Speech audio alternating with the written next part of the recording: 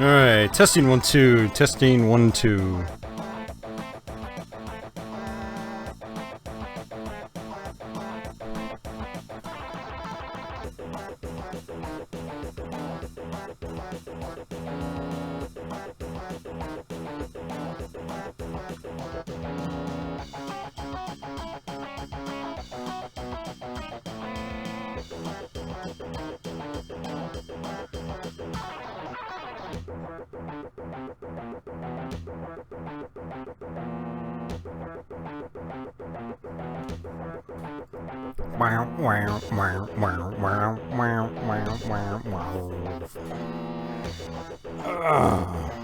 Alright.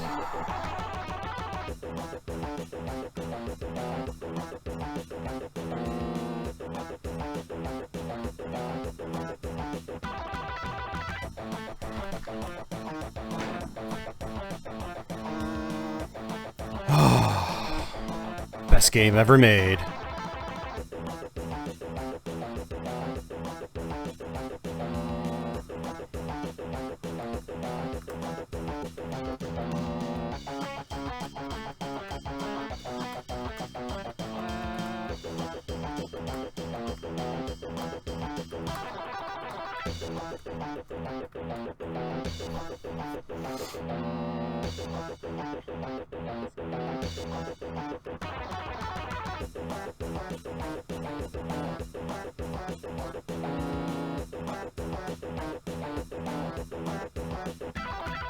Alright, so I'm guessing we're fine audio-wise.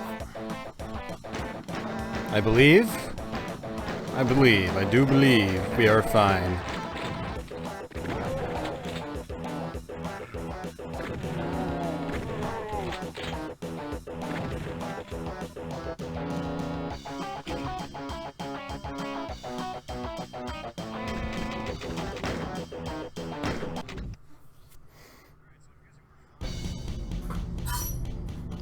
Alright.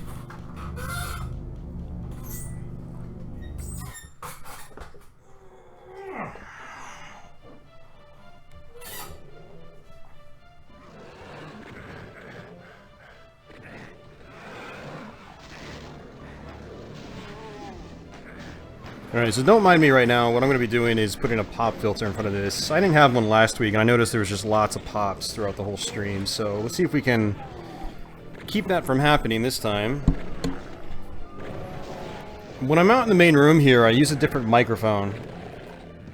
I use a different microphone out here. It's not as good as the one I use for my normal Let's Plays and stuff like that, but I have a little more flexibility with this microphone. It, you know, picks up more room audio, so I don't have to sit right in front of it the entire time, but I do have to watch out for the pops, so...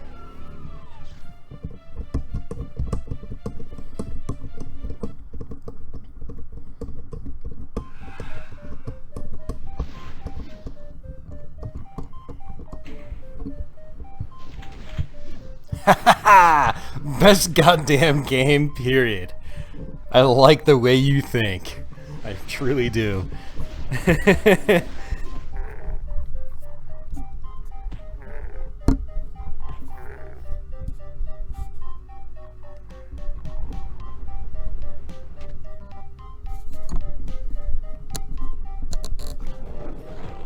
Alright, so I think that might be a little bit better. Hopefully less pops.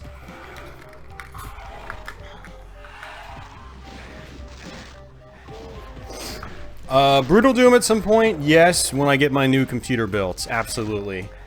Abso-freaking-lutely. But I had to send my motherboard back on Monday. So,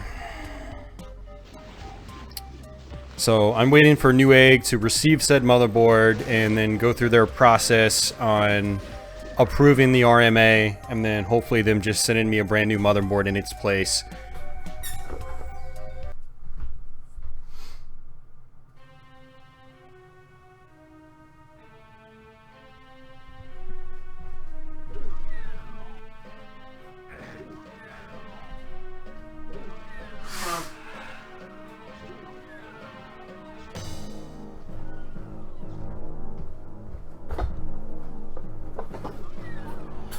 So, welcome everybody to the weekly YouTube stream. Once again, I'm a little bit lazy, mainly because of the computer desktop issues in the other room. I figured I'd just follow up last week's Wolfenstein 3D with Doom. I mean, it just kind of makes sense. I always enjoy playing Doom. I think many of you guys already know that. If you've been subscribed to my channel for any length of time, you've probably been bombarded with various Doom videos. So Doom is one of my favorite games of all time, and it's one of my most played games on stream, period, even on Twitch. So I figured we'd get lazy, fire up the Xbox One version of the game, and just play through, I think we should be able to play through all of Ultimate Doom in one sitting. And then we'll see how I feel after that and see if we want to keep going.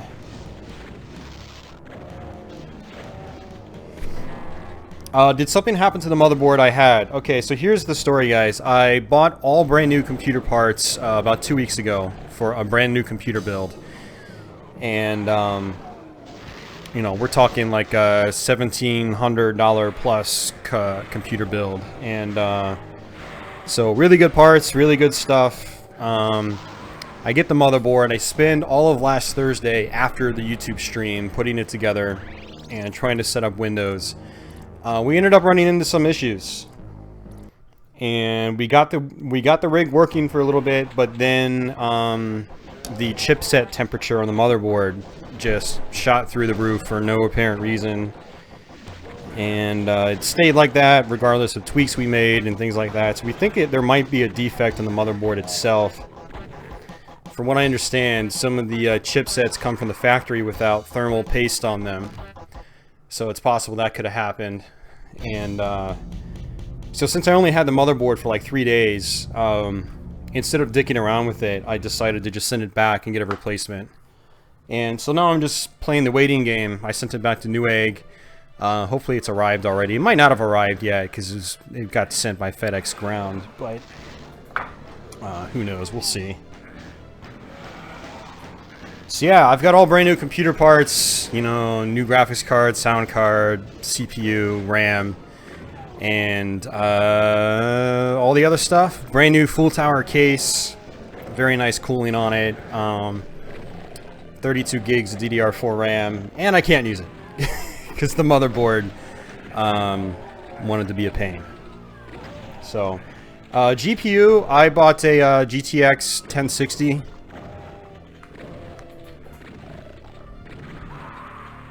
Yeah, so I bought a GTX 1060. I went kind of like more, not quite mid-range. It's GTX 1060s are still higher range cards, but I went with like a $250 graphics card versus like a $300 or $400 one. I figured I'll upgrade the GPU a few years down the road.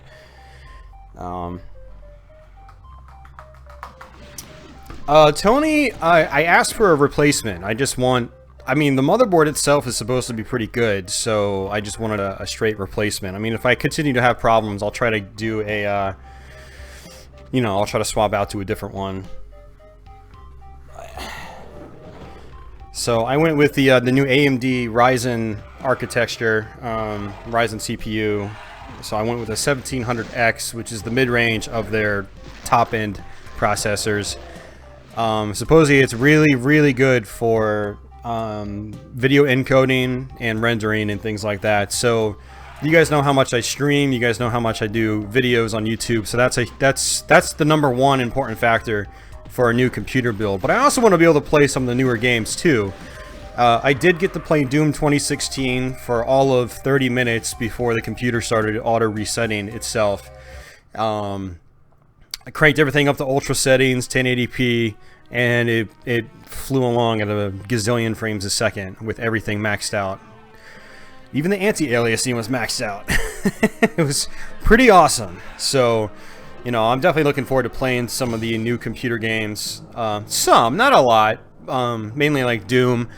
I got into the Quake Champions closed beta, but unfortunately I was not able to participate yet because of the motherboard problems. So.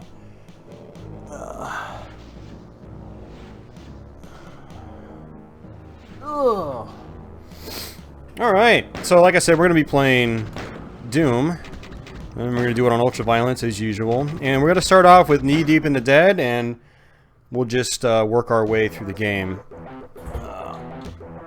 Here, I need to check my fridge, see if I have a monster drink.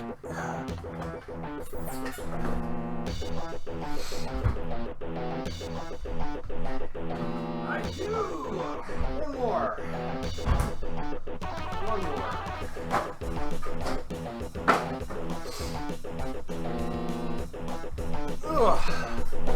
So guys, I apologize if I sniffle like crazy today. Before this stream, I had to move 3 pinball machines. We moved 2 pinball machines out, and we moved 1 in. So I live on the 2nd floor, so stairs were involved, and we started around 7, and we wrapped up about 10 minutes before starting this stream. So I'm a little tired. I was outside for a long period of time, which I'm not supposed to be because of all the pollen and so forth. This is the worst time of the year for me with allergies, and so I generally become a hardcore hermit from, you know, mid-April to late May, basically, because of the allergies. So if I start sniffling, or if I sniffle a lot throughout the stream, I apologize. There's not really a whole lot I can do. I think I mentioned this last week, but I did take allergy medicine, and we'll just kind of deal with it. So yeah, I didn't want to skip the stream. I mean, I skipped the stream 2 weeks ago to bring in another 2 pinball machines. We didn't actually wrap that up until like 10:30 at night, well after I normally start my stream. So, but I don't like skipping streams because then that puts me behind schedule on the Let's Plays and stuff like that. But I kind of had to skip it 2 weeks ago. So.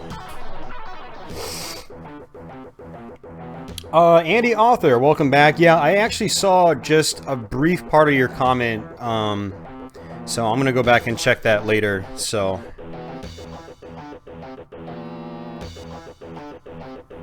Alright. Hold on, guys, I'm still trying to get situated here.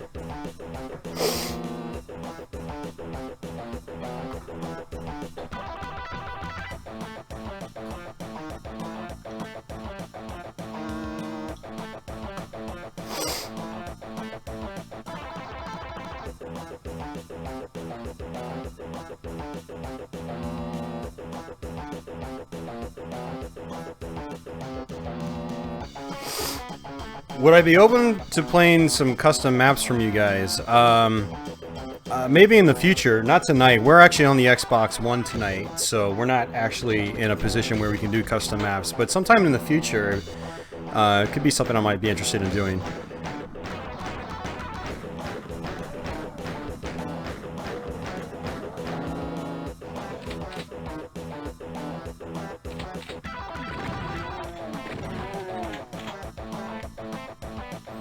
So yeah, the Xbox 360 version of Doom, I mean, if you don't have a way to play it on PC, I mean, everybody should have a way to play it on PC nowadays, but yeah, if you don't like playing it on PC, this is a great way to experience the game. It's pretty much the exact same thing as the computer version. The frame rate isn't quite as smooth as the PC game, and a couple, like Wolfenstein 3D, due to, you know, copyright issues or whatever, like the health packs have been changed from like the red cross sign to like these red and white pills, as you can see. And the only other real difference I can tell, aside from the menus like this, is that some of the the sound effects, mainly like the Arachnotron laser sounds, sound a little bit different. I think it's the laser sounds from the plasma shots from the Arachnotrons. So I guess we'll find out later. Actually, we won't find out later because I forgot we're playing Ultimate Doom. There are no Arachnotrons. I mean, if I feel like going a long time tonight, I might play some Doom 2 later after we're done. We'll see how I feel. I mean, Ultimate Doom in one sitting is still a long time. We're talking, you know, 3 or 4 hours. If we were playing on PC, I could actually rush through it really quickly because of keyboard and mouse. But playing on console, I'm definitely not as nimble as I am on PC. So, alright, so we're gonna skip the secret towards the beginning. Hey, power user.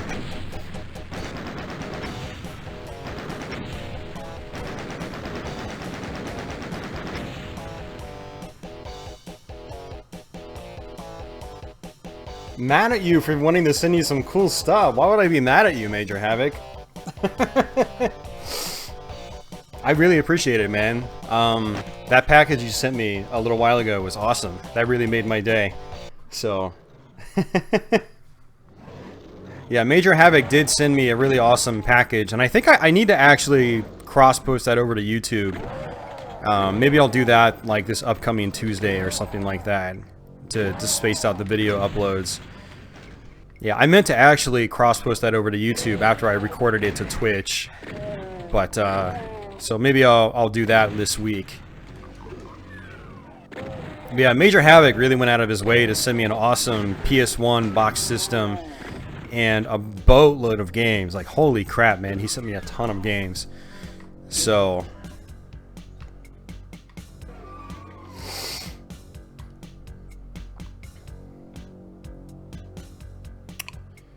Doom 1 and 2 are unlockable.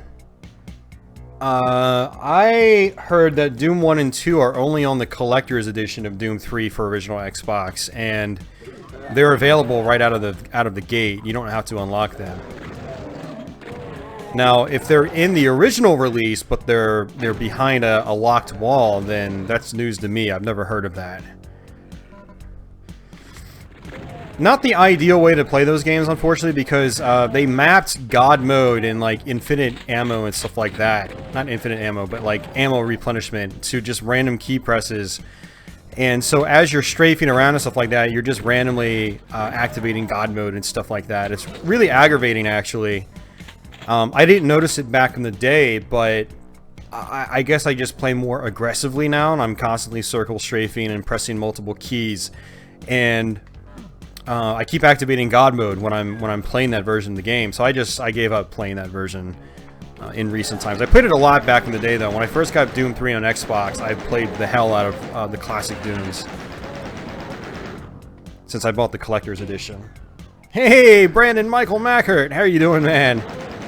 And we're gonna skip the chainsaw. Chainsaw is just, you know, you get the chainsaw many times throughout the course of the game, so I'm not too worried about it. And we just skip the secret there as well. I'm not gonna be 100%ing this or anything like that. Just gonna be playing it for fun.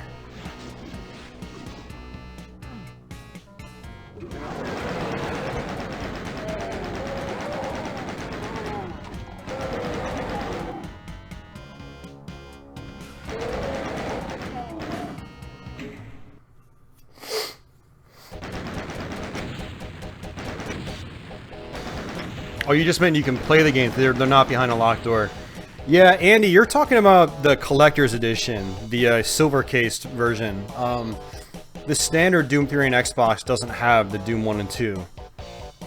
That's only for the collector's edition. But the collector's edition is very, very common. I mean, I think they sold a lot of the collector's editions because Doom 1 and 2 were included. And then, if you have Resurrection of Evil, it also comes with the master levels for Doom 2. So that's actually one reason why I have Resurrection of Evil, Doom 3 Resurrection of Evil on Xbox as well. Mainly just for the master levels for Doom 2. But Doom 3 on original Xbox, if you're playing it on a standard CRT, it still looks like a really good game. I mean, it still looks really good. I mean, it is a really good game, but it also looks really good on an old-fashioned CRT. Not a bad way to experience Doom 3, honestly. We actually started playing it on stream about a year ago on original Xbox, and everybody watching was really impressed by how well that version has held up.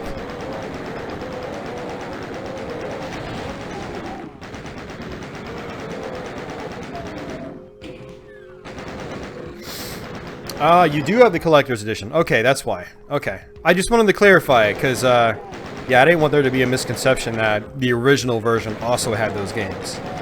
So I thought that's what your original statement was implying, that the basic version also has those games. But okay, that's cool. We cleared that up. But yeah, Andy Author, as far as your comments on Nightmare Busters, yeah, I'll go back and read that later tonight. Something to keep in mind about that Nightmare Busters playthrough is I didn't really practice that game before doing that Let's Play. I think I played it a little bit, but, you know, in hindsight, I kind of regret doing that Let's Play because I didn't practice it. I mean, the way I did Let's Plays back then is different from how I do them now. Like, when I do a Let's Play, I try to really practice the game.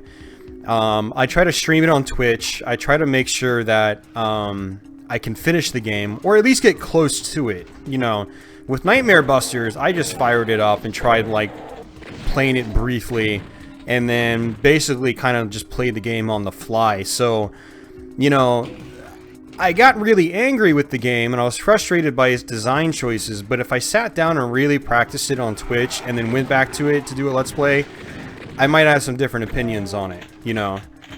So, it is going to be something I'm going to revisit. Maybe my opinion will change naturally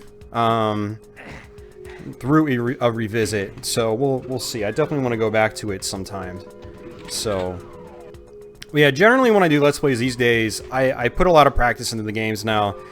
Back in the older days of my Let's Plays, you know, there are some games I just fire up and try to Let's Play it right away without even being familiar with it. And that's kind of where, like, the whole thing came from, where, like, I don't make guarantees that I can finish the games that I play, because there were so many old Let's Plays where I wasn't really well practiced at them, and I didn't finish them. I'd get partway through the game and, you know, get a game over and not be able to continue or something like that. So, and that's kind of like Nightmare Busters sort of falls in that category, but... And there's still going to be Let's Plays I do where I'm not going to be able to beat the game. Like Tempest 2000. I wasn't able to finish that. But I am really familiar with that game, and I knew that I wasn't going to be able to finish it, because I always get stuck at the same spot. So, but I am well practiced at that game, you know. I've, you know, been playing Tempest 2000 for a long time. I haven't been playing Nightmare Busters for a long time. So we're going to revisit that game. And, you know, maybe I can finish it, maybe I can't. But, you know, I'd like to give it another go and give it a better analysis as I'm playing. So...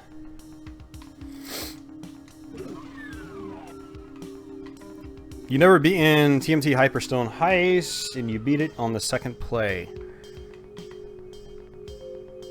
Yeah, Hyperstone Heist actually isn't very difficult, honestly. I mean, it is difficult if you put it on the hardest skill mode, but the default normal mode is not very difficult at all. I think I ended up beating that game on, like, probably my first try or second try as well, back in the day.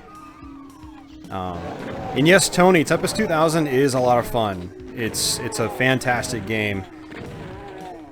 And definitely one of the best games on the Atari Jaguar for sure. If you can't get a Jaguar, you can still play it on, like, the Saturn. It's also on MS-DOS. There's some things in those versions that I don't like as much as the Jaguar one, so the Jaguar one is still my go-to version. And despite it technically being a multi-platform game, I still feel the Jaguar one is the one that you should play if you can. If not, the others will suffice as well, because they are very, very solid too. So I'm gonna go ahead and get this. This is a secret I always get, because you get a chainsaw, and you get a supercharge and mega armor. So you'll basically come out with 200 health, 200 armor, There we go.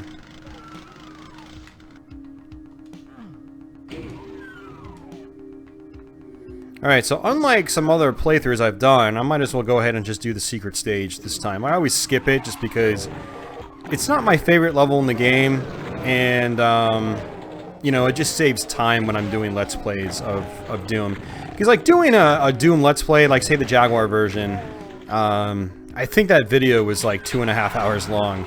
So that's me sitting in a chair for 2.5 hours talking to myself, basically. So I like doing Let's Plays that are a little bit shorter, but, you know, Doom is Doom, and I kind of have to, you know, kind of have to put myself through it. Because it's Doom. Hey, Arioka. You didn't like Zool 2. Yeah, I don't blame you. Zool 2 is, I want to say it's an acquired taste, but really, it's just, yeah. It's Zool. Zool 2. Have you tried Doom Classic Complete on PS3? It's the most complete compilation of Doom on console, and many say the ports are the best ones on console. I haven't tried Classic Complete on PS3. Maybe I'll pick it up sometime if it's still available. I mean, from what I understood, they're basically the same as the Xbox Live versions, from what some people have told me. So I'm not really sure what is better about them, but I will check them out. It'll give me a reason to fire up my PS3. I have a PS3, but I've, like, barely used it. It just kind of sits here looking pretty. I need to rectify that, do, like, a PS3 stream on Twitch sometime. And if I do that, I'll check out that Doom Classic Complete. But I understand it's just Doom and Doom 2. I mean, I don't think it has Final Doom, does it? And it doesn't, I don't think it has the master levels for Doom 2.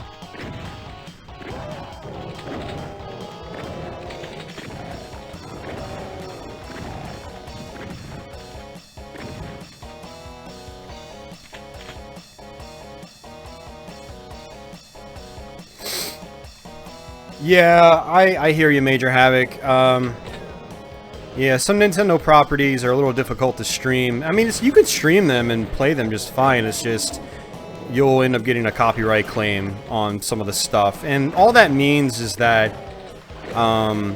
those videos are automatically monetized and all ad revenue goes to Nintendo and not you. So, you know, it's one of those things where, like, you can still do it just fine, but me, like, I spend time doing these videos. I'd rather spend time doing a video I can monetize. You know? That's how I feel like I get compensated for my time, is the little bit of monetization I get, you know.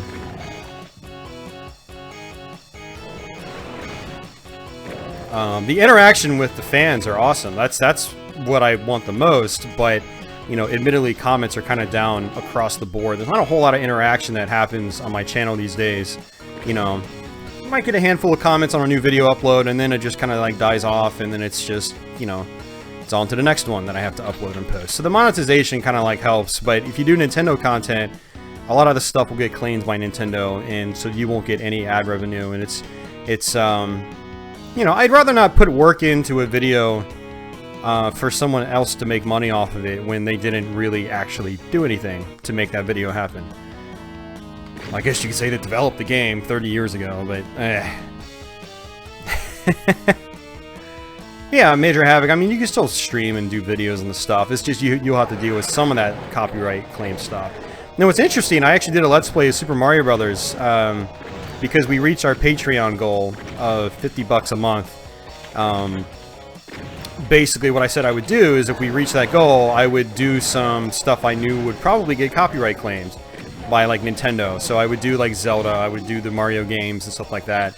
And if they got claimed, then whatever. You know, that's what the Patreon's for. You know, that makes up, more than makes up for it. And, so I uploaded Super Mario Brothers. It's unlisted right now. It's going to be published in a couple of weeks, unless you're a Patreon backer. If you're a Patreon backer, it'll be posted this Sunday. And it didn't get copyright claimed, so I don't know what's up with that. My first one did get copyright claimed from years ago, so maybe it's just because it's unlisted right now. Maybe when it goes live, when it goes published for like all of YouTube, maybe that's when like the claim will kick in.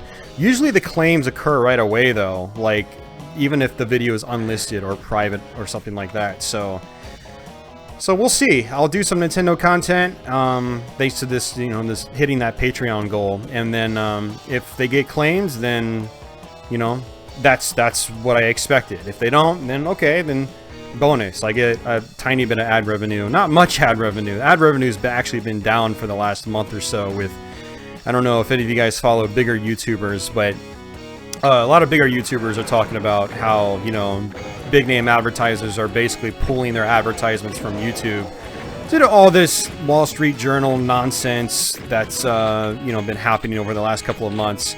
And as such, there's less ads to go around, and so everyone has seen major ad revenue drops from ads on YouTube. So I know my revenue has dropped about, I think about 40%. And you know, Patreon is making up for that, which is nice. So I'm glad I started Patreon when I did. Oh geez, Amadeus, oh my god, $10 super chat, holy crap, man. You're too generous. I feel bad now, because you did that like 2 weeks ago. No, 3 weeks ago. Or was it last week? No. Tony and Kat did it last week. Amadeus did it a few weeks back. But man, you're awesome, Amadeus. Thank you very much, man. And you know what's funny is actually because of some of your super chats, I ended up getting a Google payout this month. You know, you have to hit the $100 mark to get a payout, and I just barely eclipsed that mark. Ad revenue, like I said, is down like crazy, but things like super chat also factor into that. So, you know, thank you very much, guys. I actually ran to the bank today to deposit said Google payments into a side savings account I opened up just for the YouTube and Twitch stuff. So you guys are helping keeping this thing going. I mean, you're helping keeping it going as frequently as I have been. If you know, if there wasn't the ad revenue and stuff like that, and if there wasn't the, you know, the viewer base growing at least a little bit, I probably wouldn't upload videos as often as I do. You know, I wouldn't have gone on a schedule. I would probably be posting a video once every now and then, random times. But thanks to you guys out there watching and especially supporting, you know, monetarily, either through watching the advertisements or, you know, through some of you guys supporting on Patreon, and things like super chats. You know, you're keeping me going as quickly or as consistently as I am. I've been doing this since 2009, and it's a really, really long time, and I should have been burnt out a long time ago. But, you know, with some of these changes we made to the channel, you know, we are keeping this boat moving, and I hope you guys are enjoying it.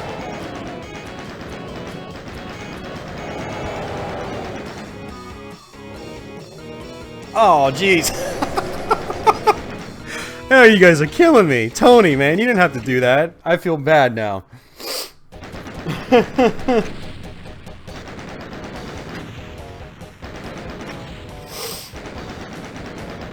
Thank you so much, Tony. What I need to start doing is addressing super chats in videos. So, like, I started doing, you know, I had the Patreon intro for the Let's Plays that show people that have backed my Patreon. Tempest 2000 only shows the first few people, but the next video that's going to be uploaded on, or posted on Sunday will have everybody that's currently supporting me on Patreon. But I need to start adding super chat into that as well, because that's just crazy. Thank you so much, guys. I really appreciate it.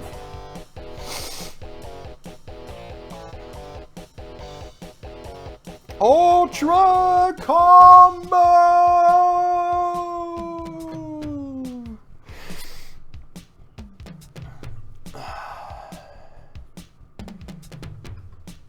Ronnie is almost at the end of Doom 2016.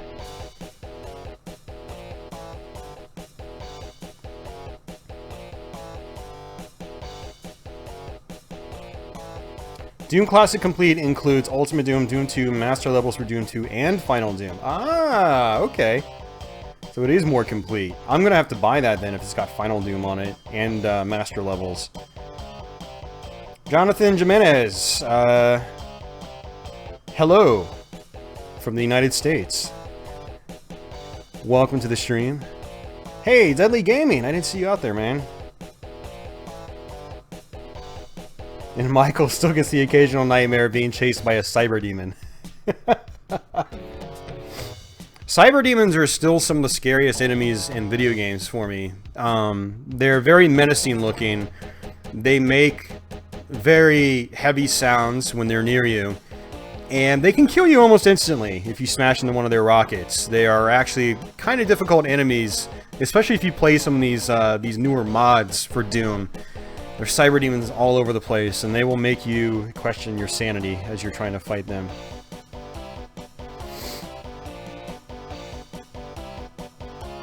Yeah, so what I'm about to do is fire up the PS3 sometime soon and check out that Doom, Doom Complete.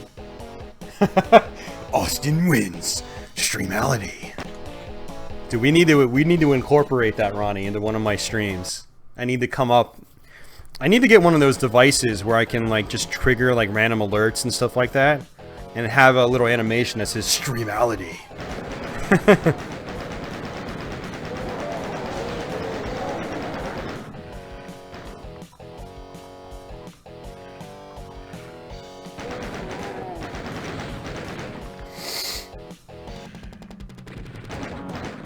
Nice, Amadeus. Was that like my original Doom 32X video from like 2011 or something? Or is that the more recent one from like, I think it's like 2014 is when I did the 32X playthrough. This, like the Let's Play of it. I did a long play in the beginning, many years ago. It was my first or second long play video. It was Super Castlevania 4 and Doom. I forget which one came first.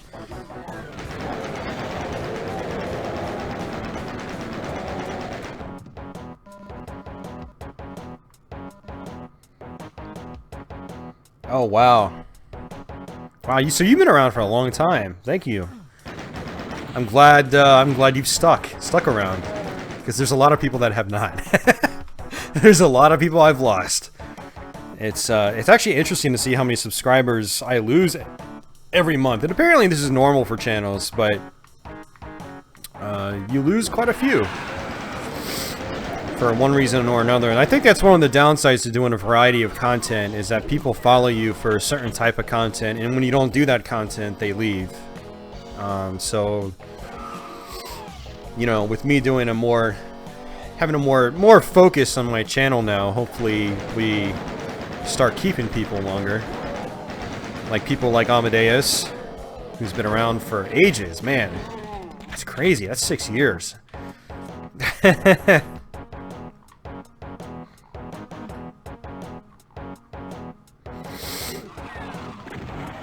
Ronnie, absolutely, man. You know, I say this every time, but you know, you're always welcome, so.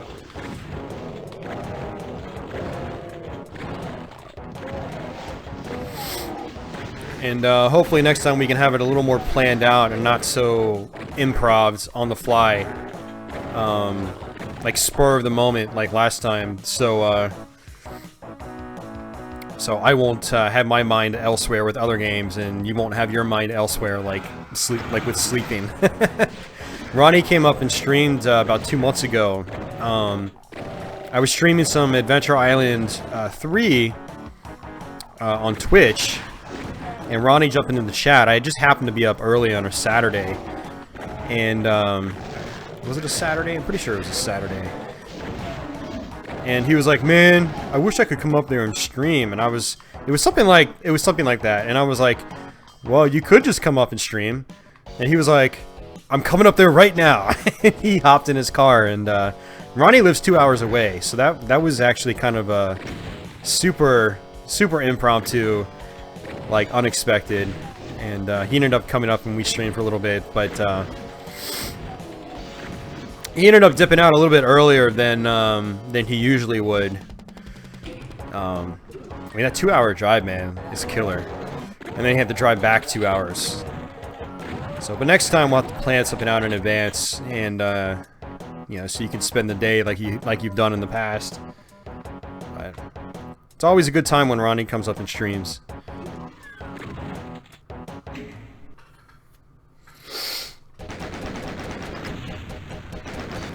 Arioka, we actually just talked about that. The ports are good, but they've I don't think they're as polished with like the menu system and things like that. I think they might even use the original menus. They've got cheat codes mapped to a variety of button presses, and so it's actually really easy to accidentally activate those cheat codes. And, you know, other than that, you know, the conversions are great. You know, granted, you're going to want to play them on a standard CRT. You know, the good thing about playing the PS3 and 360 versions is that, you know, they're basically upscaled. So, you know, they look like razor sharp on HD televisions, basically. So, and if you play the original Xbox ones on an HD TV, they're gonna kind of look like garbage. But if you play them on an original CRT, they look fantastic. You know, they're definitely really good conversions. So,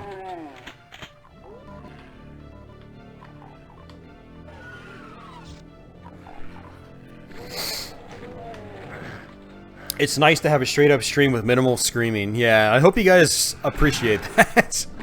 I'm personally not a fan of watching streams and even just like Let's Plays or just general YouTube videos where there's, you know, a lot of chaos, you know, screaming and just people goofing off. That's not really what I'm into.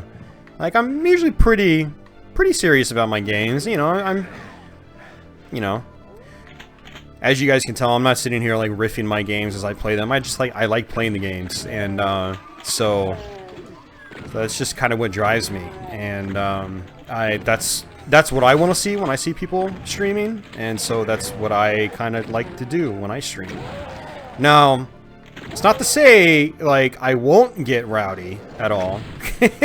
You get some beers in my system on Twitch, and you get some really frustrating games, and let's just say I've had my moments, but you know, that's not what I strive to make my stream.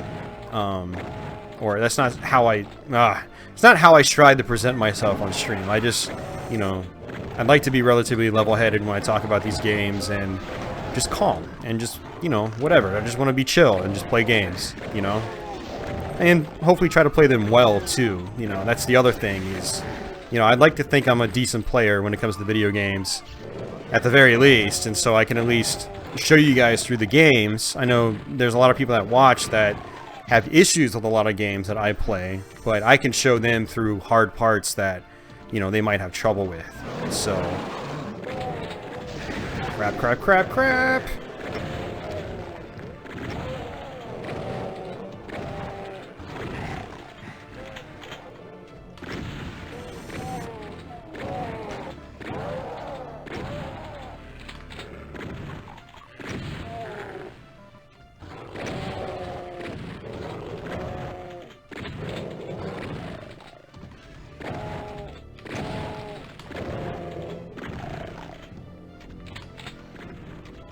Oh man, don't remind me of X-Men 2, Wayne. You guys, oof. I seriously raged on X-Men 2. I ended up smashing a Genesis 6-button controller on stream. I was not proud of that one, but holy crap, that game was driving me mad. Oh, it was driving me so mad.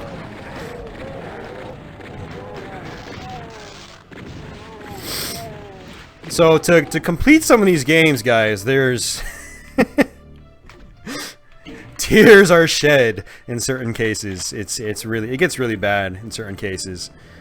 But you guys generally don't see them on YouTube. It's you know, it's either a personal thing or it's something that happens on Twitch. And I quietly go back and I delete the stream afterwards so no one could see it because I'm embarrassed.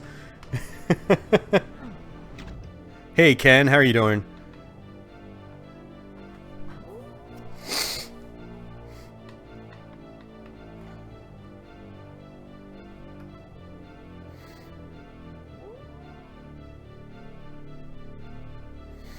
You play Xbox on your HDTV via component on FrameMeister.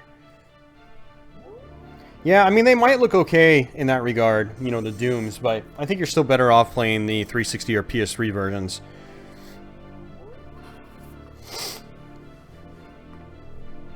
Yeah, the original Zool 2, Raiden Project, X-Men 2. X-Men 2, I didn't rage on the Let's Play itself. I raged on the live stream. But Raiden Project, I did break a controller during the Let's Play. I don't even know why I did that. Like, I mean, this was years ago, too. Like, you know, kind of like I was mentioning earlier, how I did Let's Plays a little bit differently back then. I would just fire up a game and just play it regardless. Like, Raiden Project was one of those. And,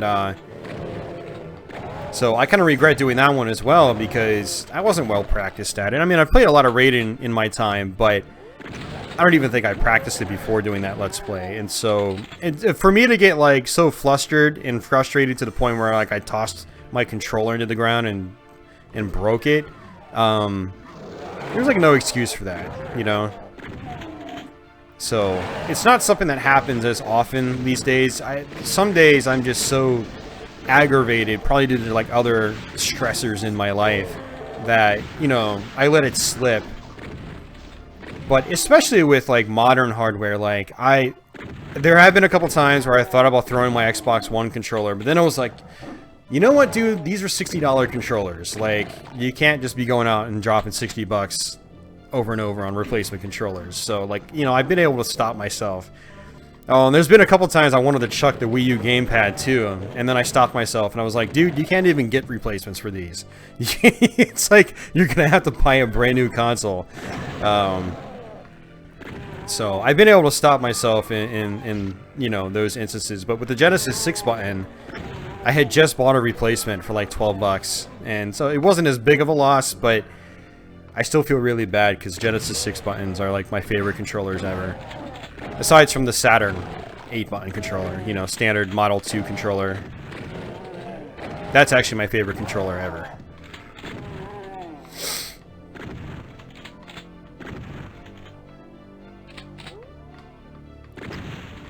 Yeah, Zool 2 was the one where I smashed the cartridge.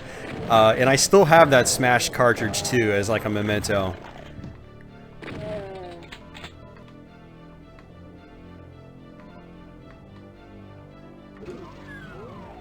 Alright, let's switch up to the chainsaw.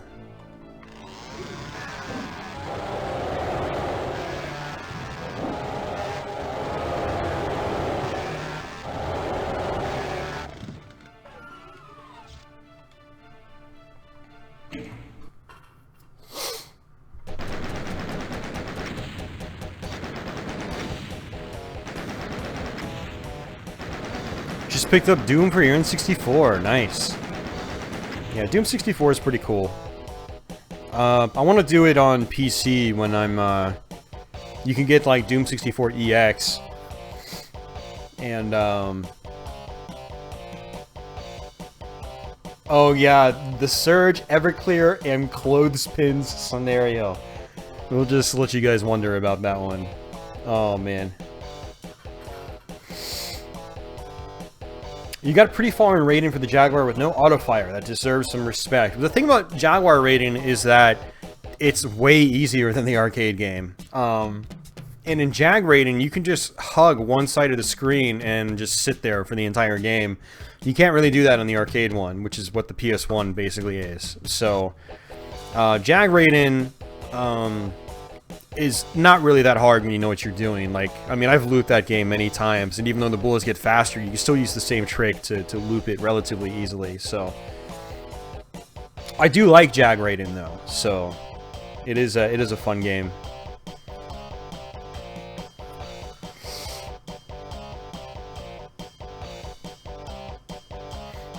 Oh, Wayne, so here's what happened. So, okay, so you didn't... Okay, I don't even think I streamed. Yeah, I didn't stream Saturday night. I came home and, I think I ended up passing out right away when I came home Saturday night. It was weird. I went out to play pinball at a collector's house, in the area. And, alright, so what happened, Wayne, is, we changed the CPU voltages down, which made the system stable. Stable enough to install Windows. And afterwards, I pretty much left the system on all night. We assumed everything was good. I downloaded Windows 10 updates. I installed Doom 2016 from Steam. That was like 60 or 70 gigabytes. I think I started downloading Quake Champions. Installed a bunch of drivers and things like that. Did a bunch of reboots. Thought we were in the clear. Everything was working fine. I even tested Doom 2016 when I woke up the next morning. And it was running fine. The game was actually running beautifully. And then my computer started resetting on its own. Just full resets. And then it was basically to a point where I couldn't even get back into Windows. It would just reset before it got into Windows. Or it would get to the desktop, and then 10 seconds later, the second I'd run something, it would reset. And so I checked out the BIOS, and I saw that the PCH temperatures were just through the roof. Those are the temperatures for the chipset itself. And so not the CPU, not like the motherboard, but the actual chipset. And so the chipset temperature was sitting at like 127 degrees Celsius. And now this is a temperature that is supposed to rise as things happen.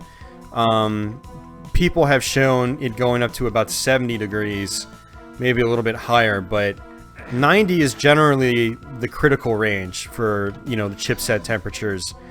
And so mine was at 127 degrees. And so I talked to a couple of friends, and we theorized that either like the sensor on the motherboard that actually senses detects the temperature, either that was bad or not reporting properly. And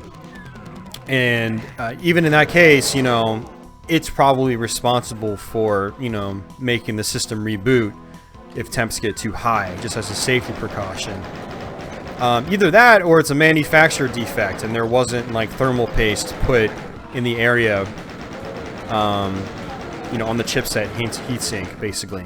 And I did read some instances online where that did actually happen on Asus motherboards specifically, and I bought an Asus motherboard.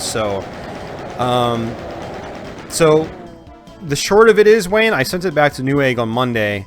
You know, I got an RMA from them, and, you know, I sent it back for a replacement. So, the motherboard is out of my hands at the moment, and, so I'm just waiting for a replacement to be sent back to me. I don't know how long it's going to take. I don't know if it's going to be a few weeks, or longer, or less. I really don't know, so...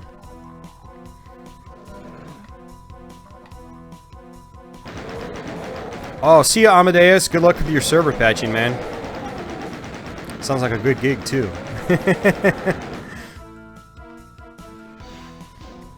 And thank you once again, sir, for the super chat. That is amazing.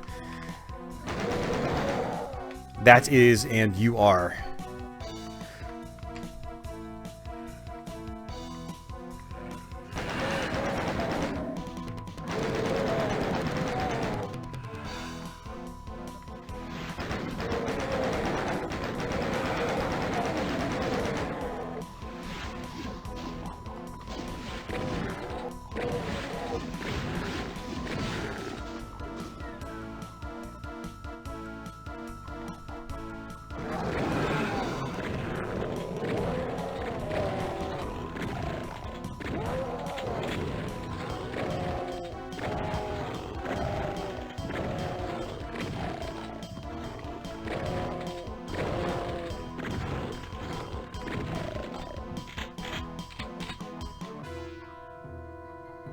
Donkey Kong Country Returns to the Wii. Yeah, that's a very, very difficult game. Yeah.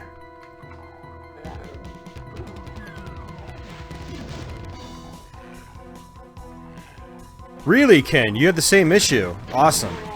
I mean, it's not awesome that you have the issue, but it's awesome that you did, kind of, in a way, because then, you know, that kind of confirms that, you know, hopefully that's the reason that my motherboard is crapping out. And hopefully the replacement just solves the issues I was having. Because like I said, I've got all this brand new computer hardware. It's for my stream rig. It's for my video editing.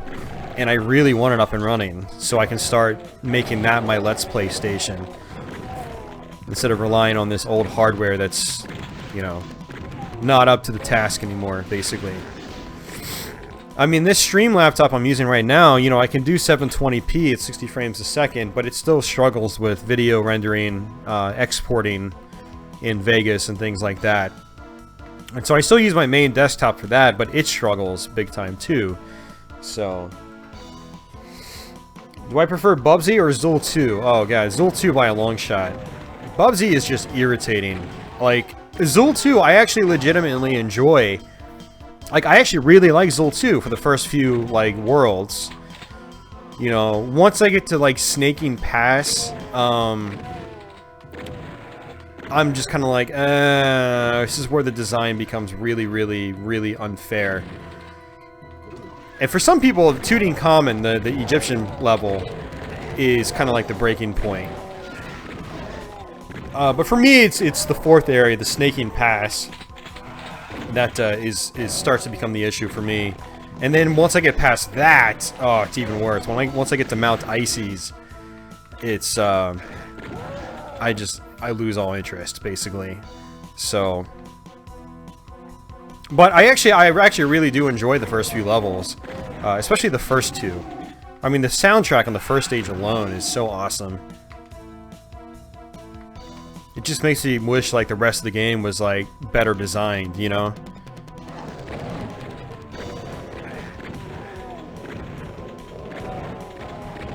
Yeah, I mean, that's the thing, Tony. Like, even you said it. Like, you couldn't even tell what was going on, and I don't blame you. The only reason I can tell what's going on is I've been playing it since, you know, 1997, so...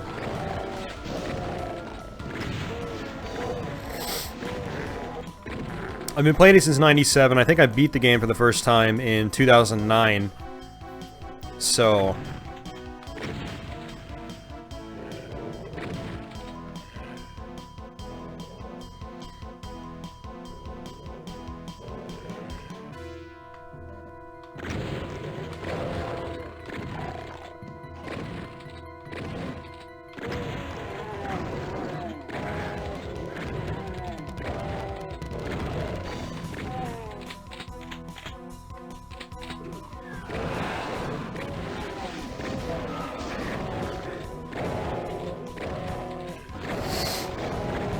Oh man, you beat Rayman. No, I haven't beaten Rayman, but to be fair, I haven't really tried in a long time. You know, I played it a good bit in the late 90s and probably early 2000s when I had my first Jaguar and I had, you know, most of the library back when you could still get them all really cheap. But I haven't really tried since. And so it is something I do want to go back to, and it's going to be one of those games I have to practice on Twitch, basically. But I do know that Rayman apparently gets insanely difficult, so...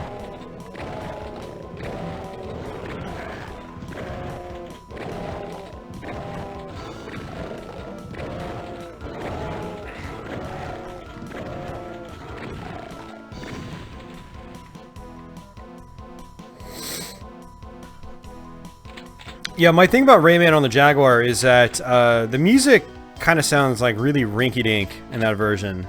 You know, some soundtracks on the Jaguar were like really beefy, like Tempest 2000 and Zool 2, and they sound amazing. But then other soundtracks are kind of like Pitfall the Mayan Adventure, Rayman, Evolution Dino Dudes, even Raiden, you know. The soundtracks are just very... they're not very beefy, they're not very bassy, they're not very in your face. And the Saturn and PlayStation version, the CD versions of Rayman basically, you know, kind of fixed that. They had really, really good, well-polished soundtracks and stuff like that. They also had some extra graphical effects, like you had the screen roll effect, kind of like with Donkey Kong Country. That was in there on the CD version of Rayman. You didn't have that in the Jaguar version. So I want to say, like, overall, I think, based on what I've played, the CD versions are still the ideal ways to play the games. Like, there's some levels missing and things like that, but I think they're probably the more polished experiences overall. And they're probably the ones worth playing over the Jaguar one. But, I mean, Jaguar Rayman is still a great game, you know. Why don't I play with Z-Doom? Because I am not playing on a computer. I am playing on a Xbox One. It's kind of hard to play Z-Doom on an Xbox One. You love the soundtrack on Jag Doom.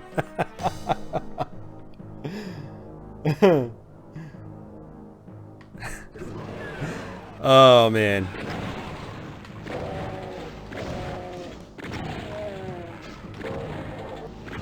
Yeah, so Jag Doom has music between the stages, and so you do get a taste of what the music would sound like. You know, it's got a lot of the original PC music in there, but on the Jag sound hardware, and it actually sounds kind of interesting. But unfortunately, you know, id Software wasn't able to get the music going during gameplay as well without sacrificing too much of the performance. So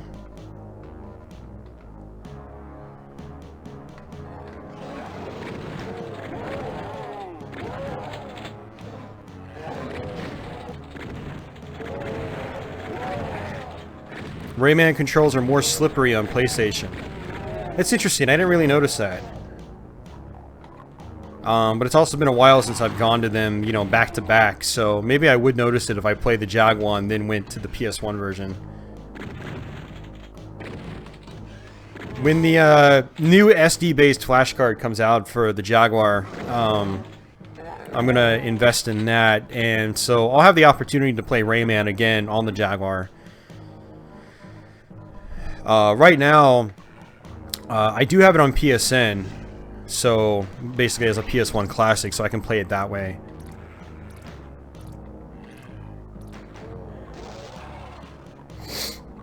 Yeah, he was being sarcastic, but it does technically have a soundtrack. It's just not during the gameplay itself. It's got the music between stages, so, you know, like the status screens, in between level status screens, that's when the music plays. So it technically does have a soundtrack, it's just not in the levels themselves.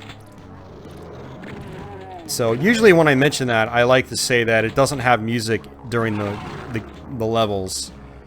Because it does have music, it just doesn't have them in the parts where you really want them.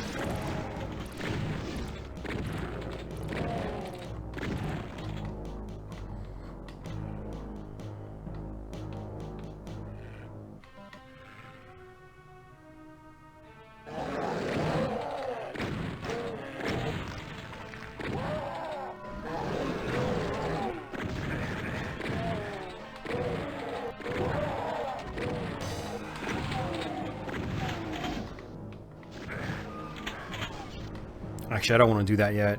I'm going to come here first.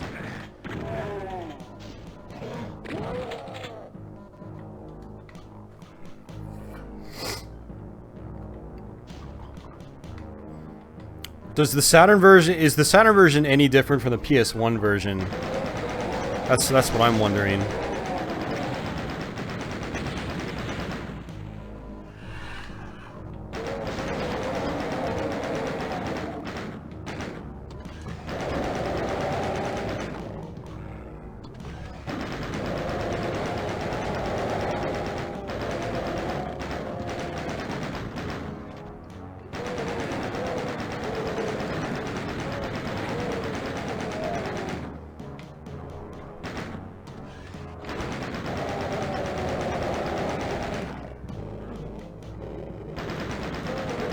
Yeah, I actually used to own the Saturn version back in the day, but, you know, it's been ages since I played that version, so, you know, one thing that sucks about getting old is you start to forget, like, a lot of the details about certain versions of video games that you used to remember.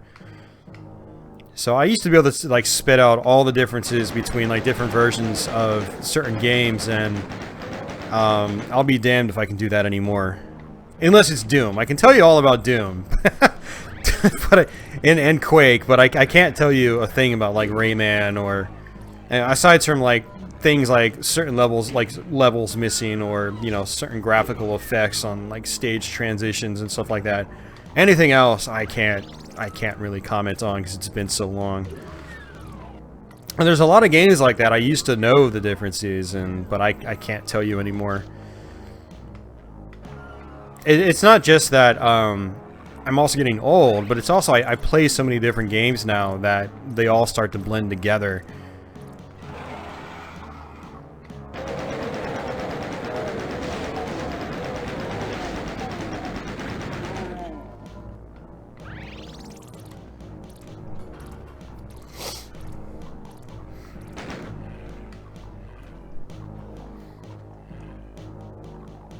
Oh, so the soundtracks are different on... The soundtrack is different on certain stages on the Saturn version. That's interesting. Okay.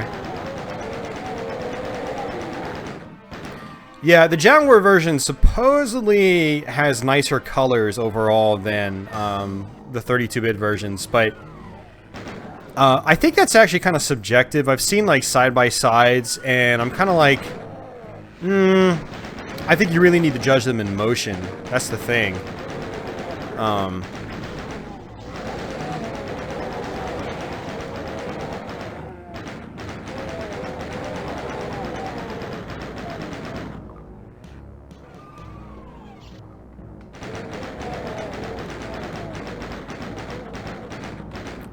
Yeah, the Jaguar, you know, for 2D stuff, the Jaguar, you know, I guess it had certain like, graphical techniques that could be used that could just make, you know, 2D images look super, super vibrant. And even like 3D images, you know, like Doom on the Jaguar has more shading than like other versions do from what it looks like. And so like Jag Doom has this like really appealing look to me. Which is one of the reasons I still like to play it. I mean, it's a solid version, all things considered, from when it came out. But it's also got this, like, distinct look. It feels like darker than, like, the PC original. Everything just feels like, I don't know, it just feels like there's more shading to everything, if that makes any sense.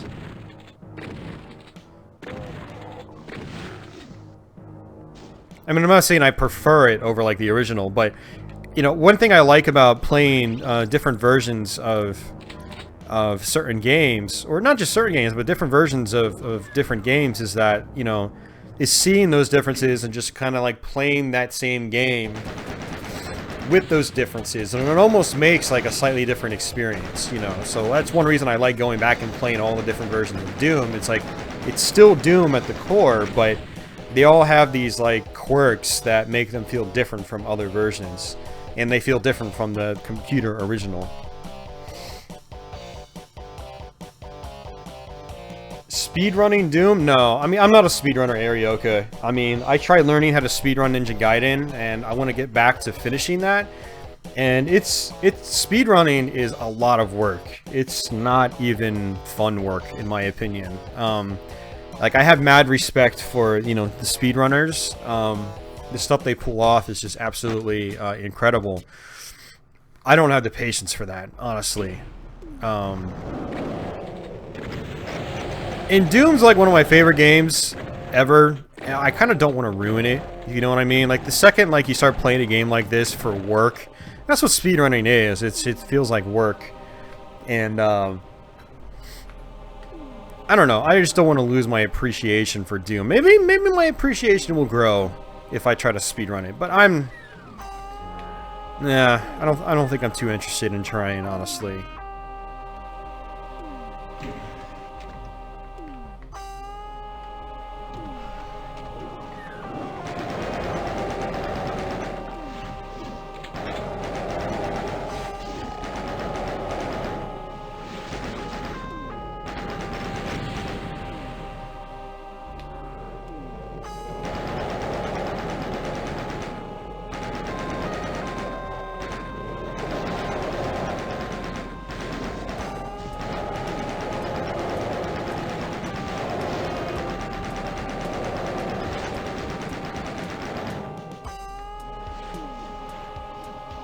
Kind of wish I didn't pick up this partial invisibility because I can't see myself.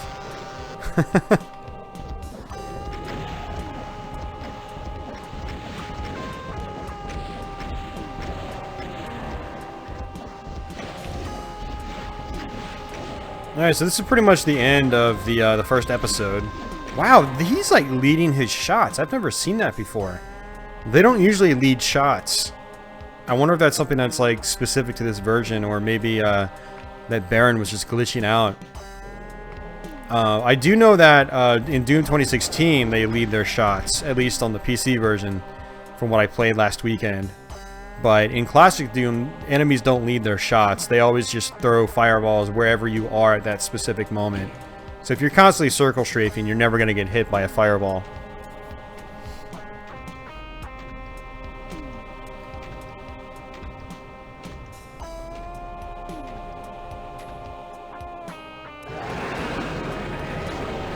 Yeah, exactly, Arioka. That's really how I feel about it. It just kind of ruins the fun.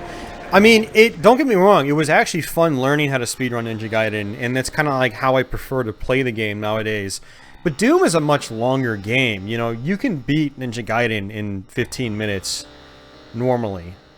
Like, I did a speedrun attempt, I got about 13 flat, and I know if I optimize certain areas, especially the final boss area, and if I have a near perfect run, I know I can get 12:30. But actually being able to string all that together and the practice required to, you know, practice those last few sections is still going to take time, and I don't know. But again, Ninja Gaiden is something that's short, and I also have the benefit of, like, you know, I do have save states through the power pack, which has helped me learn sections faster. You know, I just keep repeating the same section over and over. And, but like something like Doom is, you know, it takes me like 2.5 to 3 hours to beat this game normally. Like, we've been streaming for 1 hour and 15 minutes. I've only just finished the first episode, so. The shores of hell.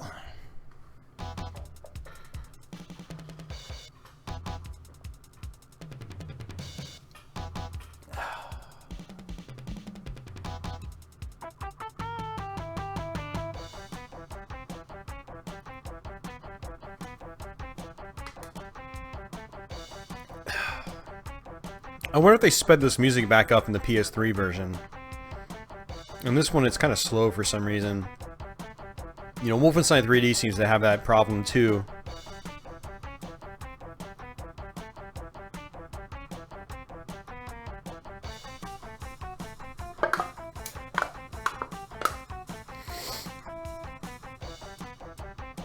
Doom console mods. Clarify on what you mean by that, B token. Welcome to the stream, by the way.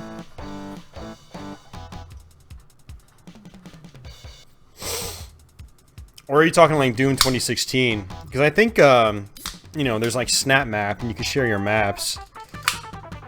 But classic Doom, I have never seen console mods, unless you're talking like mods for like the 32X and Jaguar versions. Hey, see ya, Major Havoc. Take care, old gamer. Alright, don't mind me, guys. I'm just cracking open that monster drink. Alright, let's do this.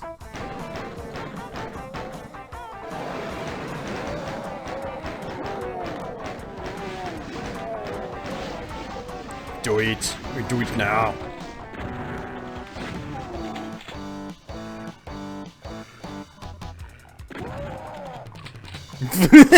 I am not excited for Night Trap HD. But depending on the price, I could see myself buying it eventually, because I did play a lot of Night Trap back in the day. But right now, no, I don't really care.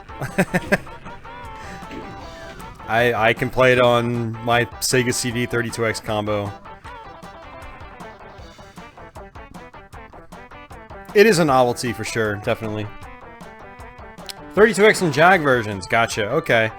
Yeah, no, those are cool. I've seen some mods and hacks. I still haven't tried any of them out. But I will eventually. Nice, Michael Macker. How do you like it? I don't usually see you drinking Stella Artois. By the way, your Sapporo is still here in my refrigerator. So next time you come over, you don't have to go buy beer.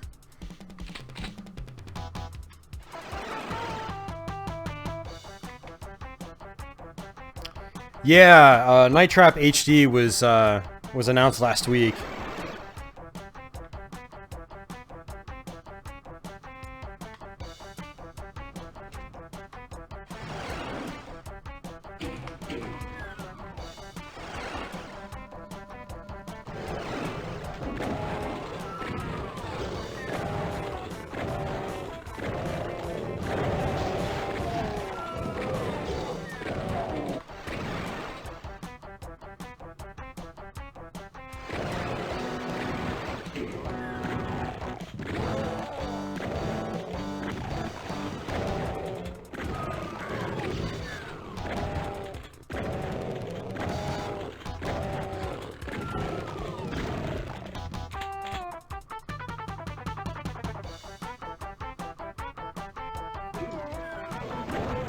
Arioka, be careful what you wish for. Be careful what you wish for. It may just happen.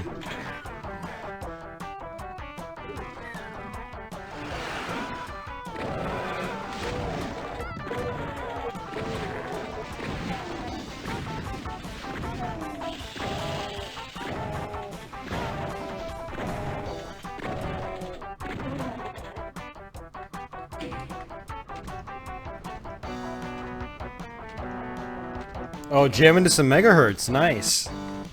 Very nice. New or old megahertz?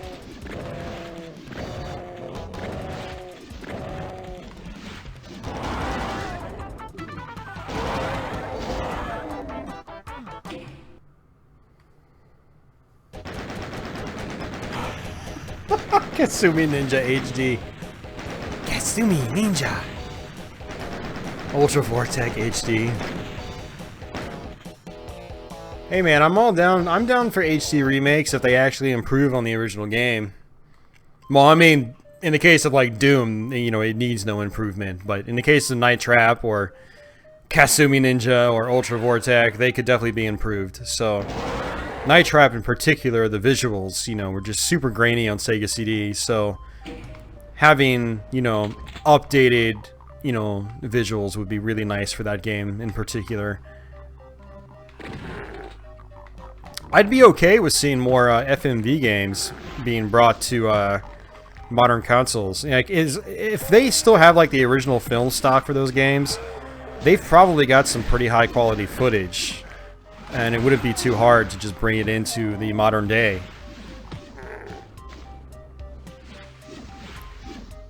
You know, as long as they were using, you know, yeah, well, never mind.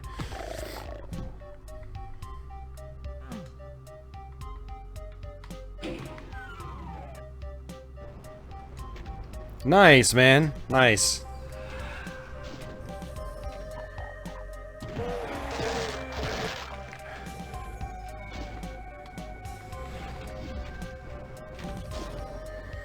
It's always so weird playing Episode 2 on PC, or like the console, or like the Xbox port, Xbox 360 ports, because they have all these rooms that were chopped out of like the other console versions from back in the day.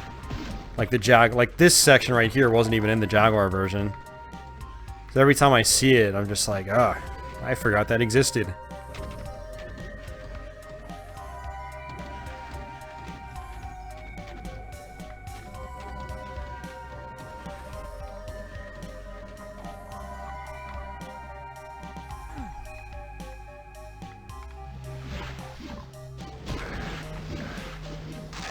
So if I was playing PC Doom, I'd feel a lot more comfortable just using my fists once I get the Berserk power up. I have so much control in the PC version of the game.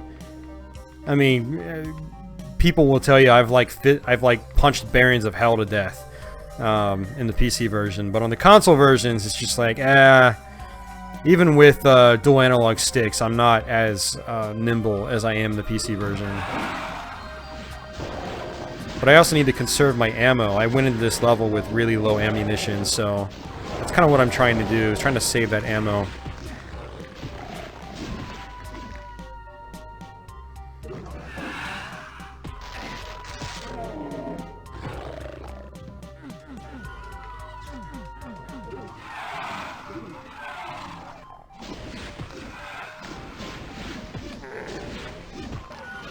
Yeah, I mean, when you get the Berserk power up, your fists become really good weapons. Alright, we need to switch.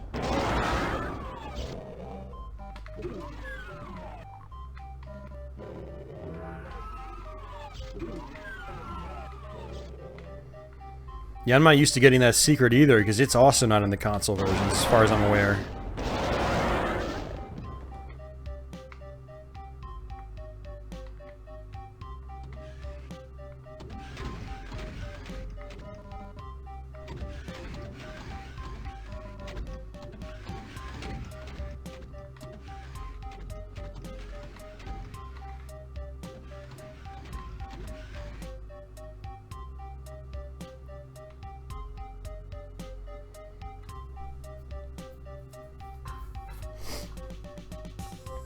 Yeah, I'm there with you, Arioka. If you're gonna remaster a game and not boost the frame rate, I mean, if we're talking like the original was 30 frames a second, like the remaster better have 60 frames a second. Otherwise, I'm not buying it. Like, what's the point of the remaster if you're not gonna boost the overall, you know, performance?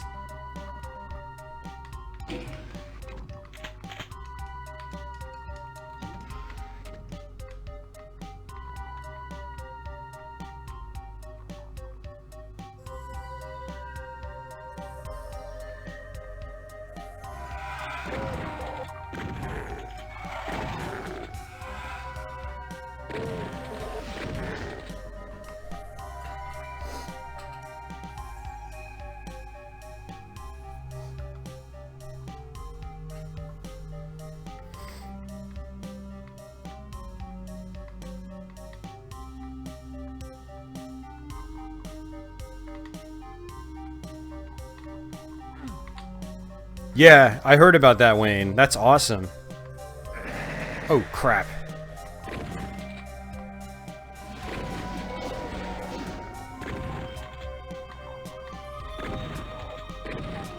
Teal Lindeman's solo album is pretty good. Oh, awesome, man. Did you actually pick up the solo album, or did you just check out some stuff on YouTube, Brandon?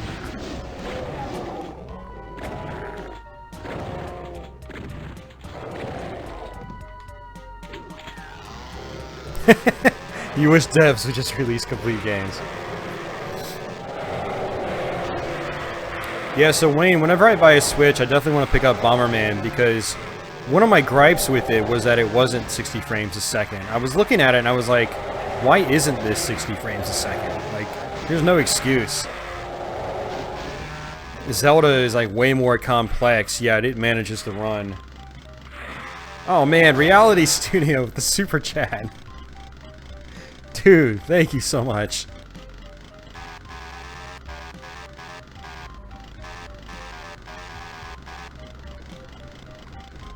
Yeah, I've heard people mention that the BioShock collection is actually, like, the remasters, just... there's no point in buying it. It's really not that great. You're better off just buying the originals and playing them.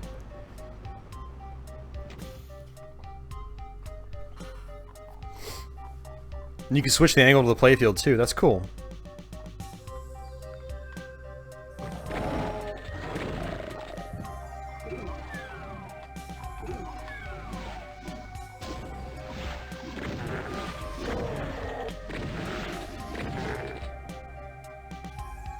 Hey, no problem, man. No, seriously, thanks again for the super chat. I really appreciate it. And hey, you know, the most I can hope for is that you guys enjoy the videos. So if you guys are still enjoying them, then I am doing my job. So thank you for watching them. And I'm especially glad that you enjoy them.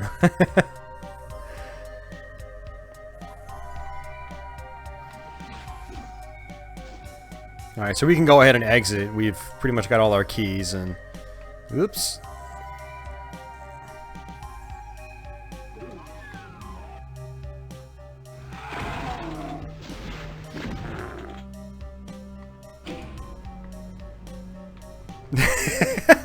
Ronnie says the new Doom is the sex. Well, I'm glad to see you're finally, like, finishing that game, Ronnie. You bought it right when it came out, and... you know, it's been almost a year. It came out May 13th, I think, 2006.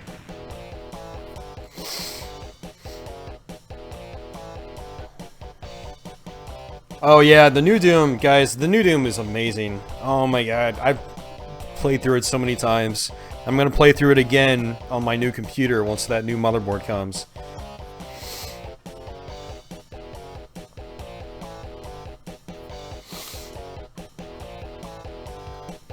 Oh, by the way, Ronnie, I did end up buying Doom 2016 on PC. I bought a key on G2A. It was like 17 bucks.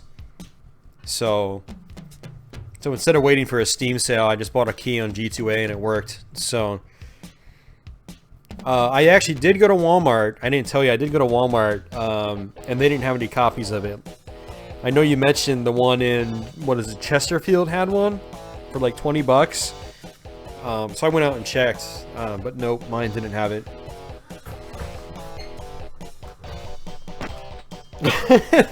Wayne just took that statement one step further.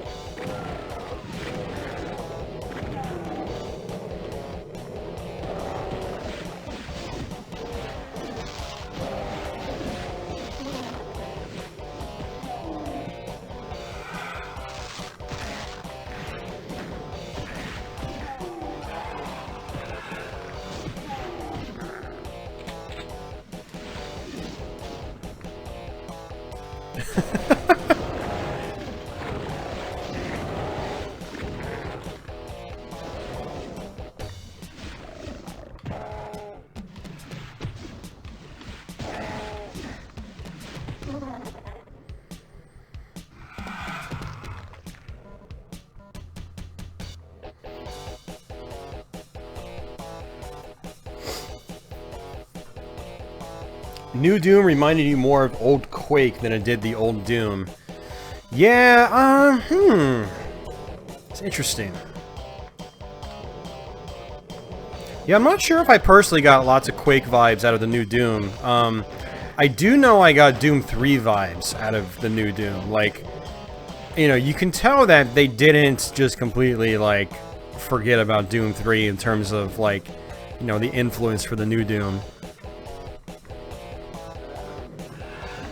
I think I can see some of the Quake influences, like, more so like when you get to Hell, you know.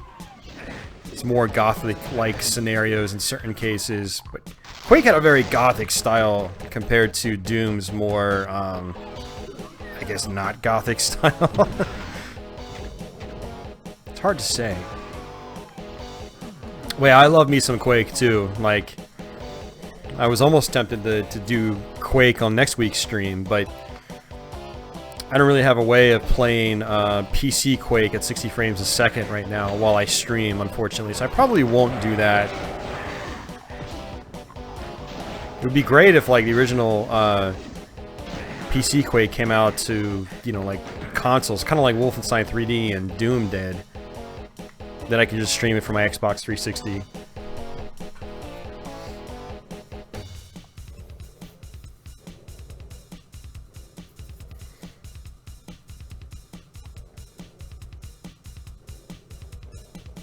The new Doom, Zelda, and Dark Souls. Hashtag make gaming great again.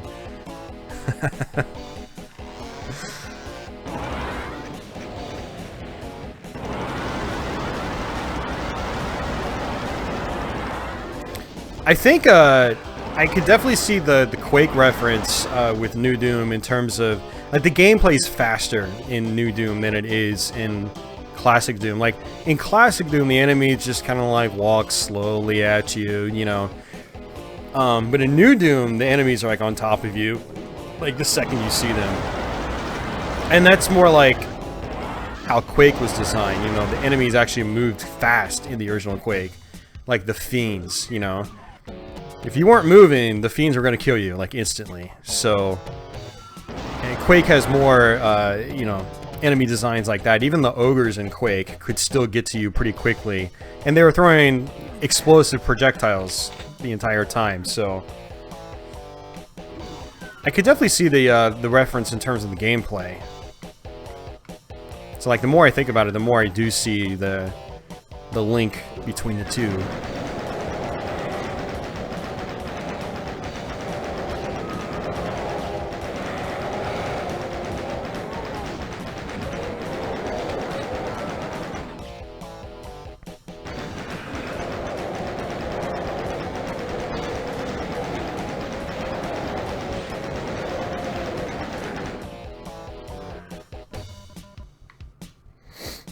Yeah, no, I totally hear you, man. Yeah, absolutely. It was so fast and smooth, and yeah, New Doom is kind of like that. It's buttery smooth and it's super fast.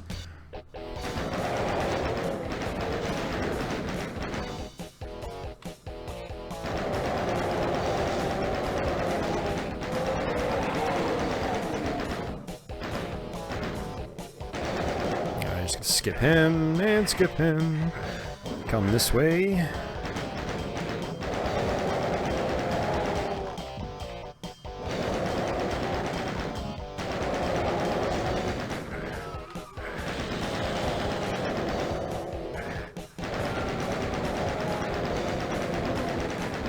Is there DLC available for the new Doom? I think it's all multiplayer related. I don't think there's any single player DLC yet. I kind of hope they do like an expansion. Well, actually, I don't know if I hope they do an expansion pack.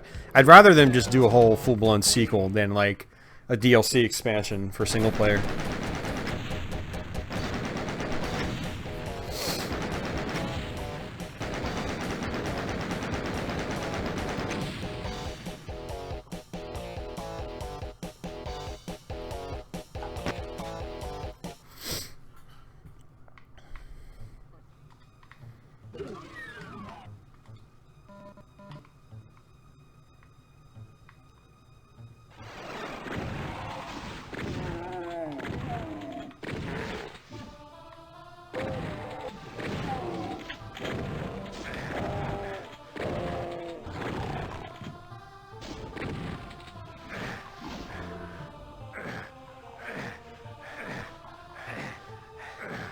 I thought there was a berserk power-up up there. Maybe... I wonder if that's just the console version. I mean, it's funny I keep saying that, like, 'cause it's like we are technically playing a console version of the game. But I think of this more as like the PC version. I'm just playing it on the Xbox 360. Or Xbox One in this case. Wow, awesome, man. So I'm glad I gave back Final Fantasy 15. I had a feeling you wanted to put more time into it. I definitely don't have time for another open world game like that. Zelda really sucked away my time in March and April.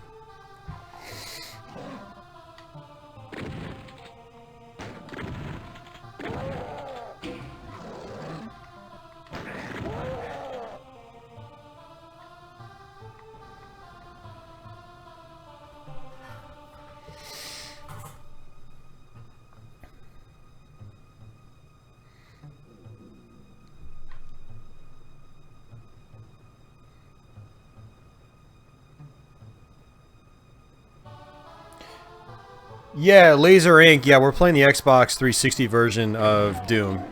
So, yeah, so I mean, anyone curious about that, I did put it in the description box. So, if anybody has questions about like what we're doing or why we're doing it, it's all in the description box below.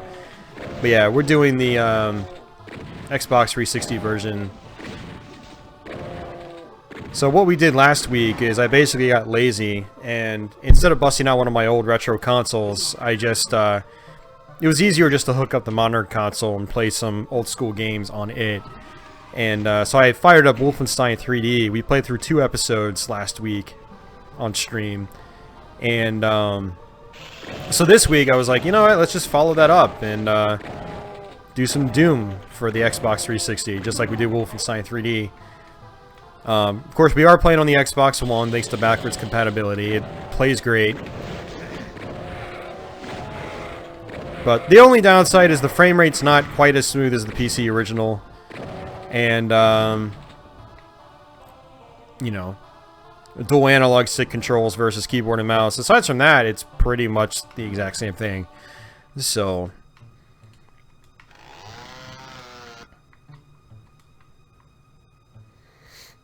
What's map 33?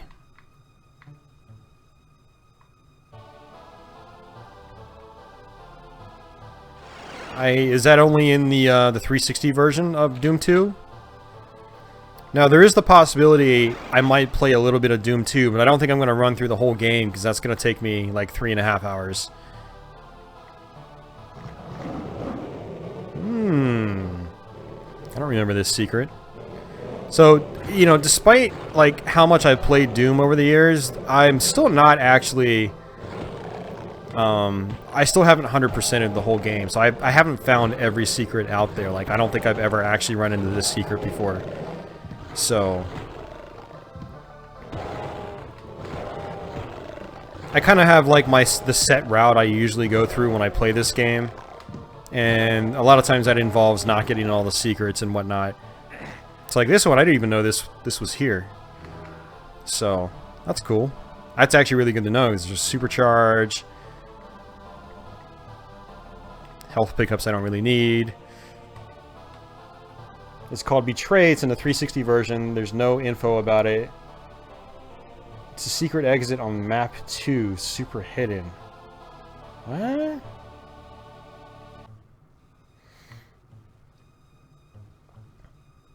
Arioka, I don't think this is 35 frames a second. I mean, it might be.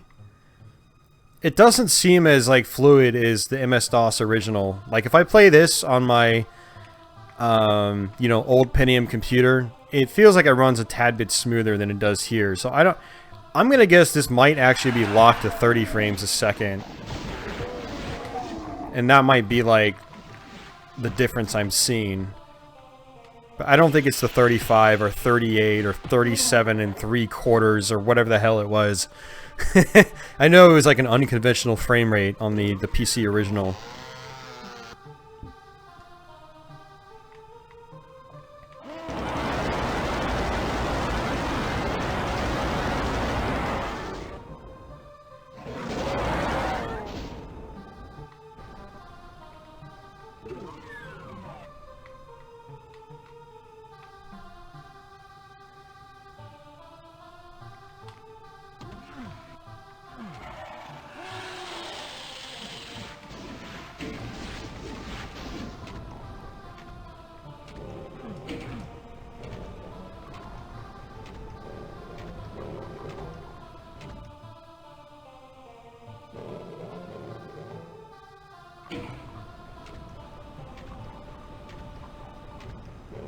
The Art of Doom. Brandon, Michael Macker did actually give me The Art of Doom for Doom 2016. It's this nicely made book showing all sorts of concept sketches for, you know, pretty much all the enemies and, you know, a lot of the locations and stuff like that in Doom 2016. And I wanted to message you, Brandon. I actually read through it yesterday, or this morning, technically. So I really appreciate that birthday gift.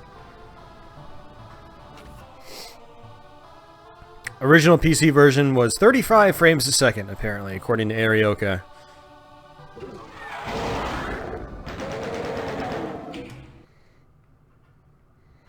Yeah, so I'm wondering if this version is like 30 frames a second, and that's why it feels like a little more choppy than the PC version.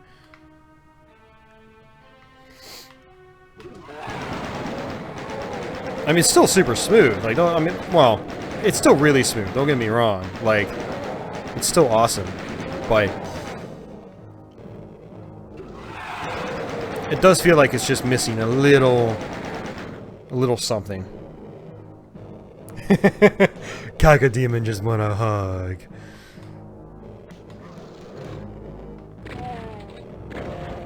Yeah, don't try to hug a Cacodemon in the new Doom. He'll kill you in one hit. Those suckers are vicious in the new Doom. If you get close to them, I mean, they're really easy to kill, but if you try to get close to them, goodbye. Say goodbye to your character.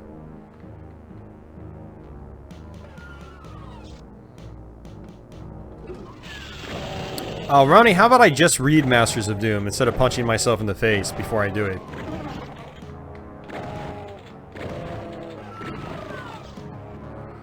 I do have the book now, at least. I still haven't read it, but I hate reading. To be honest with you. No, I'm just kidding. I just get so distracted whenever I try to read. Like, I'll start reading, and then, like, halfway down the page, I'll start, like, trailing off into other thoughts. It's really difficult for me to focus when I'm reading, basically. And that's one of the things that keeps me from reading. Maybe I just need to practice better. Practice not, you know, getting sidetracked with my own personal thoughts while I read. Nicholas, hello. Welcome to the stream.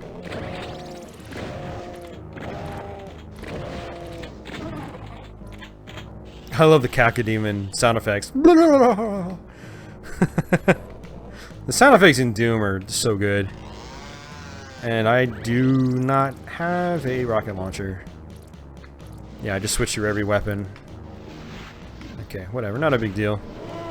Ooh, goodbye, Barons. We're just gonna skip you. Barons are so tall, I don't think they can even fit through that door.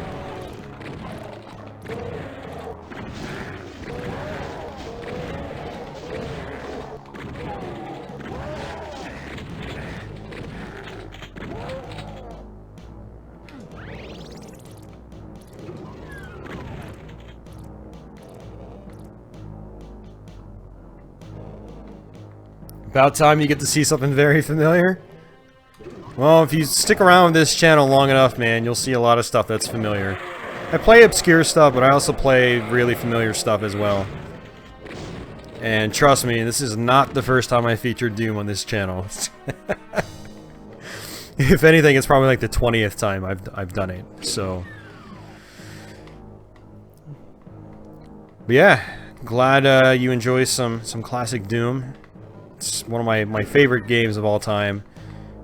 And we're gonna skip that. I don't think I need to go into that area. I don't think I actually need to go to this area either, come to think of it. If this was the console version of the game, like Jaguar or 32X or something, I would have to go this way. But in this version, it's like a dead end. Yeah.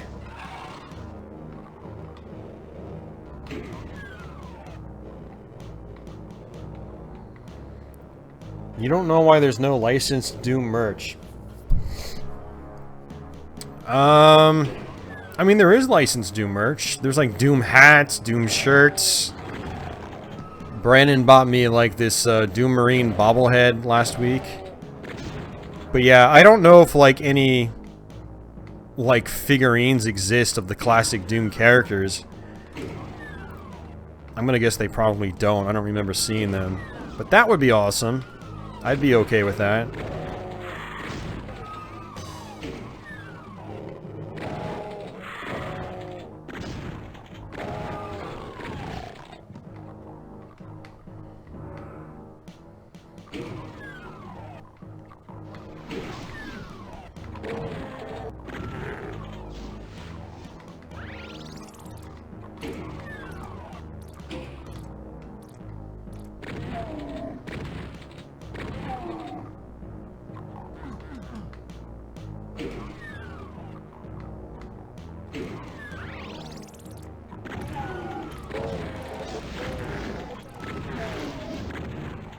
Yeah, these enemies are leading their shots. I can tell when I'm just like fighting a couple of them at once.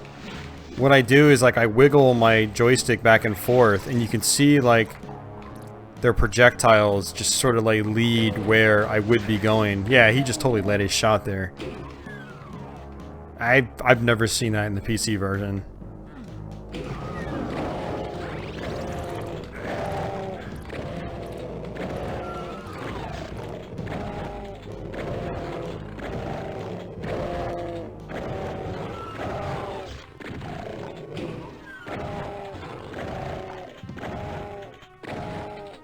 NECA did Doom figures at some point. It's possible.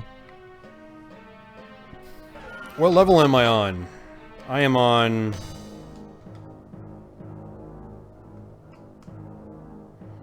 Episode 2, Map 5, Command Center.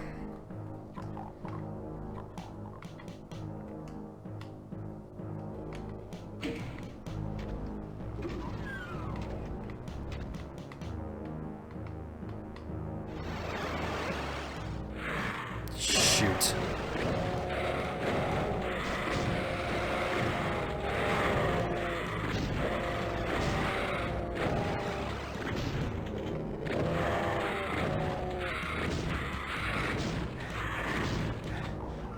Oh, that was bad. This is the secret level. Yeah, I remember, you see, in the PC version, that's how you access the secret level in episode 2. That's not in, like, the console ports from back in the day. This level is in the console ports, but it's just like a normal stage. It's not a hidden level. So, it's actually the final stage in both the 32X and Jaguar versions of the game.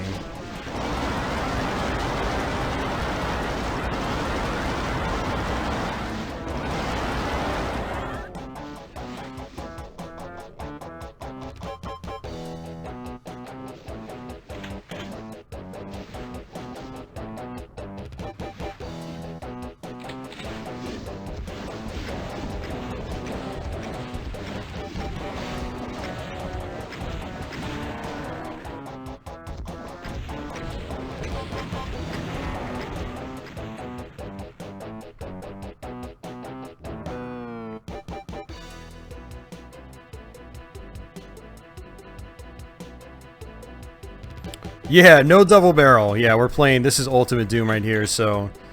Unfortunately, that weapon doesn't make an appearance till Doom 2. But we might play a little bit of Doom 2 later. We'll see.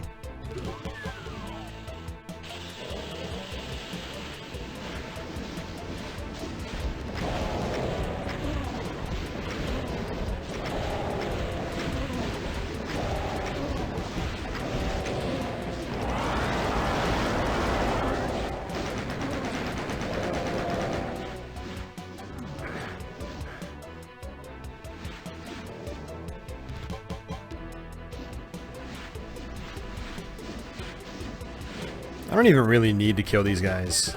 I just need to do this. It's like, why waste my ammo? It's like, do it for the challenge! But it's like, well, they're not really that challenging, so I'll just save the ammo.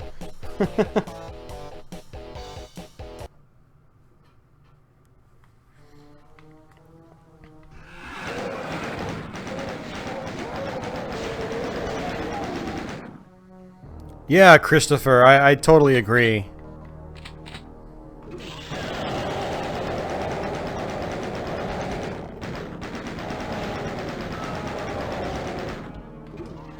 Yeah, they did a really fantastic job with this engine back in the day.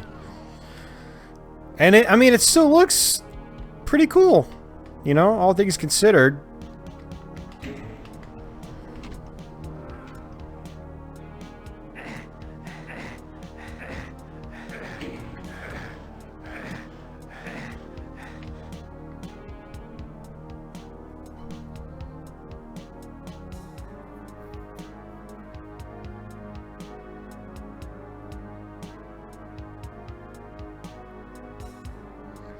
Where's the BFG? We do not have it yet.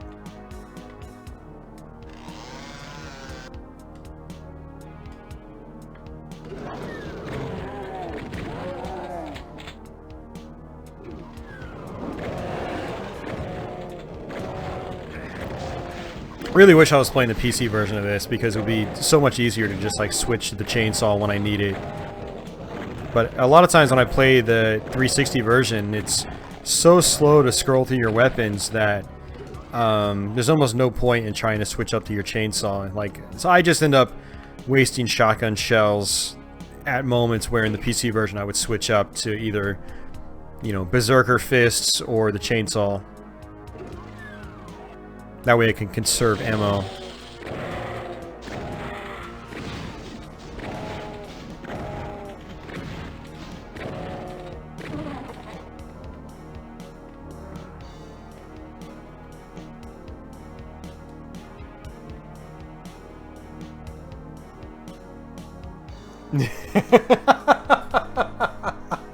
I now know a woman who likes Doom. I must marry her now. It's hilarious, Wayne.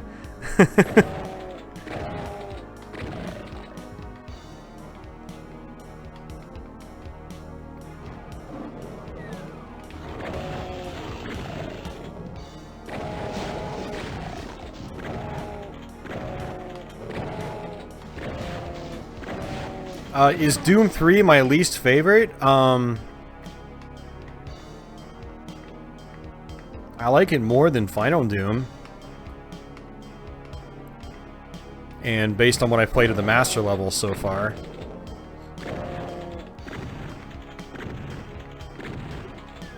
I mean, like, really, Arioka, like, one of them's gonna have to be my least favorite. That's just kind of how things work. But I really like Doom 3.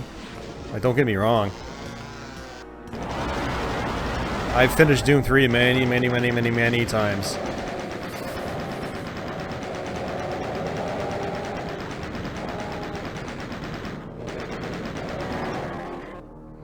Doom 3 was also one of the creepiest, like, gaming experiences I've had when I played it in the dark, on max settings and highest resolution, with headphones. It gets intense.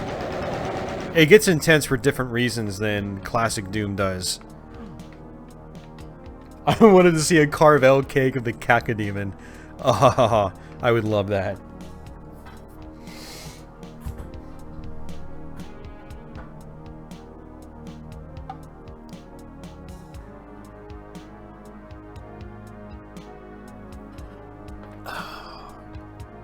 Hello, Connor.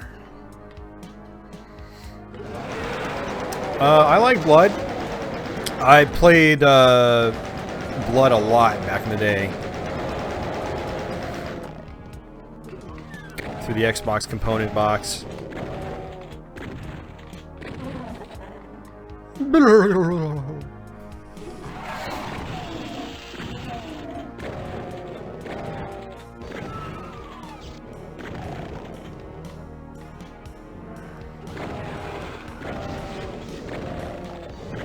Well, I'm definitely feeling more comfortable with these controls now than I was when I started, what, like 2 hours ago?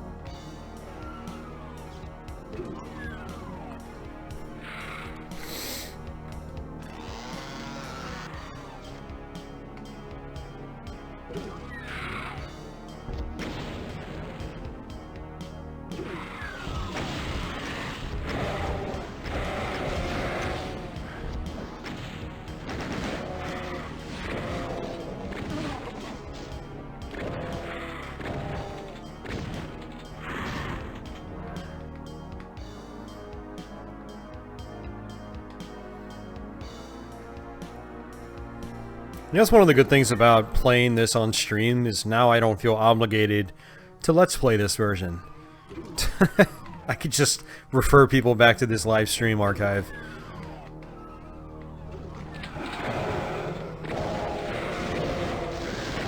Oh crap.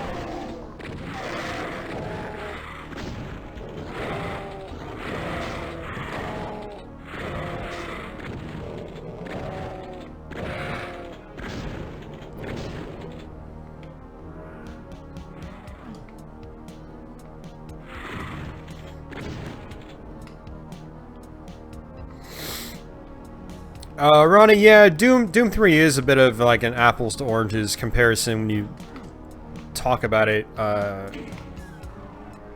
in reference to like Doom 2016 or even classic Doom.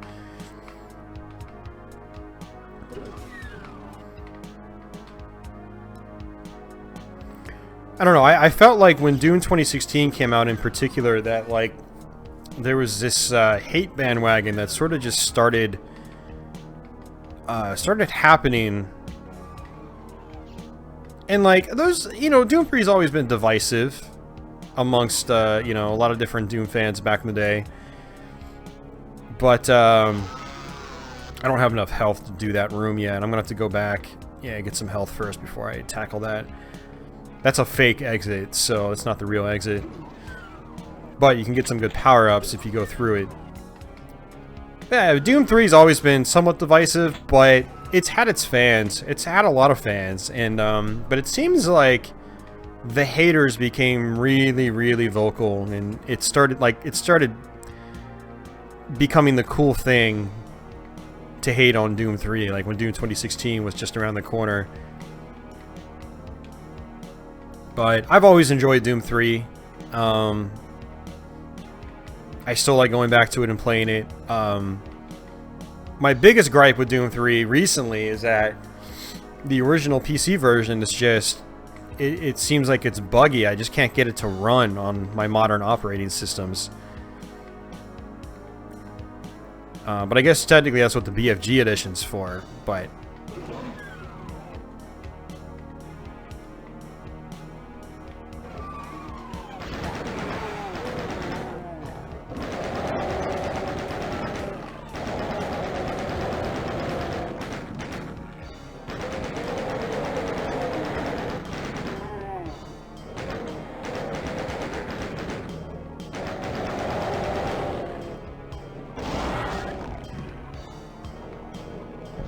What? Ugh. Alright, so you can switch weapons by pressing like B and Y, but you can also switch weapons by pressing left and right on the D-pad. So for a while there in this playthrough, I thought that left on the D-pad was actually a shortcut for the shotgun. Apparently it's not. It's just scroll weapon down, or is it scroll weapon up? I don't know. And so I accidentally switched over to the rocket launcher and blew myself up. Partially.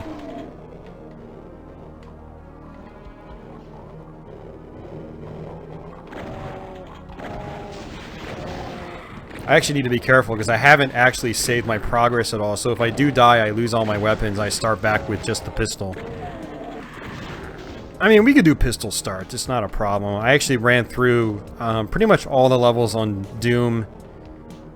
Actually, no, I didn't do Ultimate Doom. I did all the levels on Doom 2 with just starting with the pistol. Just to see, like, if it was possible for me to do it. And yeah, I actually did it without much trouble. I think only, like, maybe 2 levels gave me a truly difficult time, but even that didn't last very long.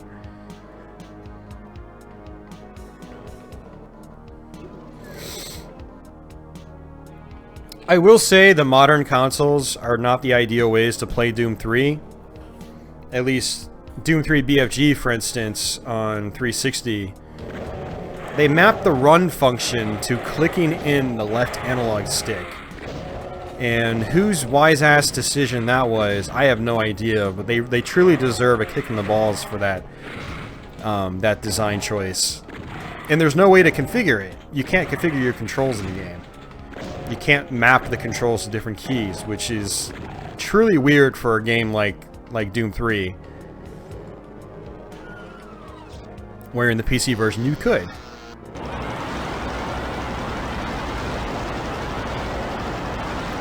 So basically what happens is you do a lot of running in Doom 3, but your stamina meter, you know, you're at the mercy of your stamina meter, and your stamina meter will drain, and then you'll have to stop running.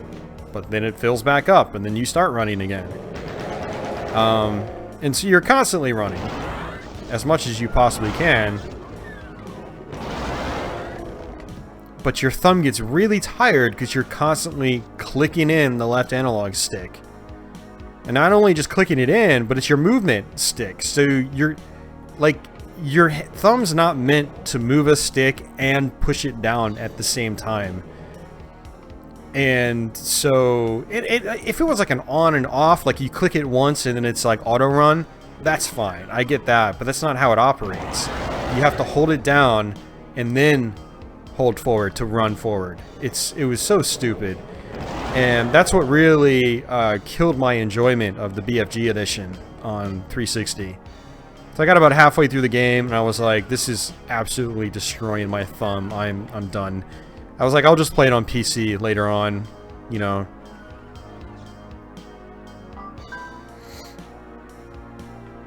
Yeah, so you know exactly what I'm talking about, Arioka. Yeah, it's super frustrating, and I don't know why it wasn't patched. Does the PS3 version have that same problem? Alright, so I'm going to save it just in case, because this is a pretty tough level, or a pretty tough section. So let's see what happens. Yeah, lots of shotgunners. Well, there's good power-ups here, that's the thing, but you can get killed pretty quickly because of all the shotgunners. And then the cacodemons, yeah, see?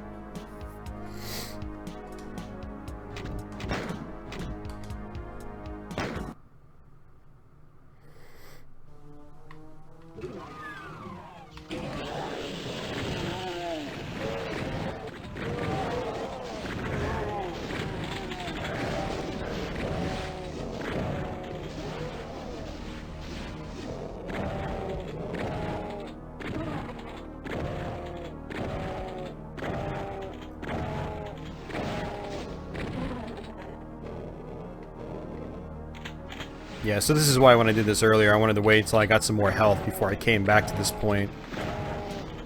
So this is cool. This is something that wasn't included in most of the console ports back in the day. The fake exit to this level. It was always kind of like a cool, haha, gotcha moment. It was in the Super Nintendo version. The Super Nintendo version had really faithful level layouts. Now, granted, it was missing stages, but the stages that were there were pretty much identical to the PC versions in terms of layout and structure. So despite that version having other glaring problems, for obvious reasons, I mean, it's a freaking Super Nintendo running Doom. It's still really cool seeing like that level we just played, Halls of the Damned, is just like this one, where it's got the fake exit and everything. You didn't even know you could run until the first hell level. Oh, man. Yeah, running's kind of important in Doom 3. And I wonder how many people played that game not knowing they can run. Doom 3 can be a pretty fast-paced game if you play it fast-paced, but, you know, if people don't know they can run, then they're not going to experience the game at that faster rate that I think the game was meant to be played at. I think it's a shame that they didn't allow you to just run infinitely. Like, that was one of the things I didn't like about Doom 3. And, like, I dealt with it, you know, but having to wait for your stamina meter to charge back up was just kind of a, you know, kind of a buzzkill. It was a bit of a flow stopper. That's one of the many things that made it feel less like classic Doom. And, you know, I'll be honest with you, like, the genre had to be pushed forward. You know, people, that's, at that time, running, like, straight-up classic Doom clones, as they used to call them. Basically run-and-gun first-person shooters that were, like, less cinematic-oriented. Started to fade out of preference among, you know, first-person shooter fans at the time. Things like Half-Life, you know, were becoming the norm. Half-Life 2 is a great example. Doom 3 started following that a little bit, but it still tried to be Doom at the same time with, you know, faster action.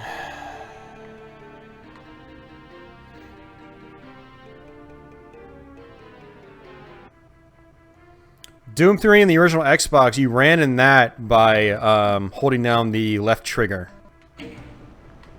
So that was a whole lot easier on your hands than, you know, clicking in the left analog stick.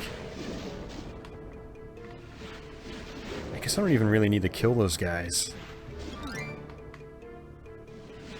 So I got a blue key.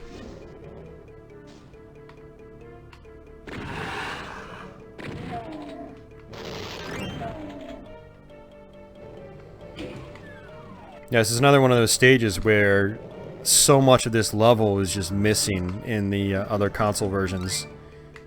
Actually, was this level even in the Jaguar version? I don't think it was. Spawning vats. I don't remember it in the Jaguar one. We're probably going to do Jaguar Doom on stream sometime in the near future.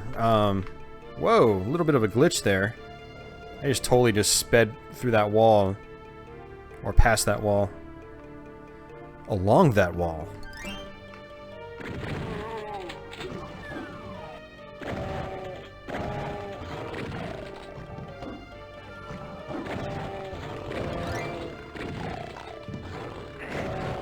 Hey, encrypted printer. id Software kick. Yeah, a little bit. I mean, I'm always on an id Software kick. They're one of my favorite developers out there.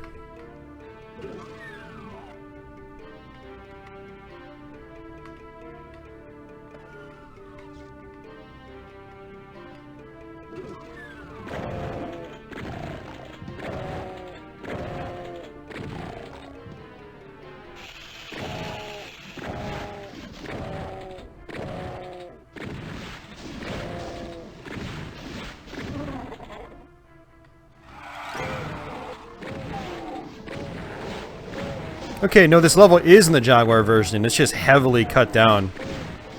Like, this part's here. Well, this part's not.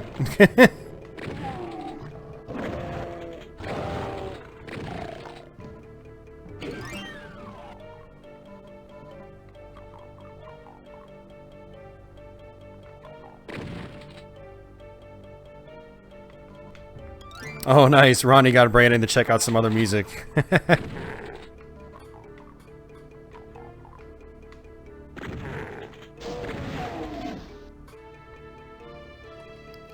Reality Studio. I actually was practicing the first Commander Keen just recently. I've never actually finished those games, and I ended up almost finishing the first episode. No, I did finish the first episode of Commander Keen. Yeah, so like this part's in the Jaguar one, and then it leads over here. Yeah, this level's in the Jaguar version. It's just like half of the level's cut out in the Jaguar one. That first section I went to is totally chopped out. Like, this is the exit. Yeah, so this level is in the Jaguar one. Wow. It really goes to show how much they chopped out of some of these levels on the, you know, when they ported it to, like the 32X and Jaguar. Even the PS1, I don't think, had a lot of the sections I dealt with. He goes, sweet, I'd watch that. Awesome, man. Well, it's good to know. It'll hopefully happen sometime in the future. I'm not sure when. I gotta figure out a good DOSBox capture method again. I used to use Fraps, but it was pretty unreliable, and OBS doesn't really like DOSBox all that much, it seems. I wonder if XSplit likes DOSBox.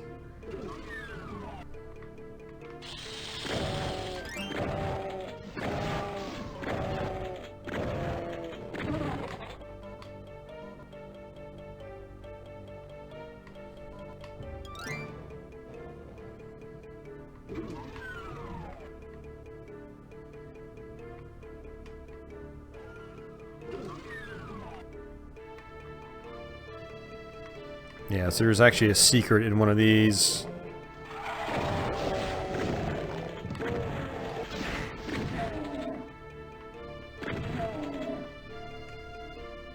Jazz Jackrabbit. You know, that's one of those games I never got very far in. Like, I played it a little bit, but never made it very far.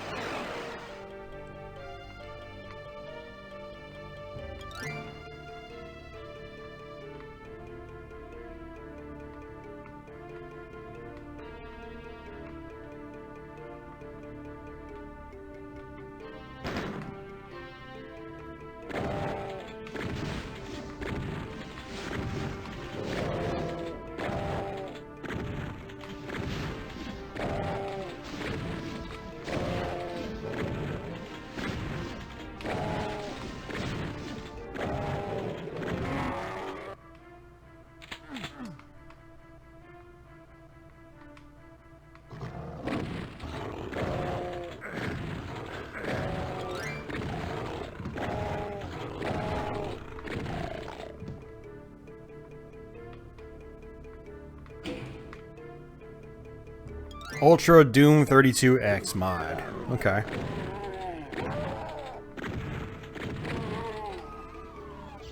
Yeah, I know that there's been WODs out there now for 32X Doom with that add in like the extra levels that the Jaguar version had. And I know that somebody, I guess, ported basically the Doom 2 stages to 32X Doom as well, which is pretty cool.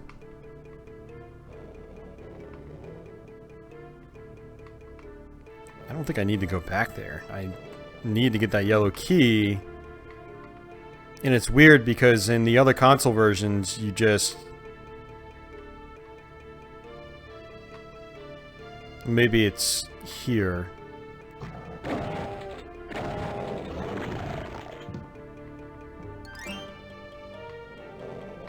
Yeah, there we go.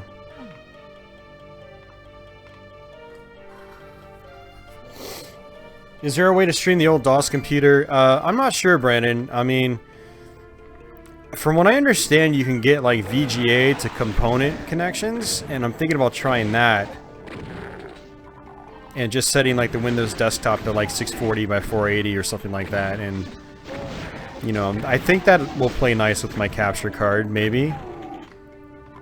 So I need to look into that and then try that.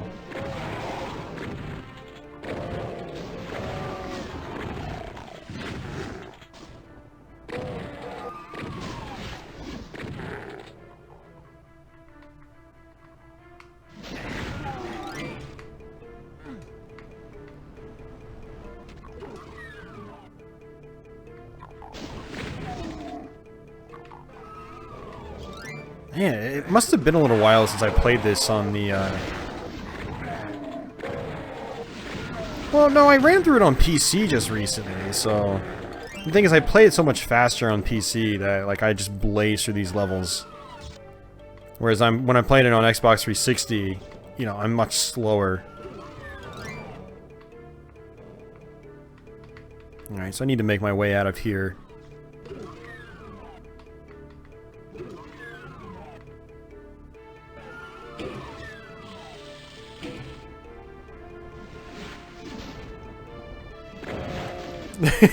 You could install Classic Doom over 23,000 times in the same footprint as it takes to install Doom 2016 by itself. That's hilarious. Alright, I think this is just Mega Armor in here. Or not? I don't even know what it activated. Yeah, in the console versions, it is, I think, just Mega Armor.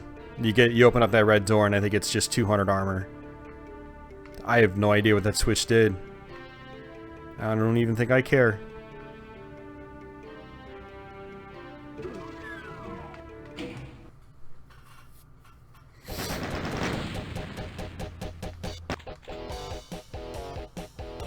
Alright, final level for this episode.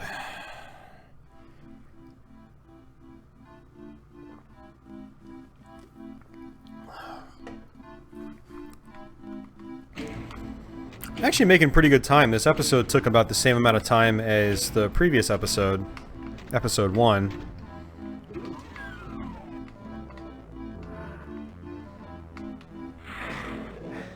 And no BFG either. Is there even a BFG on this episode? I know there's one on episode 3.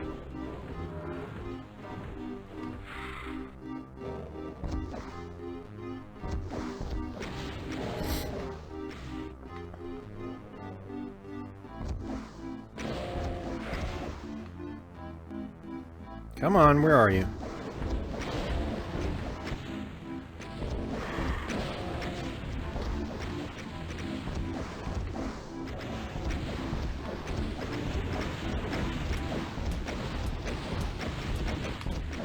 Whoa.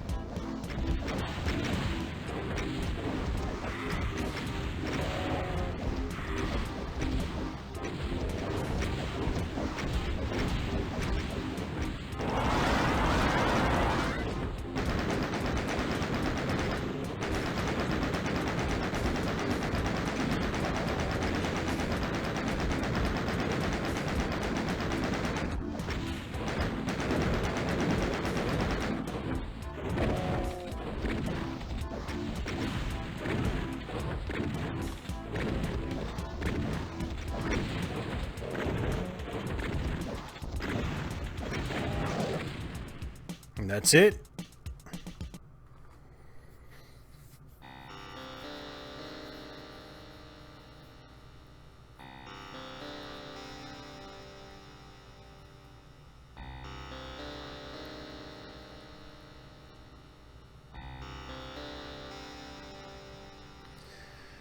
Oh man.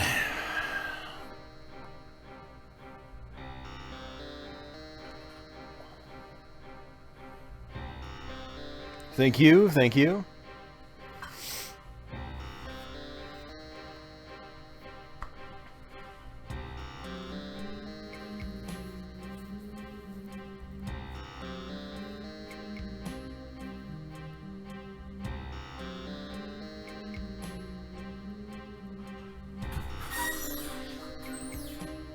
Alright, I'm going to take a quick break for just a second. I'll be back in like probably about a minute.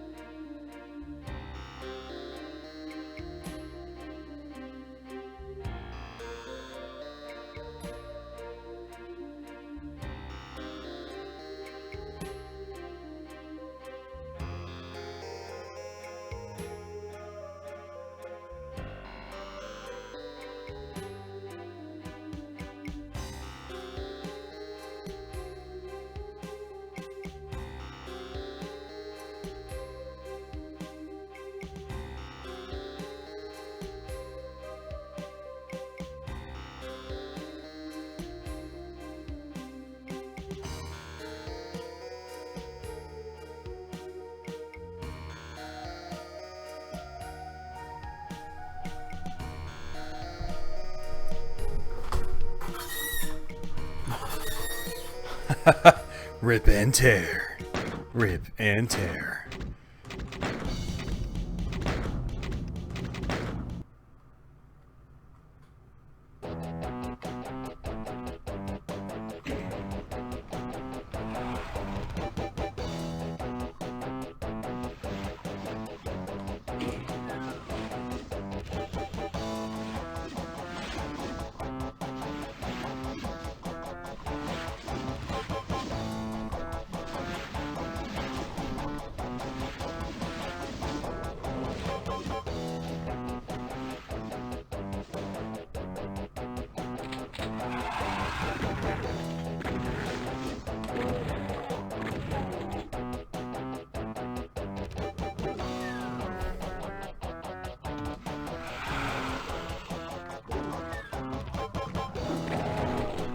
Time to kick ass and chew bubblegum.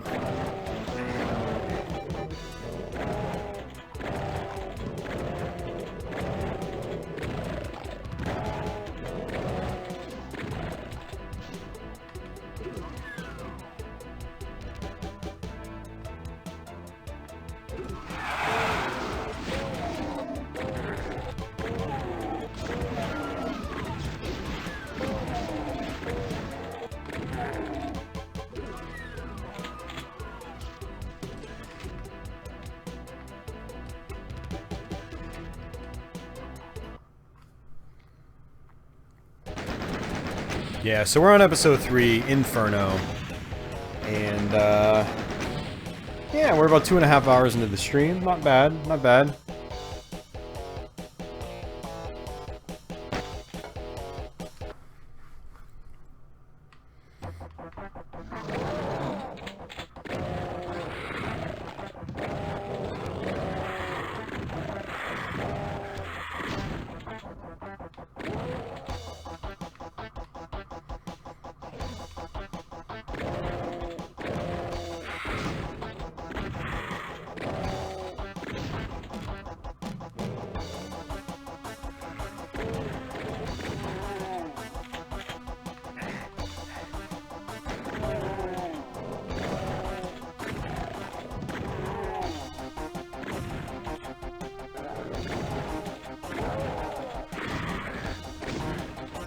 Brandon, technically the center of Mars, not the center of the Earth.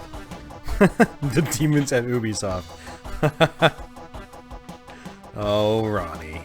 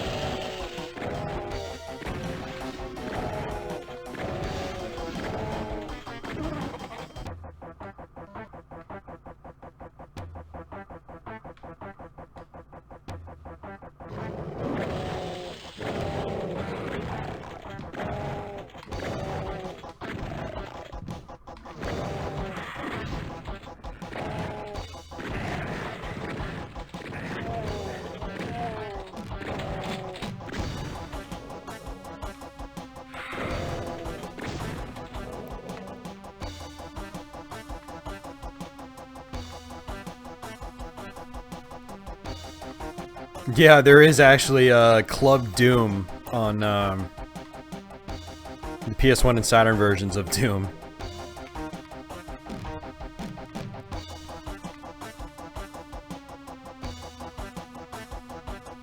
Okay, so what I was trying to do is actually go on the outside ring, because there was Mega Armor.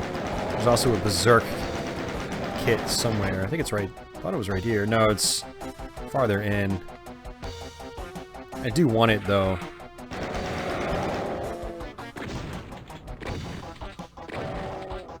Yeah, it's not actually really disco in Club Doom. It's more like super hardcore.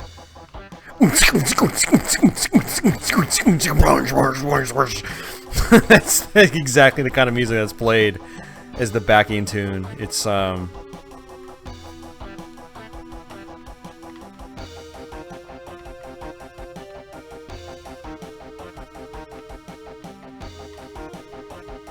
yeah, so Brandon, if you go and you search for Club Doom on YouTube, you'll see a video. You'll see some videos of like playthroughs of the levels. You can see what I'm talking about. And anybody out there that's curious about that, yeah, just search for Club Doom on YouTube. You should find it right away.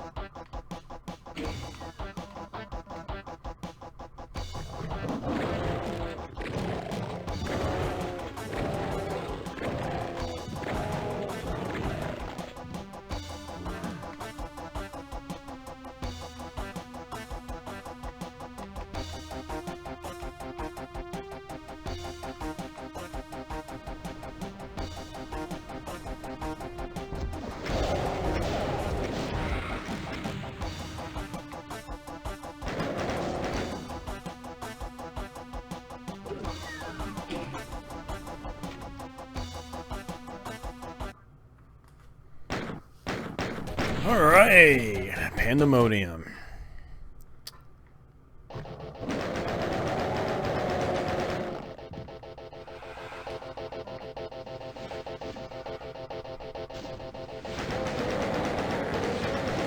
I remember correctly, this was actually a tough one to do with pistol only.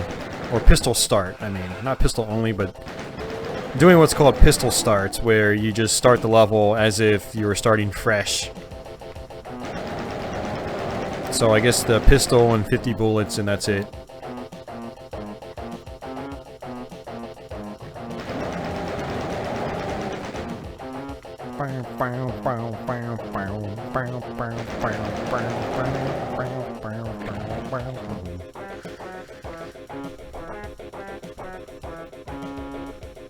Oh, I still don't have a backpack. I just picked up a box of shells when I had 49 already. So I just like wasted 19 shells? I forgot, is it 20 shells in a box or is it 25? I always forget. Yeah, so the backpack will take you from 50 shells to 100. It'll basically extend your cap.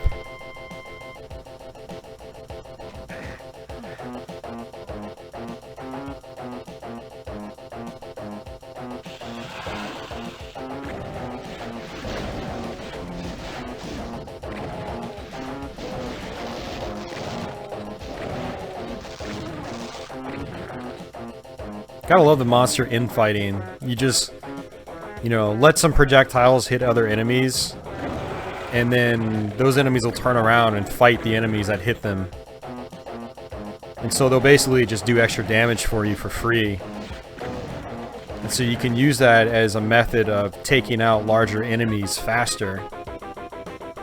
It's like if you've got a bunch of cacodemons, just line them up to where like the cacodemons hit the imps or the pinkies. And then the pinkies and the imps will help take them out for you.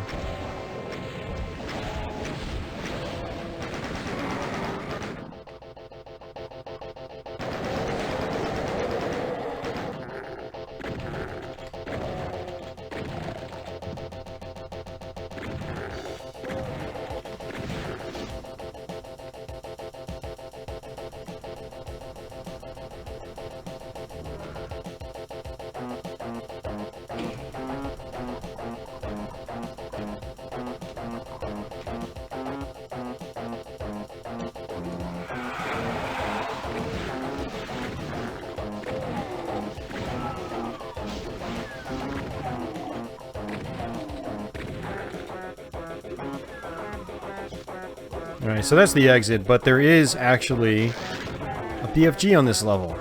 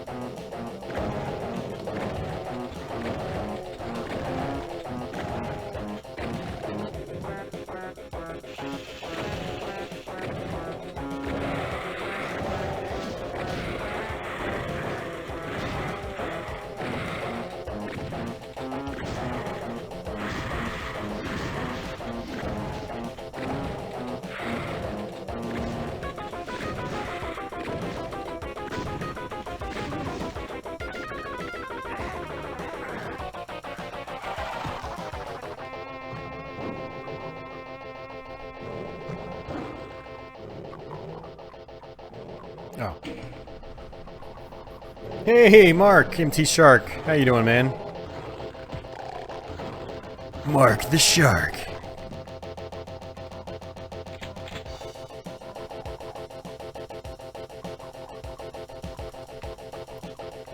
Welcome to the stream.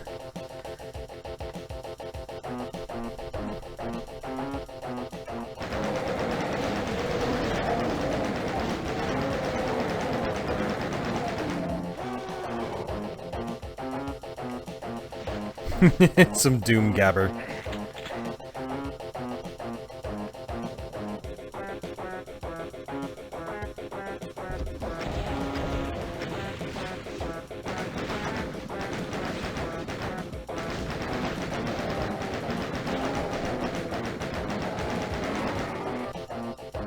I'm good, man. I'm good.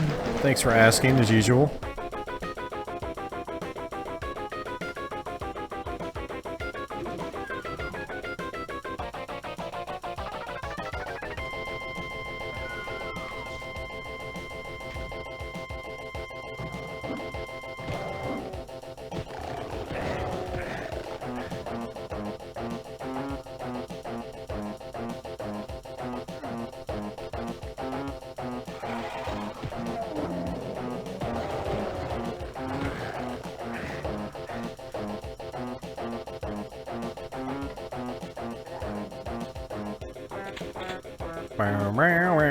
There's our BFG. Alright, I'm invincible, so just want to switch back to my fists. And that's pretty much the whole level, so now we can exit. Although I did miss those cells up there. I should probably actually get those. It definitely would not hurt.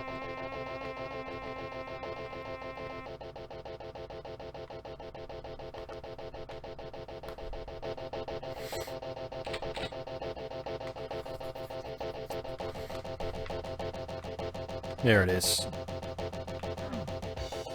Cool.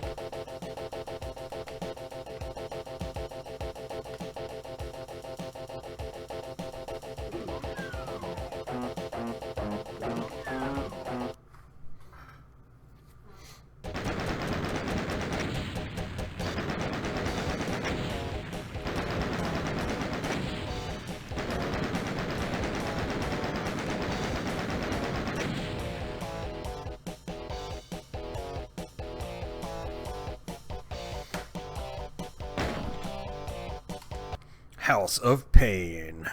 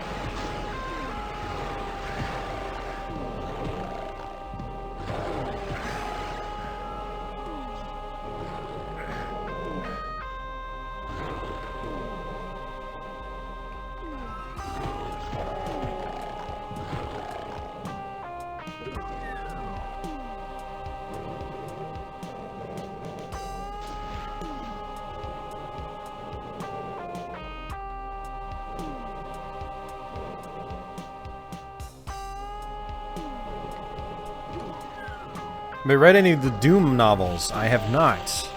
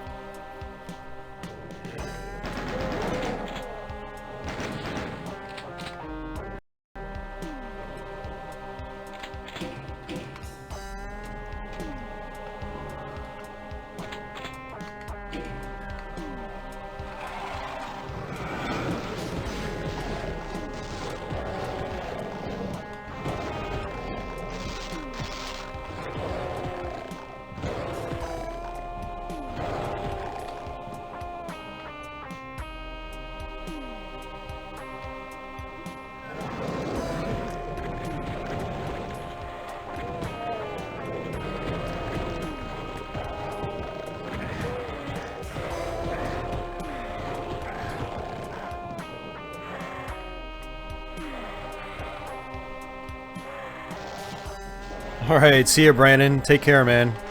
Thanks for tuning in, dude. It's always great to have you, man. We need to get together soon and do a GoldenEye Let's Play.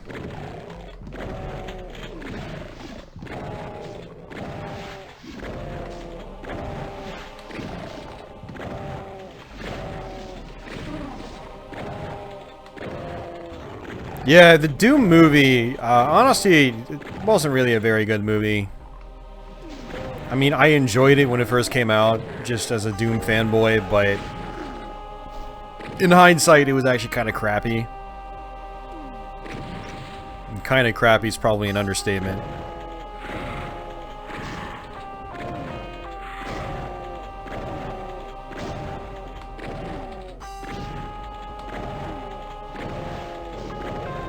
Well, I guess at least it wasn't directed by Uwe Boll.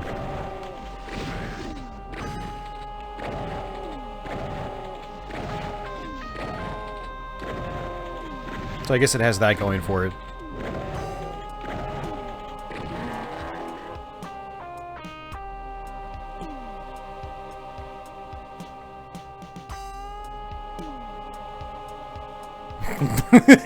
Because the best part was watching The Rock die at the end. Yeah, that whole twist with, like, The Rock being the bad guy just made absolutely no sense to me. I mean, like, that's not what Doom is about. Like, why was that plot line, like, even there? It just makes absolutely no sense. Like, compared to what, like, the original Doom story was, which, you know, wasn't much story, but...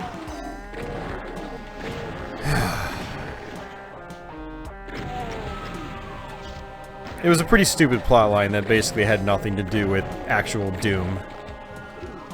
So...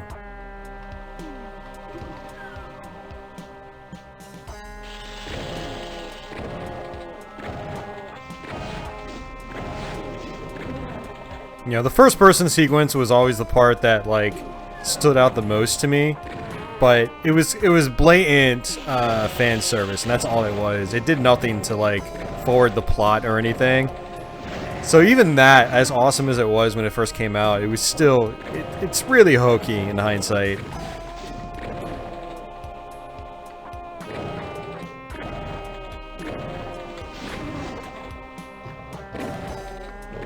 Like, you definitely want fan service, but that kind of fan service was just, like I said, it was awesome at the time, but it's, like, kind of stupid now that I think about it, you know, over 10 years later.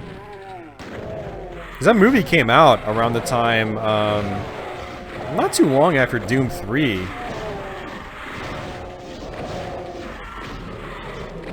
It had a lot of, like, aesthetic, design choices, you know, kind of like based around Doom 3.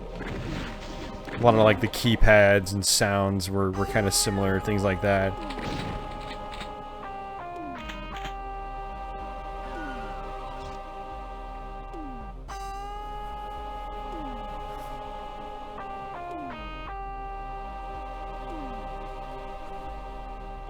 They should make a brand new Doom movie, Mark. Yeah.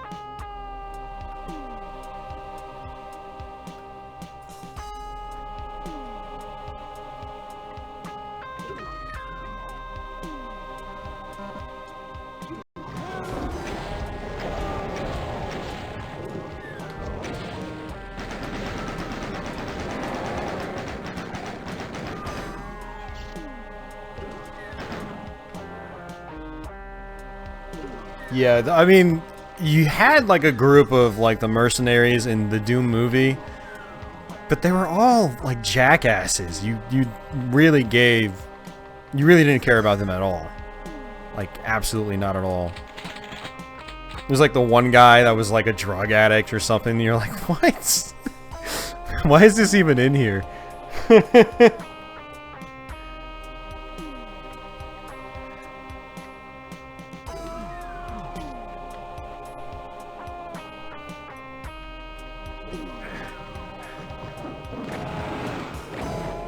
Oh, this could be bad.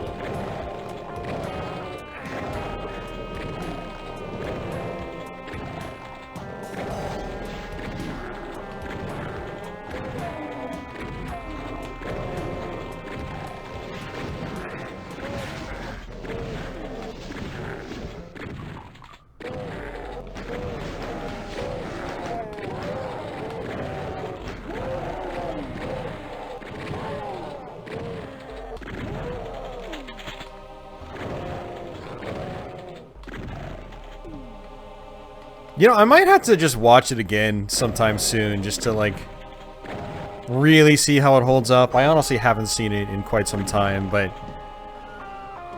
I remember disliking certain things about the plot way back when, and I know that my tolerance for crappy plots is much thinner now than it was back when the Doom movie came out.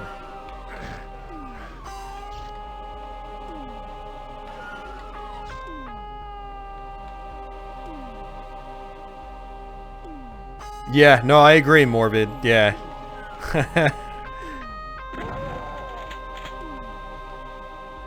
I mean, it was cool seeing the monsters, what little monsters there actually were in the movie. Yeah, the whole, like, people turning into monsters, I don't know. It was just, It should have just been all-out demons coming out from hell, just like in the video game. It's not that hard.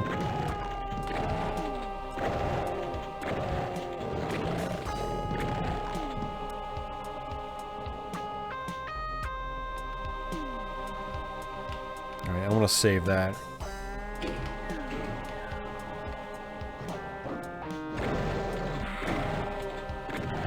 Yeah, I saw it in the theater on opening weekend. So, you know, it was cool, like, the first-person sequence especially, like, I think I was actually clapping, and I never freaking do that when I go watch movies in theaters.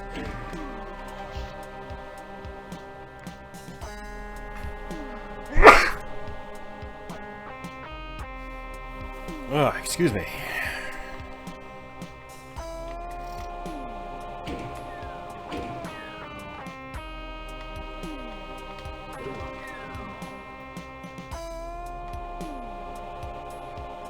Hey, Jonathan.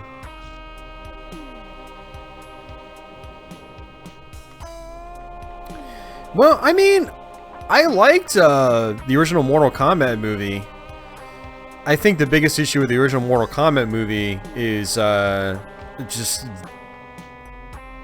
the computer graphics, you know? The CG. That has not aged well at all. But, I mean, as far as being a video game movie, I'd say that still probably holds up as the best of the bunch. And it was one of the earlier ones, too. Now, the second one, on the other hand... Ugh. Thank you, Ronnie.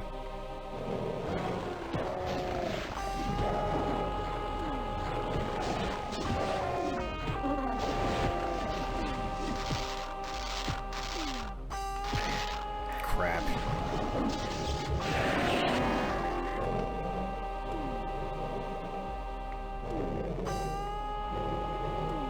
Yeah, exactly. You're like, what was I thinking? Well, what you were thinking was... Let's just say you weren't quite thinking the same way you probably do now. At least if you're one of those, you know, individuals that have grown over the years. Both in mind and body. I know for me, I was in my early 20s. Now I'm in my mid-30s. So I definitely think about film in a totally different way than I did back then. I was okay with Hollywood dribble back then. And now I can spot just... I can spot a copy and pasted script from a mile away. Same with video games, you know. Scripts in video games, you know. Ugh. I can spot a copy pasted script a mile away there as well.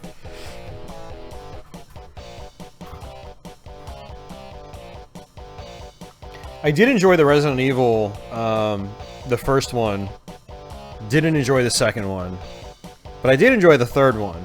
But I haven't seen that since it came out. I saw that in the theater.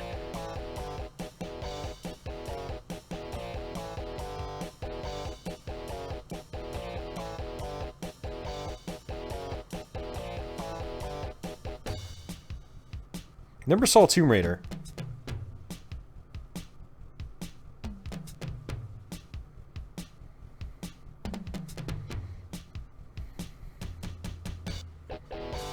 Yeah, see, I didn't, you know, the original Mortal Kombat, I think the gore probably would have helped it stand the test of time better because, you know, it's Mortal Kombat. People expect the gore and violence from that series.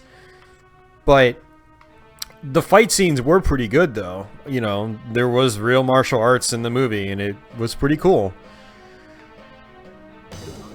So, I mean, I think it probably holds up fine in that regard. But, yeah, I mean, it is Mortal Kombat, yet there is no blood or guts. So, it is a little weird in that regard.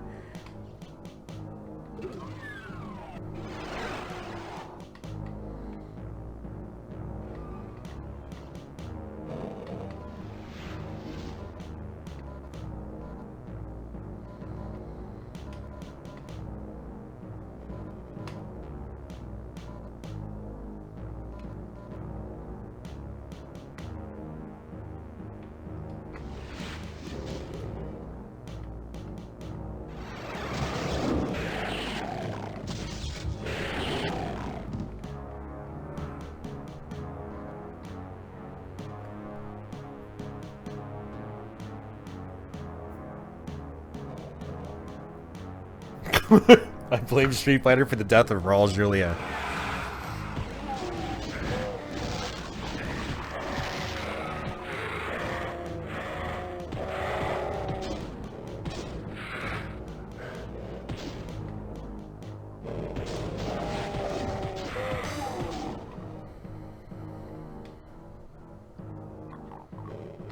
Yeah, I never saw the Silent Hill film. I heard it was pretty crazy.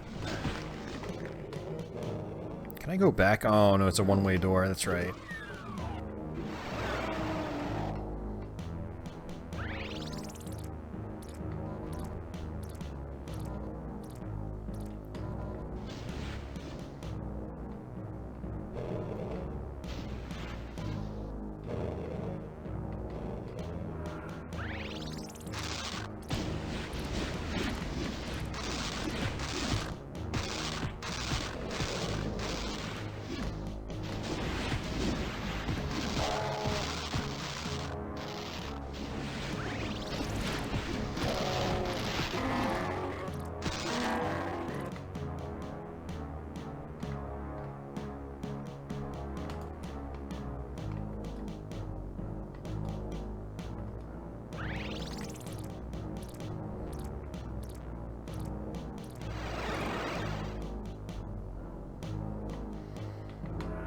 Yeah, no, you're right, Arioka. I mean, it followed the source pretty well compared to other video game movies.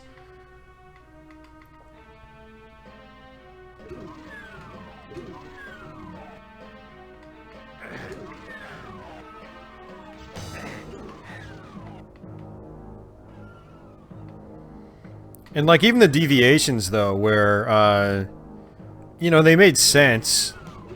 It's not like they were really described in the games themselves. I mean, the original Mortal Kombats were pretty basic. They had stories leading up to them. Not much story after the fact, you know, depending on what character you beat the game with.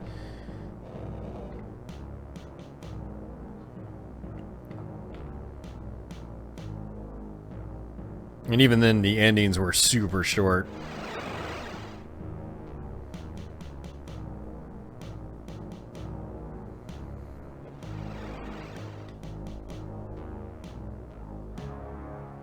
Mark didn't really understand the Silent Hill movie.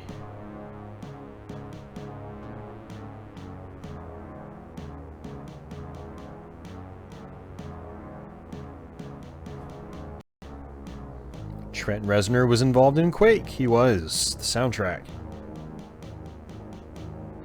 I have this vague memory of Goro being punched in the nuts. That did happen. It did happen. Yeah, Trent Reznor did the soundtrack for the original Quake.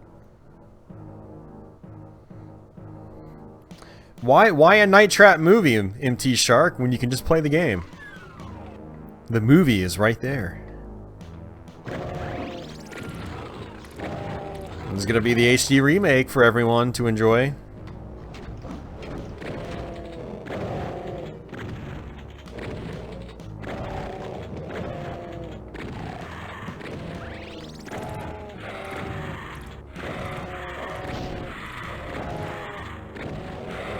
Oh man, I've heard House of the Dead is just tremendously bad. I mean, again, it's Uwe Boll, so, I mean, can't expect too much.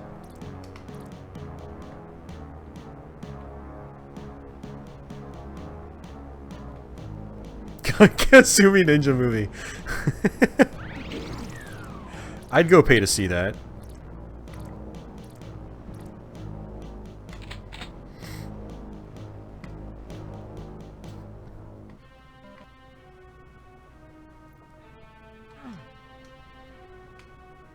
I'd be really disappointed though if the original announcer wasn't in the movie.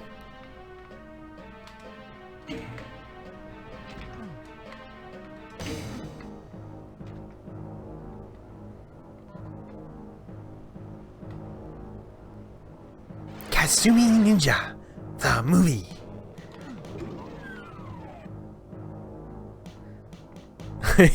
Kasumi Ninja's already a movie with those amazing digitized graphics. That was already mentioned earlier tonight, Ronnie.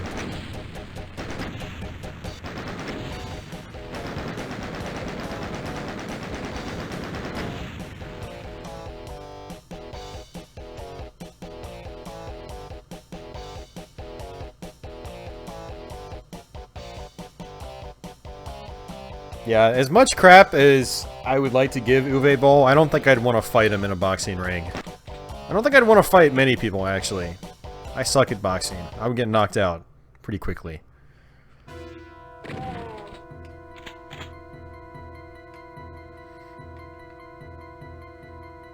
And that's coming from someone that took kickboxing for a few years in high school. I still don't have faith in my skills, so I would not shoot Uwe Boll an email saying I want to box him. Because I know I'd get my ass handed to me.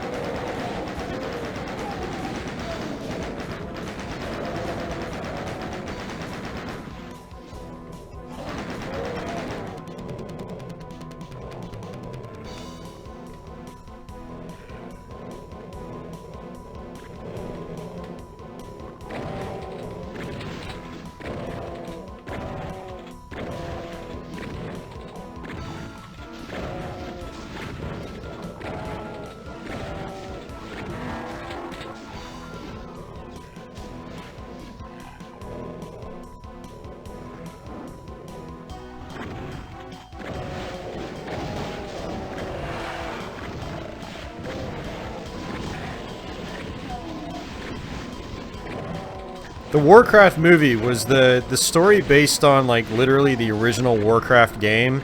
Or was it based on the World of Warcraft series? You know, it's so weird being a gamer from the 90s, because when people mention, like, World of Warcraft, or just Warcraft in general, I always think orcs and humans from MS-DOS. That's Warcraft to me. I still haven't played World of Warcraft.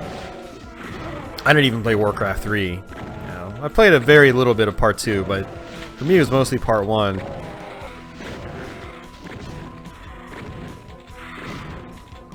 Could I beat Doom only punching enemies? No. I would get wrecked. Totally wrecked.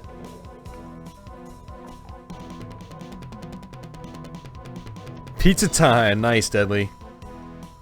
I've got a pizza I'm tempted to throw in the oven too. I am gonna have to eat eventually.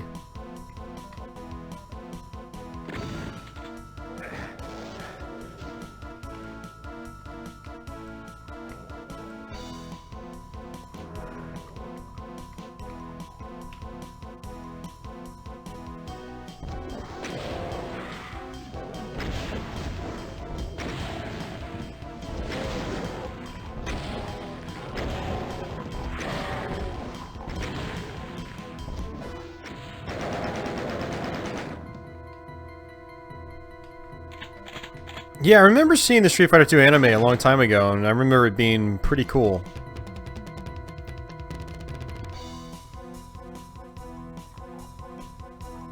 Alright, see ya, Andy.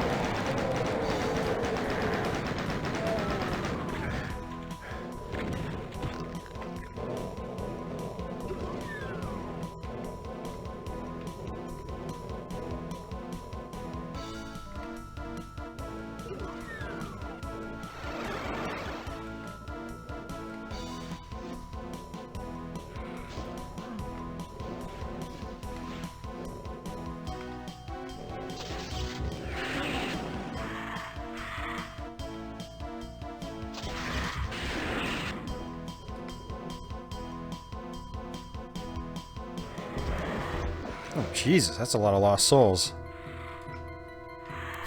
When it's some pain elementals magically appear in Ultimate Doom. I'm getting that feeling.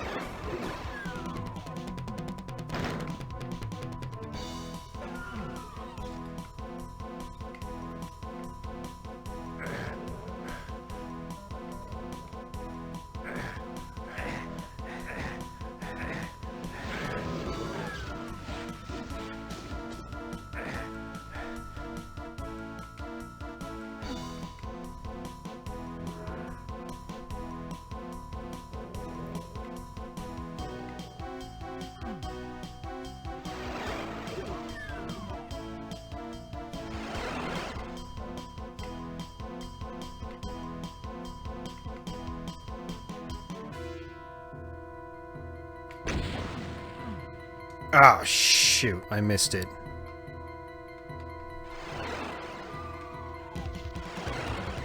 Crap. I think you're supposed to be able to just run sideways, but... yeah, I can never get that to work. At least not on this version.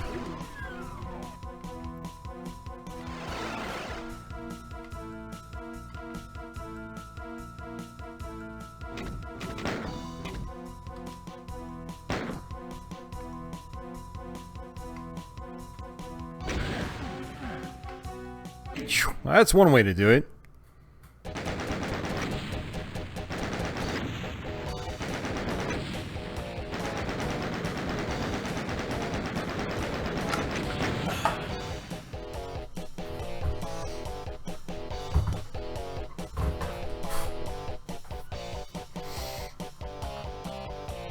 Roland Virtual Sound Canvas. What is that exactly, Deadly Gaming?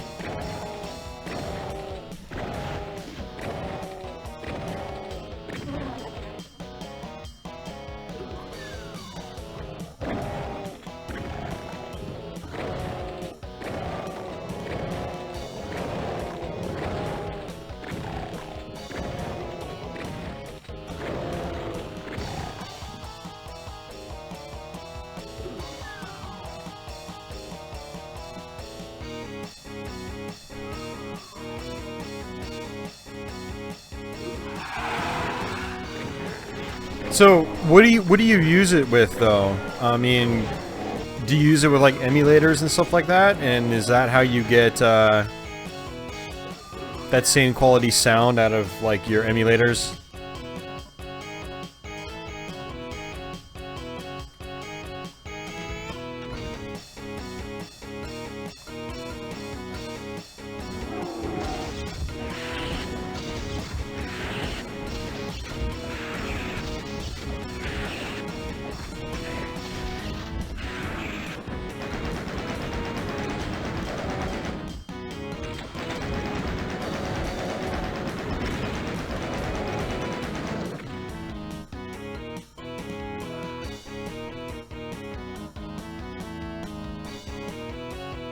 Oh, okay, gotcha. Yeah, I had a feeling that's what you meant it's used for. Okay. That's cool, man.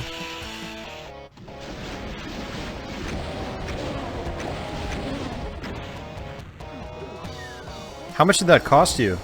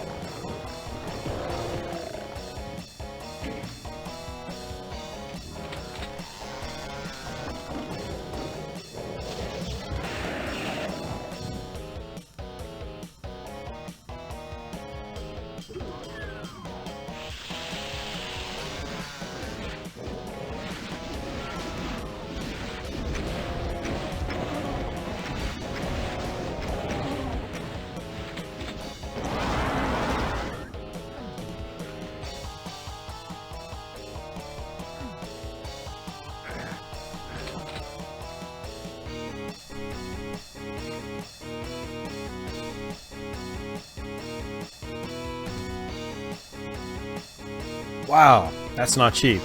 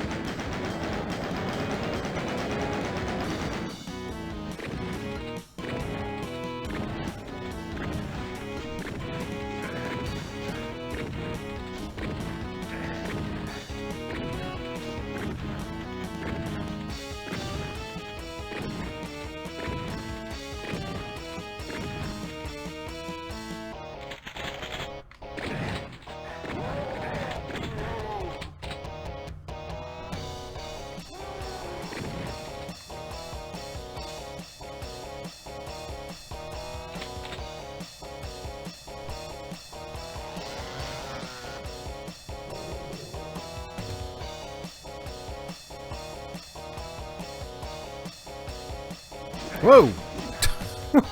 Where'd you come from? Did you get lost?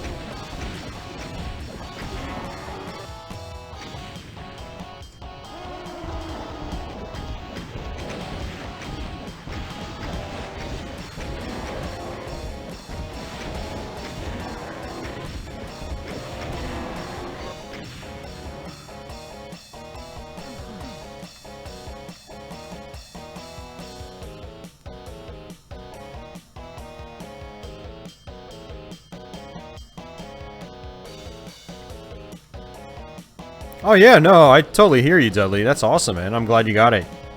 It sounds really cool. I don't think I could justify the price because I don't do enough DOSBox gaming these days, and I've never even tried a 68,000 emulator. But, I mean, for people that do that, I think it's a good investment. especially for you where you actually do like some music stuff on the side, like you could use that plugin for actual music production, which is cool. You know, make some music that sounds like it came from a 68,000. X68,000. No punching bears to death. No. Well, I did it with invincibility earlier, Wayne, so... But, yeah, not on this Xbox One controller. If we were playing PC Doom, yeah, I would totally do some Baron punching.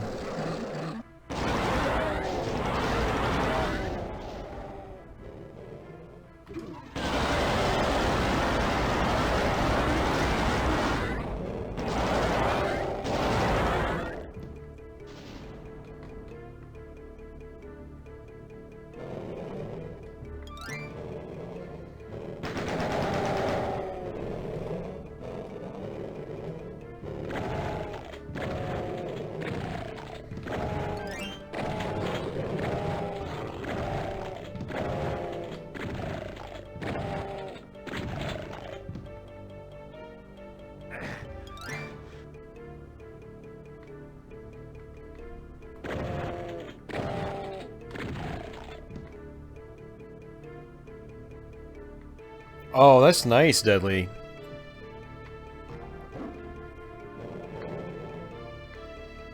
So the creating the hard drive images, is that what is that for? Is that for DOSBox, or is that for like your 68,000 emulator?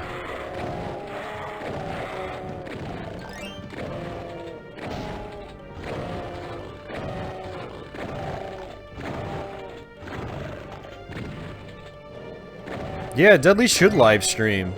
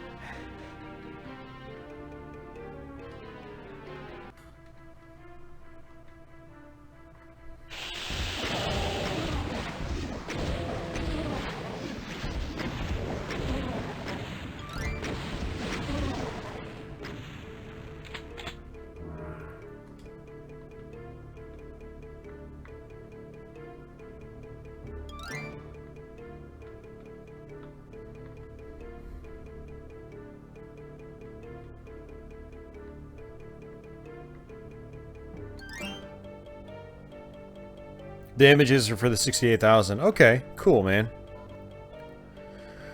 Yes, I mean, so you know me. I'm kind of like all about the original hardware.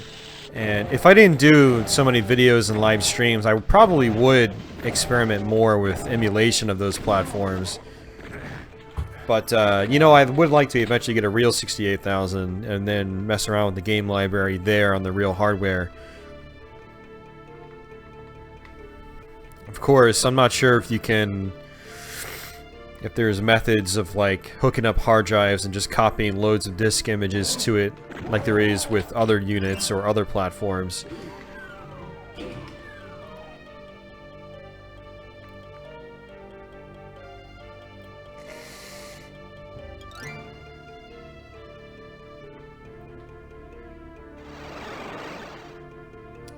Deadly, you don't need a webcam. That's just totally optional.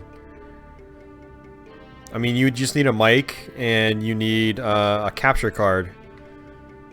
And then you just hook your hardware into that. Or you just need a mic and just use emulation. You don't need a webcam. You know me, I don't use a webcam half the time.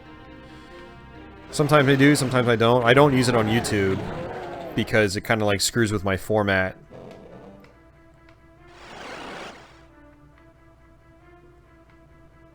But, I mean, you do audio stuff, so, like, a mic is a good investment. Even if you don't think it is. Like, I remember when I was doing music production, like, just learning the ropes, I would just make my own samples, man. I smacked my keyboard and recorded it and used it as a sample on one of my tracks. And it was pretty cool. So I mean, a mic is a good investment if you're into audio stuff, period. But then you can use it to, you know, stream. And then if you really wanted to, you could up your YouTube content quality by recording voiceovers that way instead of using your camcorder mic. So, food for thought. Hey, see ya, MT Shark. Take care, man.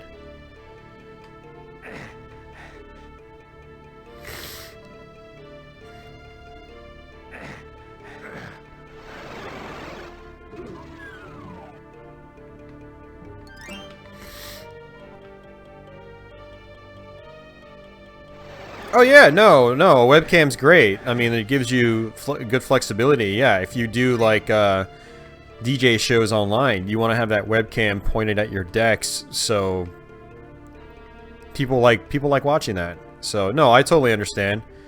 Yeah, when I did live DJing on the internet many years ago, like that's the setup I would use. You know, it was kind of like a requirement for the station that I streamed at. You know. Every DJ had to have a webcam hooked up.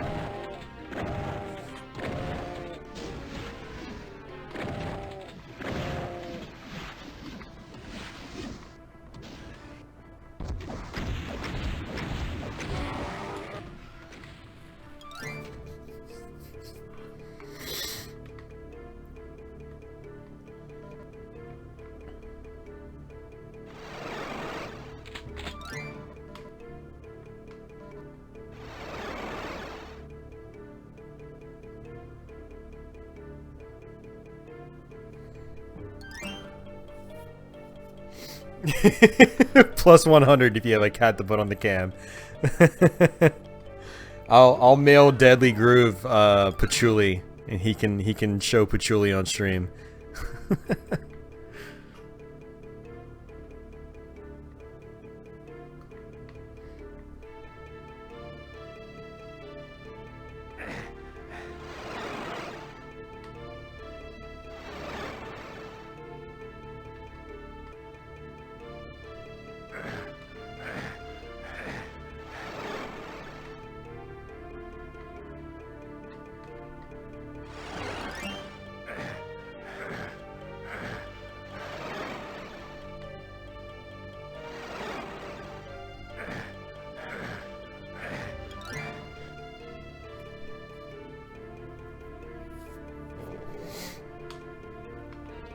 I mean, Deadly Gaming, what kind of rig do you have right now, just out of curiosity, when it comes to, like, your recording, like, your main computer?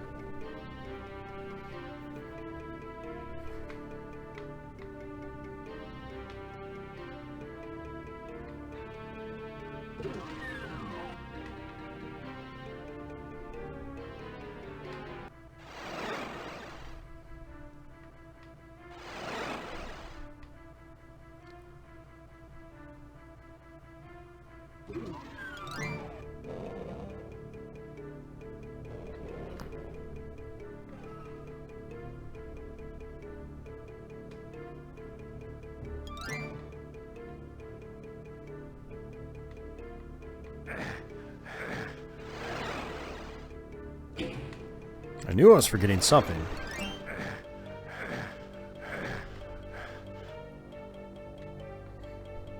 A rig you built back in 2010. But what's like the actual hardware on the inside of it? Like, what's your CPU? What's your RAM? What's your GPU? You know, things like that.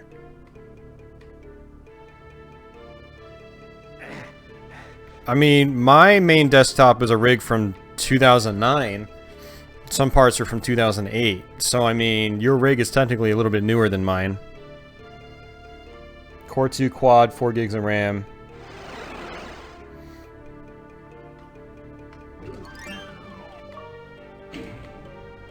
Yeah, look, Brandon's online.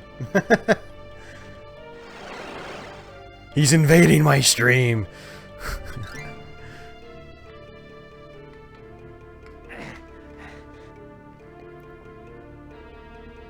Okay. Yeah, I mean, your Core 2 quad might struggle with streaming. I actually think it would probably do a 30 FPS stream just fine. As far as actually recording stuff, it'll record stuff just fine. So if you get like a capture card and a mic, either a USB mic or a mic with like XLR, and then you get like a, you know, A to D converter.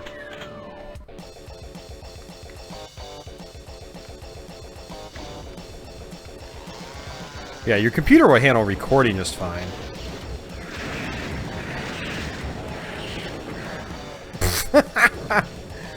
I can't believe you know, it always like blows my mind how the Spider Mastermind goes down faster than the Cyber Demon, yet he's the third boss.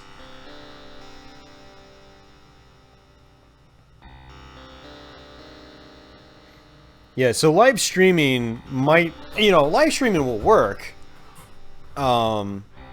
It's just you'll be running into the same issue I have on my main desktop where, you know, it has trouble keeping up. I mean, 30 frames a second is fine, but I have to have the bit rate lower. But as far as recording videos, you know, your computer's perfectly fine for that. You know, capture card's going to do most of the work there for you anyway.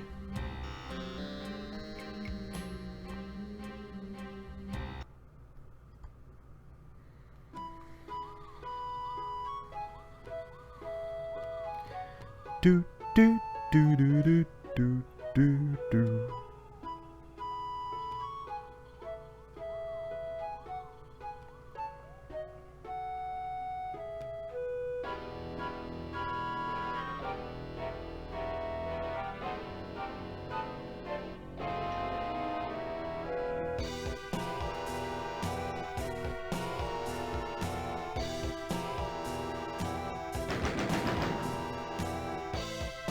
Right on, man.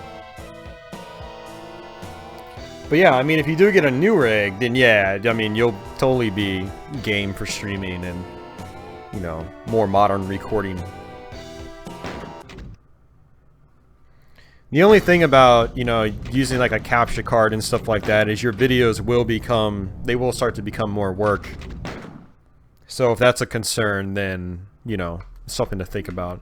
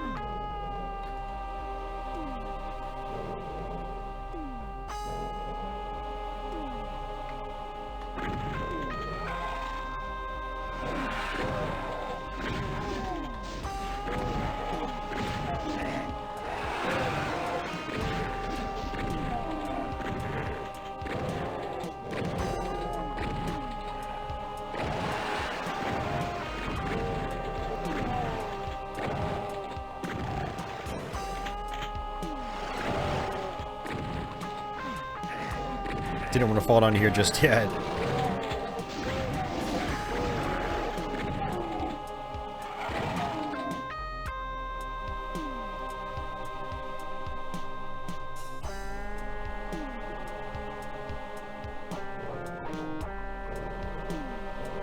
I mean, really, it's not about what you want to stream at. It's really like, what are the standards? Like, what do people expect you to stream at? And I mean, nowadays it's 1080p, 60 frames a second. So, and my laptop here I'm streaming from can't handle 1080p 60. At least I think I tried it, and I don't think it turned out too well. I'm gonna have to try it again just to see. But it handles 720p just fine. I think I'm at it's about 36% CPU utilization right now, which isn't too bad actually. And it's a nice smooth stream from this laptop, but it is 720p, not 1080. So my new rig is going to be able to do 1080 without any problems.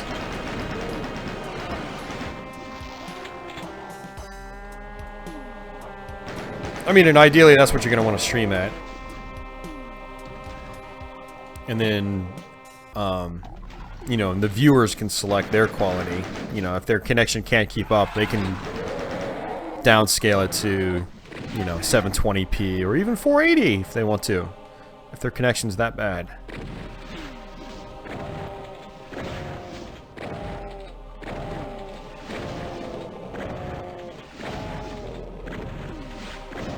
But unfortunately, even if you want to stream at 1080p 60, you know, you're at the mercy of your hardware. You know, again, like, I can't stream at that rate. And if I stream from my desktop, I can't even do 60 frames a second anymore with 720p. The computer just can't keep up with it.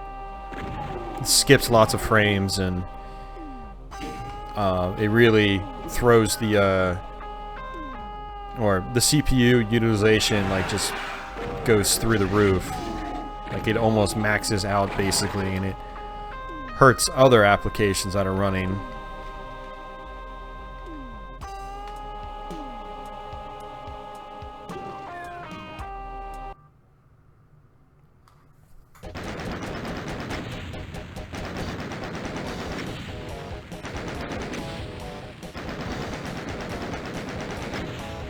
Yeah, I like 32X Doom. I mean, people like to give it a lot of crap, but, I mean, aside from the Jaguar one, it's the earliest version of console Doom available.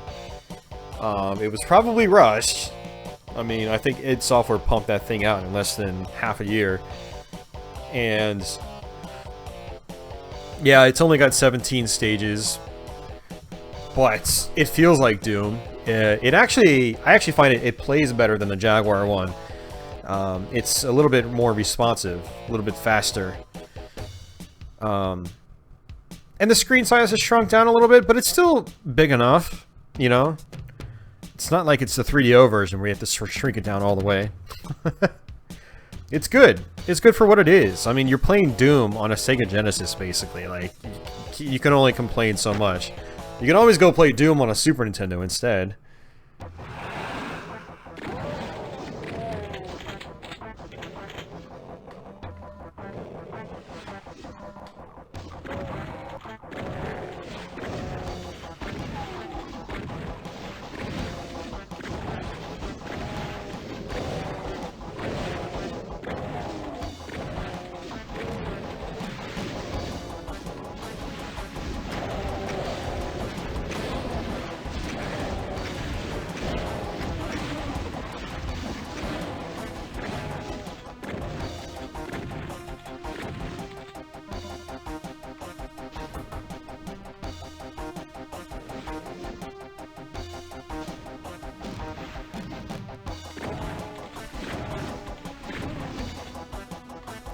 Yeah, I mean, I tell people that the PlayStation version is the king if you want, if you're more focused around content. If you want a game that feels more like traditional PC Doom, then the Jaguar one is the one to play.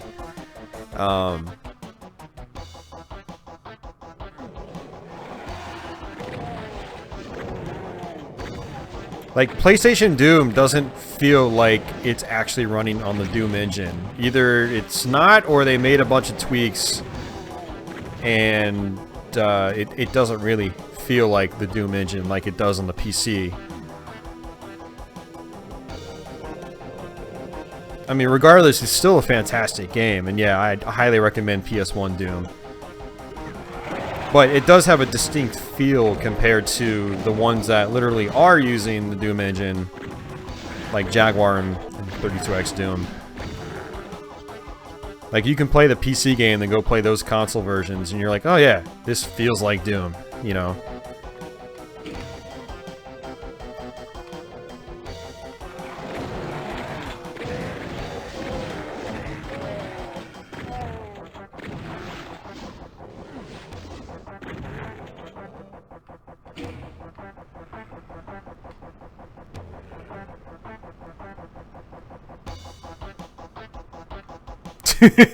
But is it better than Mega Man 5?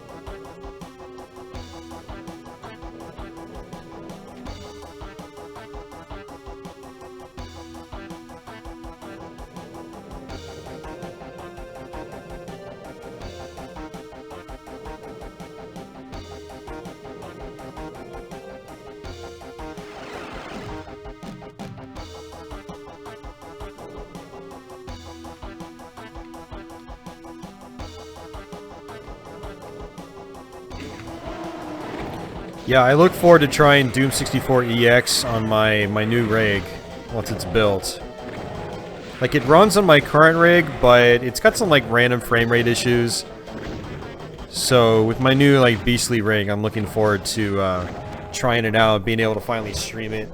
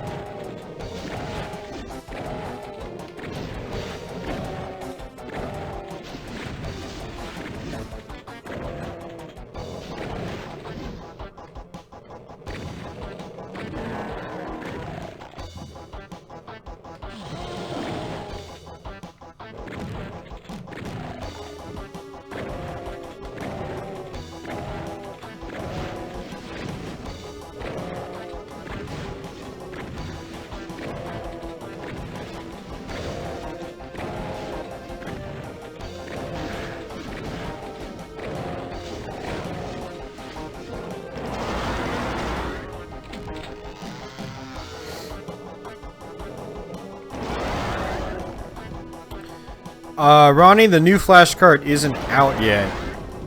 It's probably not going to be out for a while.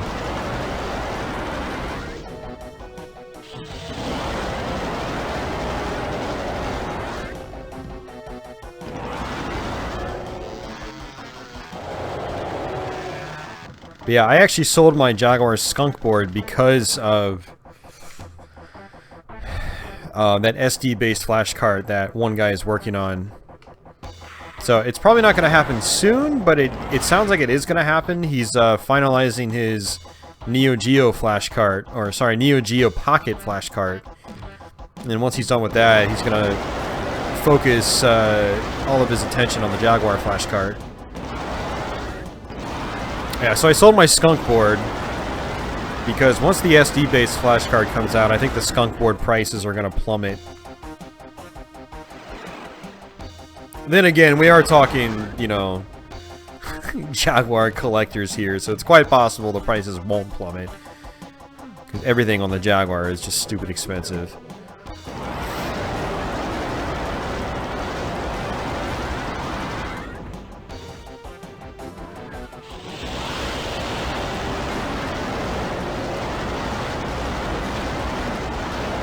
What the crap? What the crap? That was close. Oh, jeez.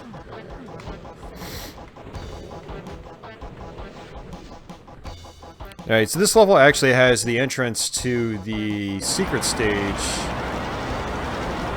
But I'm not going to go to the secret stage. I don't really care that much.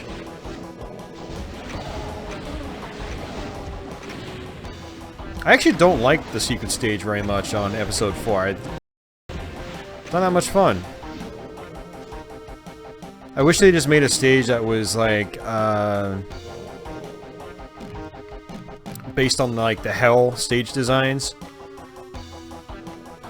But no, you go back to like a modern military base and you're like, huh? I feel like I just got warped back to episode 1. It's like, this is the bonus level? What the hell, id Software? I want my money back. No, I'm just kidding. Alright, there we go. Got some shells. Alright, I feel better now.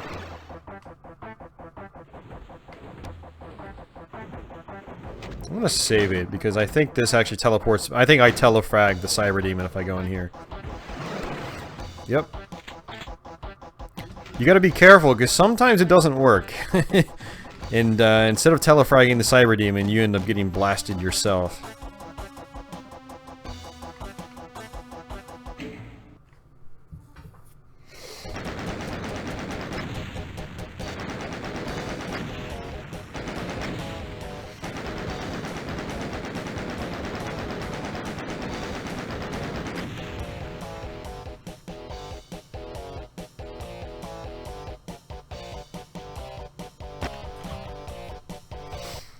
Sever the wicked.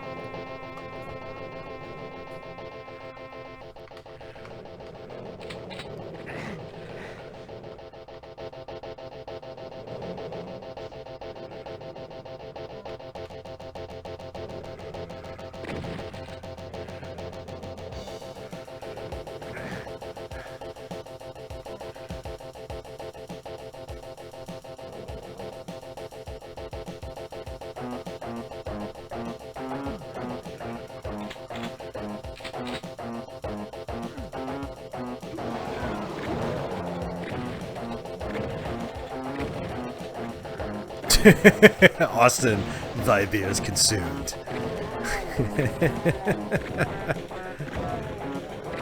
Oh.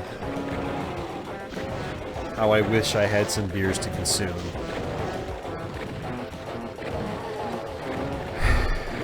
I'm going to be taking probably another couple week-long break at least from some beers. Although we got a massive donation on Twitch, I think 2 or 3 weeks ago.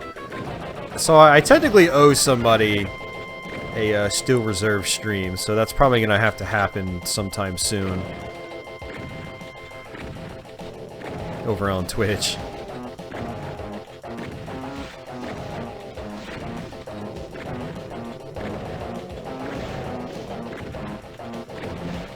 It's all good, Alex. Yeah, if you guys ever have any problems, if you see me go offline for no apparent reason, try refreshing. I mean, sometimes the YouTube player does have issues with live streams.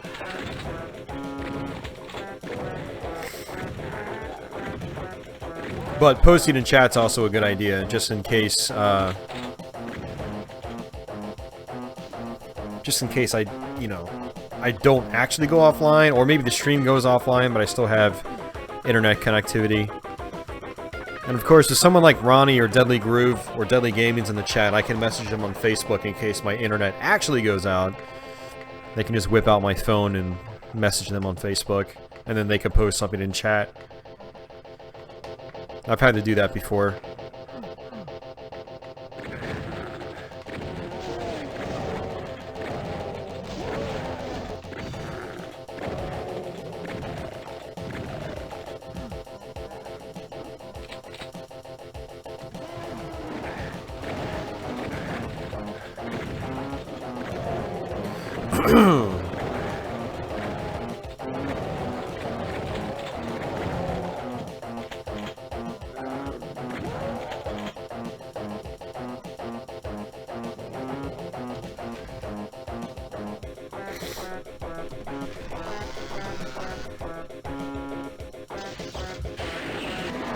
Nice.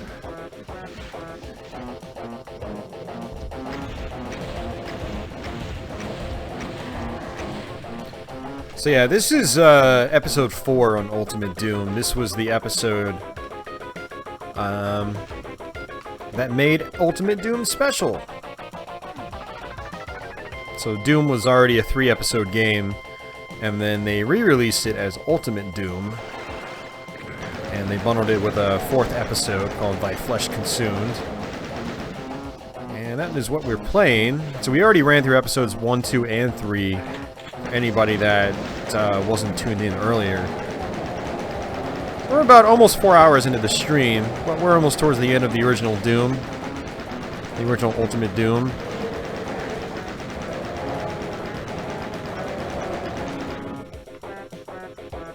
Pretty sure this episode is a little bit shorter than the other episodes. I mean, the levels are pretty large, but I think there's less stages, if I remember correctly.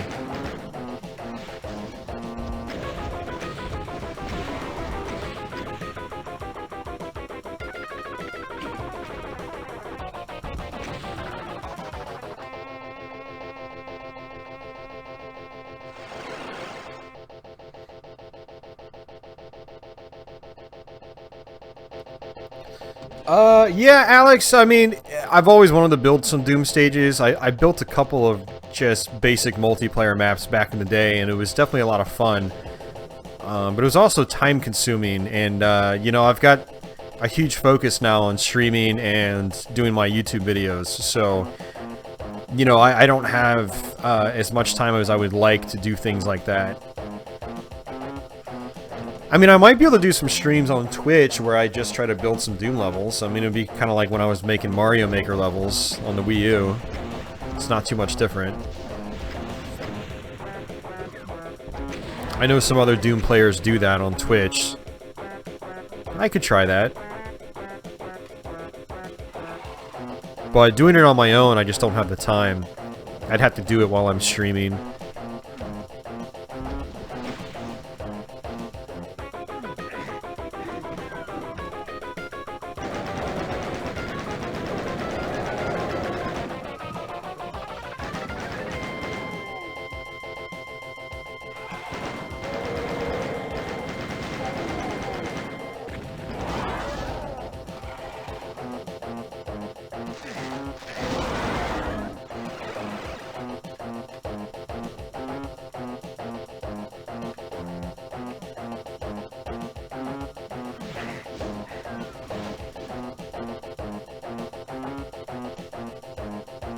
All I did with Brutal Doom was just one of those old casual reviews. It was like early... It was like, I think mid-2012 is when I did it. So yeah, no Let's Play, but I am gonna eventually do a Let's Play. I just need, better hardware, because my, current desktop's not really well suited to some of the bigger Doom mods. Like Sunder was a good example.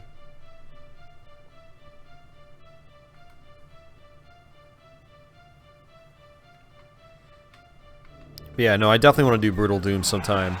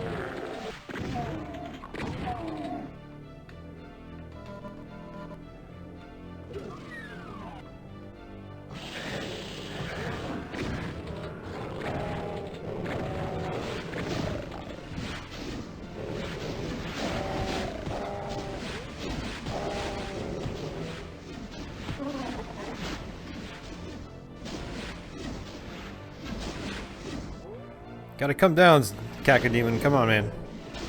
Need to punch you. I can't punch you when you're higher up. It does. There we go.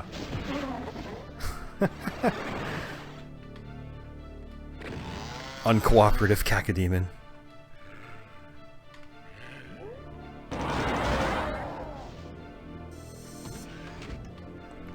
Yeah, the thing about Ultimate Doom, sorry, not Ultimate Doom, but Thy Flesh Consumed, Episode 4, is I think it's the weakest episode of the bunch. I mean, the levels are all over the place. Like, this level is pretty much absolutely no challenge at all. And it's not very long, either.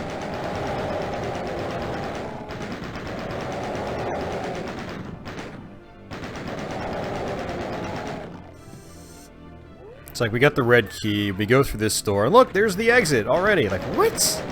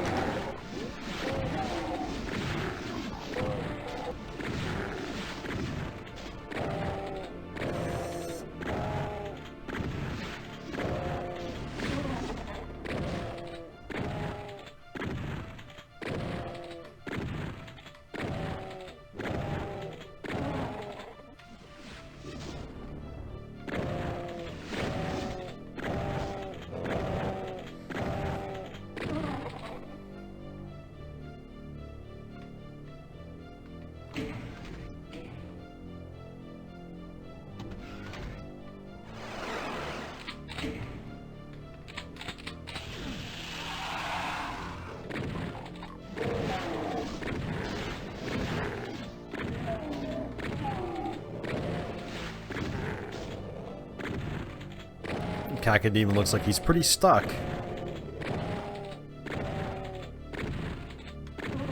Now that Cacodemon looks like he's pretty dead.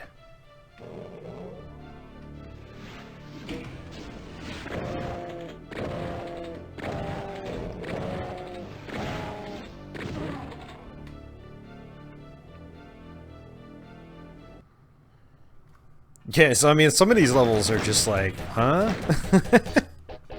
Like, the first and second levels are really good. Third level's pretty good. This, the previous level we just played, not so good. I guess this level's okay.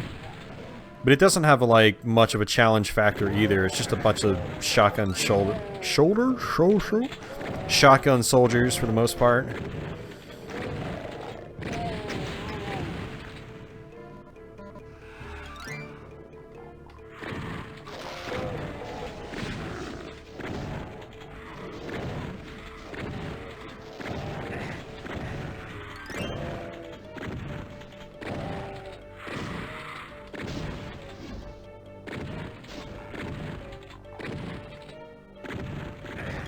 Yeah, I'm definitely of the mind that Thy Flesh Consumed is the weakest of the episodes on Ultimate Doom.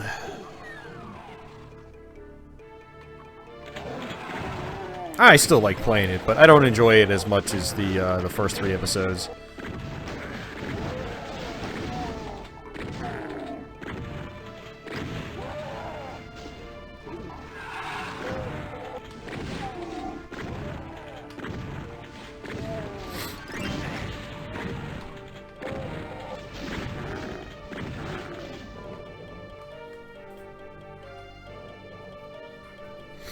Yeah, Deadly Gaming really likes doing tutorials. If you guys like that sort of stuff, you should check out his channel. And subscribe to him. Help my friend out.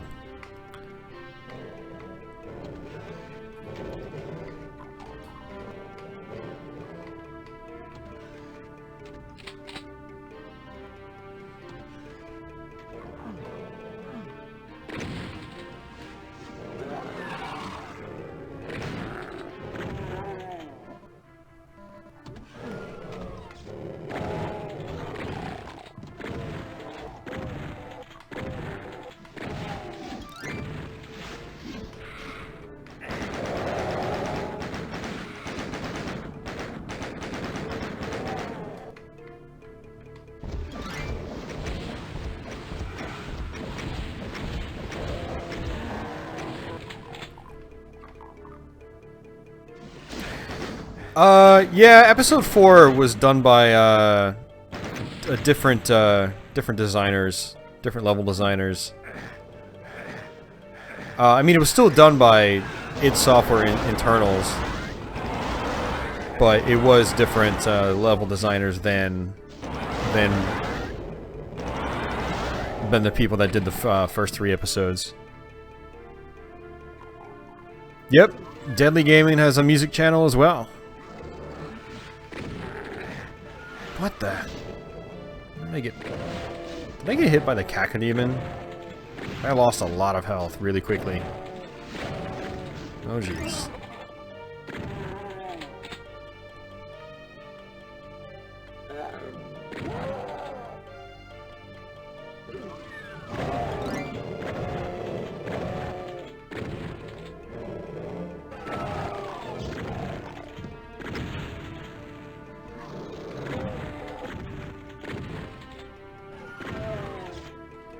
I actually kind of think I don't want to get that. But we're going to save it just in case.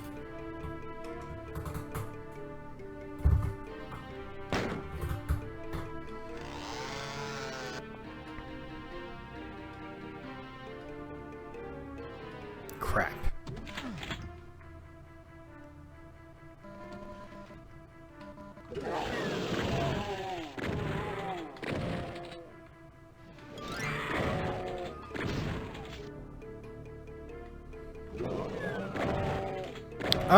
No, Alex, I would still be pretty critical. No, I totally understand a lot of work went into these levels. Like, I mean, the architectures, without a doubt, actually improved in episode 4 over the earlier episodes. You know, there's more going on. The rooms are bigger, the rooms are more complex, and it's just like the challenge isn't really there, you know? That's part of it. Like, they don't really seem to flow as quite as well in certain cases.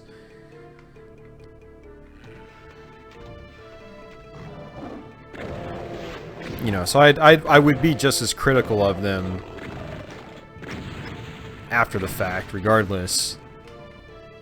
But yeah, no, I did a little bit of, you know, like I said, I did a little bit of Doom level design back in the day, and I mean, it took a long time back then. Especially using older tools. I've seen some of the more modern Doom level design tools, and they look pretty awesome compared to what we used back in the day. So, Doom Ed, anyone? I'm sure you guys, some of you guys out there know exactly what I'm talking about. But yeah, I mean, yeah, there's a lot of work went into these levels regardless. I mean, just because of that, it doesn't mean they're good levels.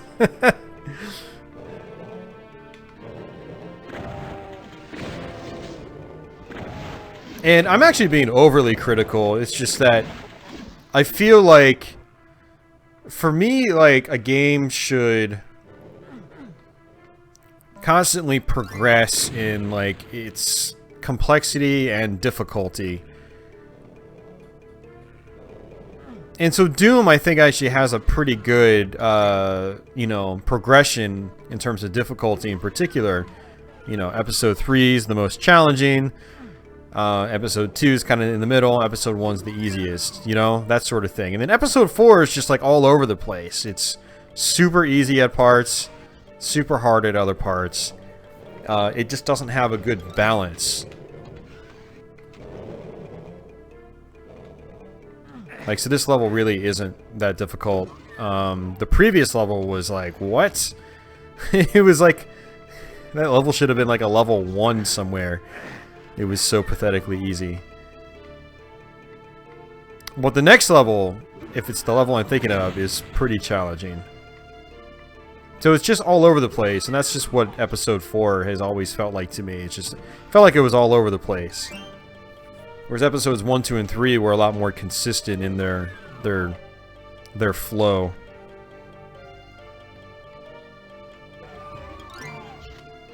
And yeah, I know, yeah, totally, man. Like, to each their own.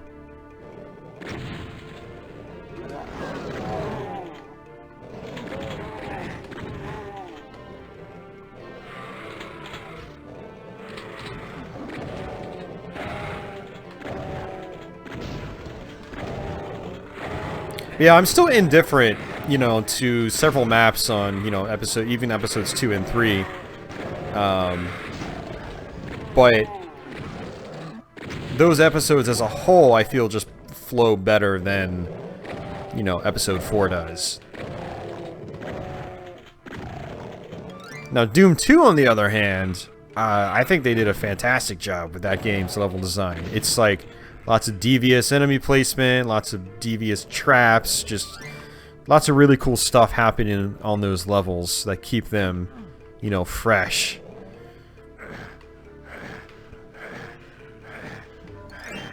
Yeah, this was a bad idea.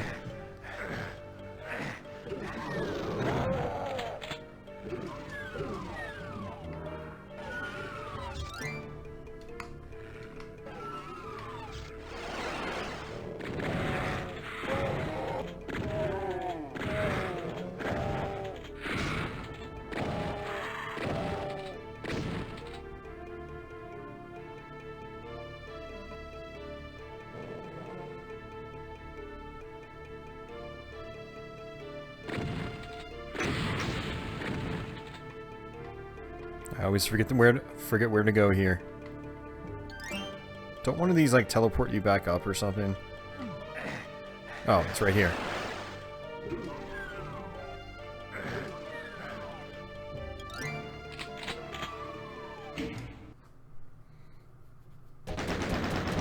Thy Flesh Consumed was done by John Romero. Really? I thought some of the Doom 2 guys did Thy Flesh Consumed. Yeah, it's this level that can be pretty tricky. And this is actually a pretty cool level. Like, this level feels like it would fit right in Doom 2. Where how, like, they throw the Cyber Demon at you at a really tricky position. You know, that's like the sort of design that you would see in, like, Doom 2 levels.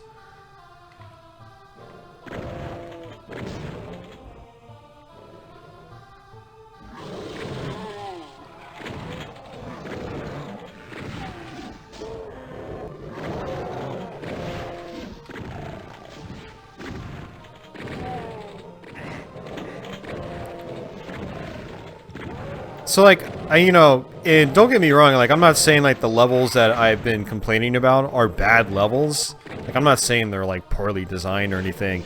Like, for me, it's just, for an episode, like a set of levels, there should be a consistent flow.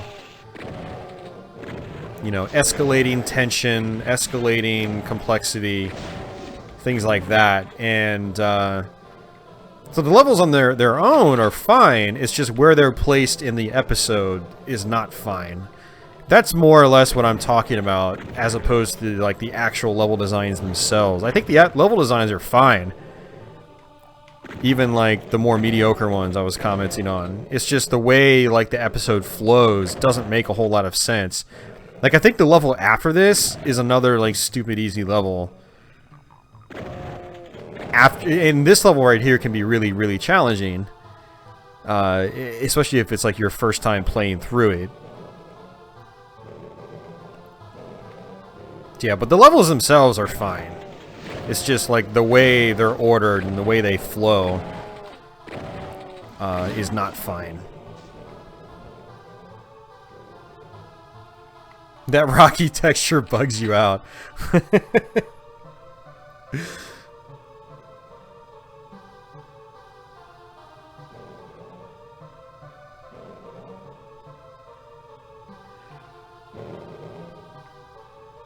Yeah, I guess this does kind of have a Hexen feel. I mean, a little bit of a castle thing going on here.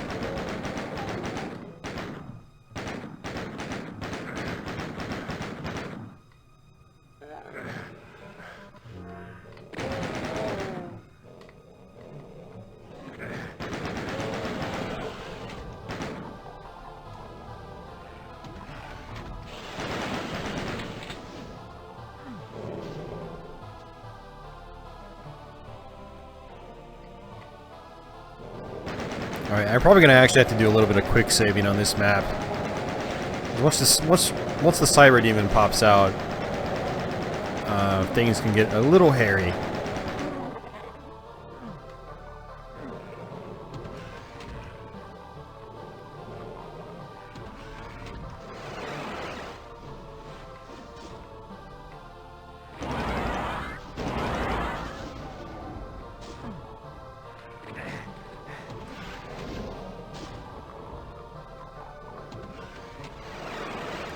Oh, that's the wrong one.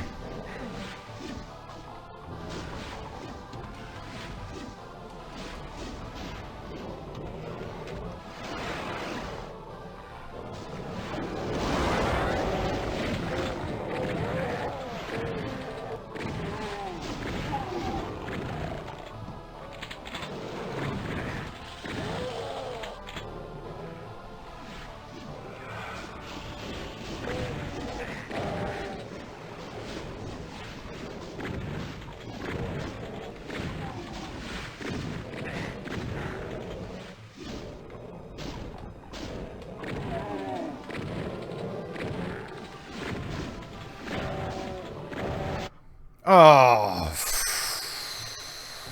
crap. Yeah, I didn't save it. Yep. Jeez, man.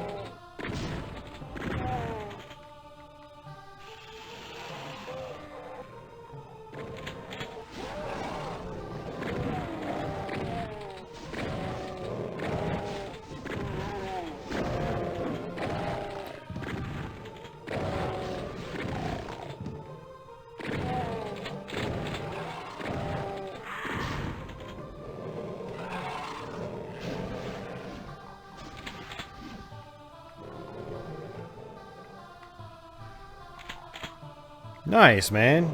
So you've been around for a while.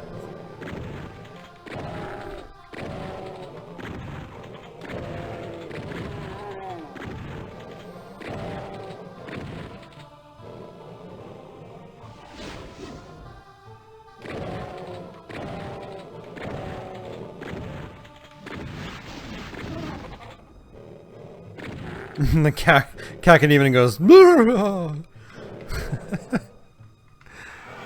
sound effects in this game never get old.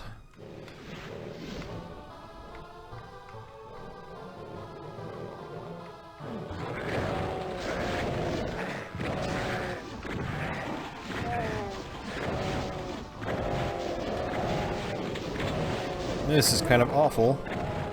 I don't even think it's possible for me to get all the way to the other side without without dying. Yep.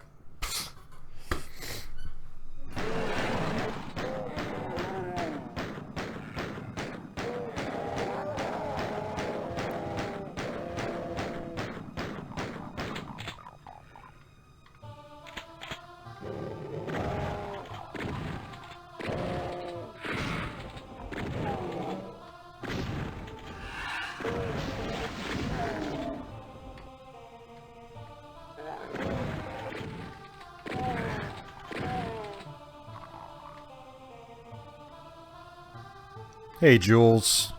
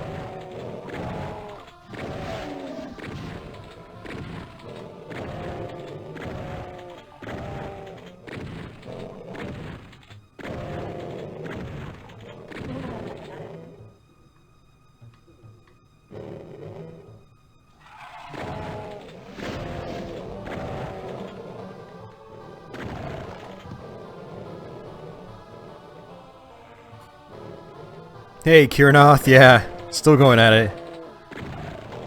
Getting close to finishing up episode 4, and then I'm going to try to figure out what I want to do after that. So I haven't quite figured out if I'm going to stop the stream, maybe move over to Twitch for some Let's Play practice, or if I'm just going to stop streaming altogether. Or if I'm just going to switch over to Doom 2. I don't know.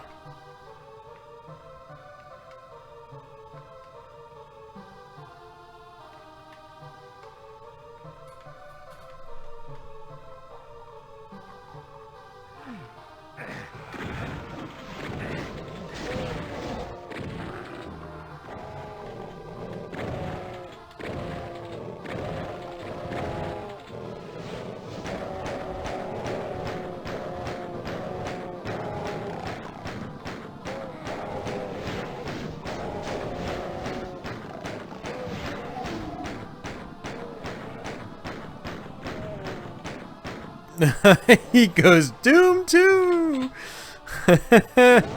Oh, man. I don't know. I'm gonna have to think about it. I mean, on one hand, Doom 2 is great, but on the other hand, I'm thinking maybe I should just say that for its own dedicated stream. We'll see. Hey, Miku.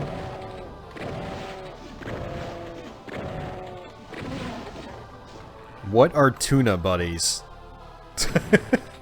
I'm lost on that one, Miku.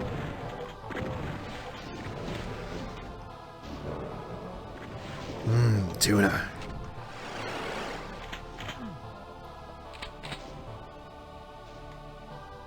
No, I'm not hooking up my my FrameMeister out here in my Genesis and 32X. And then I'd have to download the ROM and blah blah blah. Yeah, too much work. I'm lazy. Lazy's my middle name.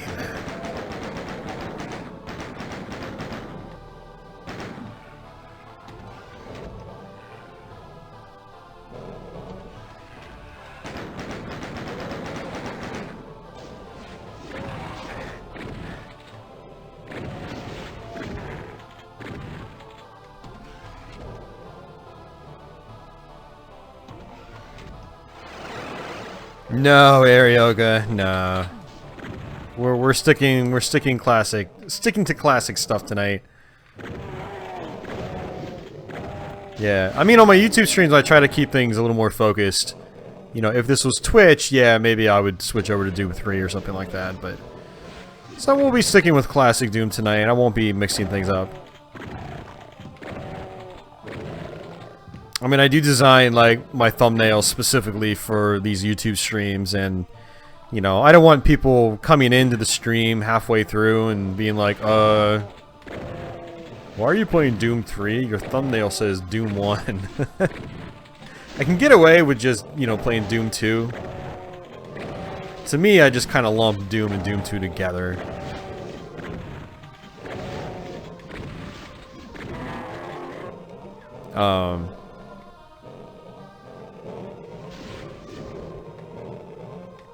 But yeah, like I won't swap over to like different games completely.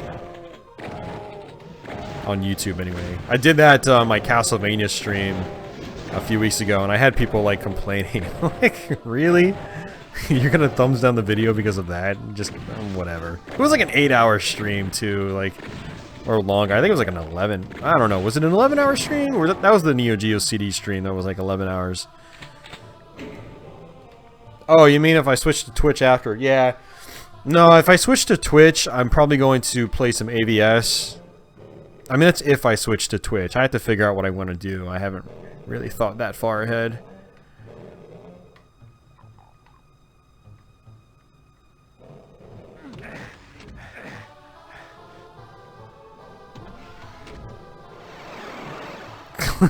Your mom named you lazy too. Nice.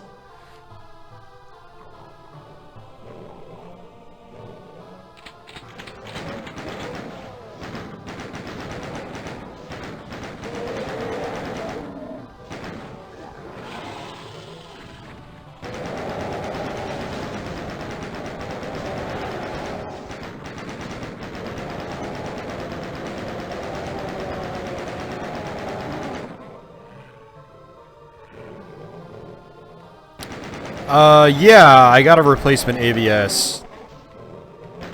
I think it was a replacement anyway.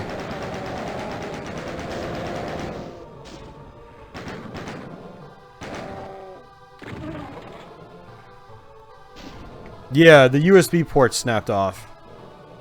The USB port provides power to the system. So without that, it's kind of a brick. Kind of a paperweight. Yeah, the original design for the USB port was pretty awful.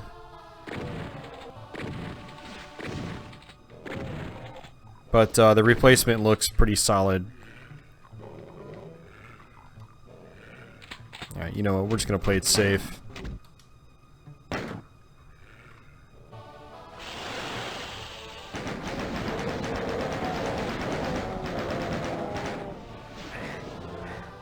Oh yeah, 3% health.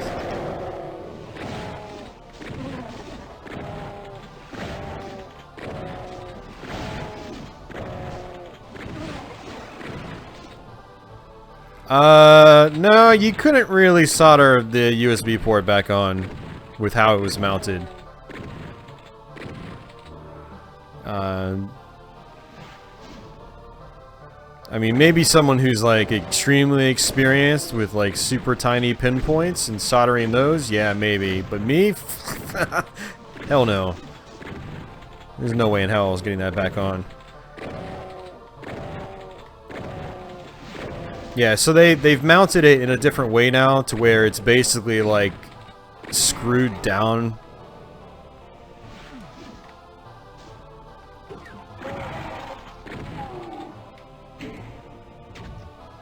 So it basically the new mounting method works a lot better than the old one for the AVS.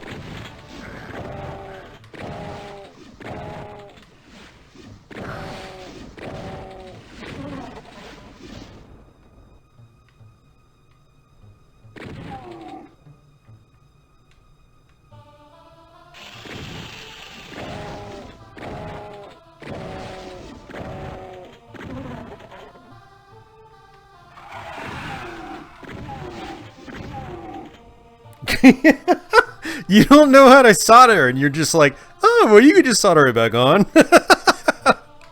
Oh, that's great, man. You guys are funny.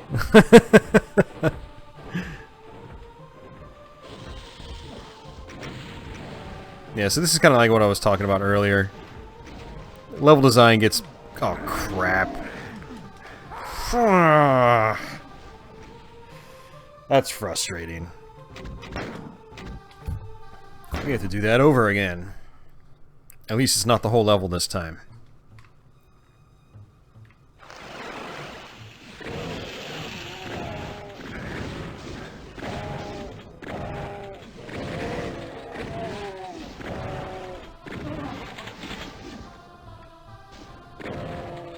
Meow, says Miku.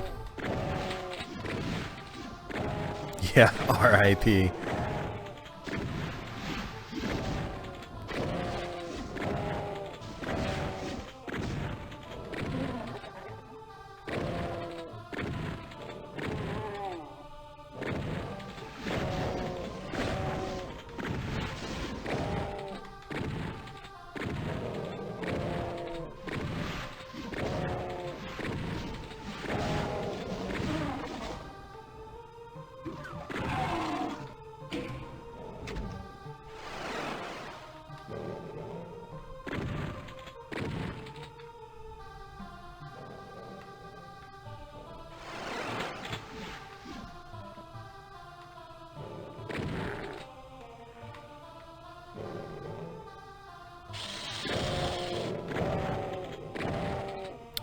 Hey, King Rat, how are you doing?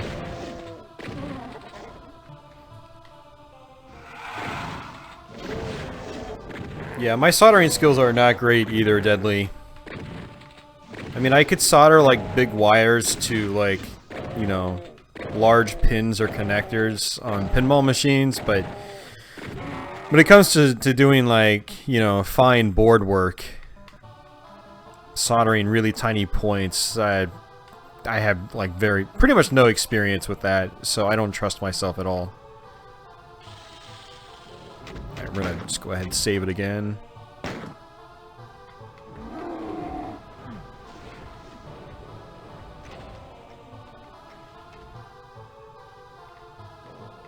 Cyber Demon just want a hug.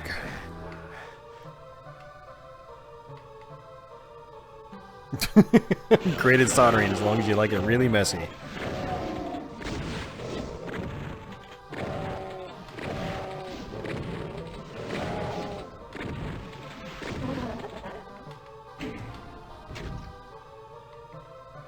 Yeah, Luke is crazy with soldering, man.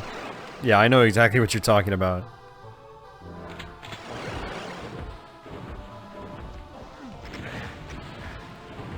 Wow, he still hit me?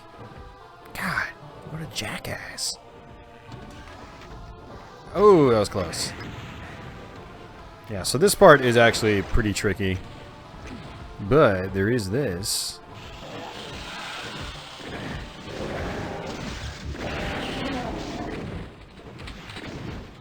And this is actually the trick to doing this. And I never knew that as a kid. Ow. I'm getting hit by his rockets. No hug for you, Cyber Demon.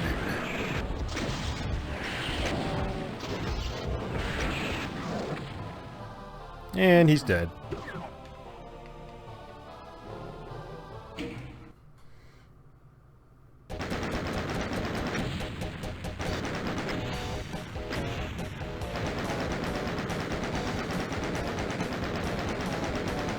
Did I manage to get a hold of the NES Classic?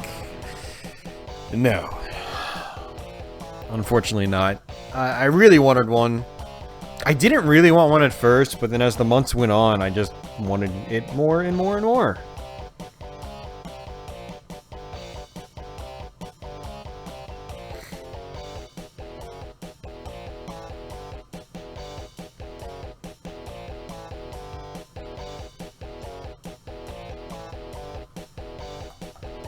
Yeah, Jules, I've seen some people like that with soldering.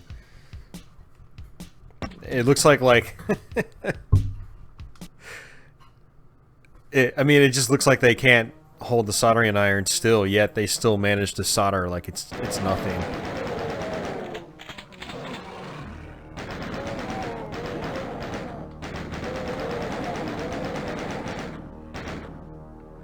Oh wow, man, you got lucky.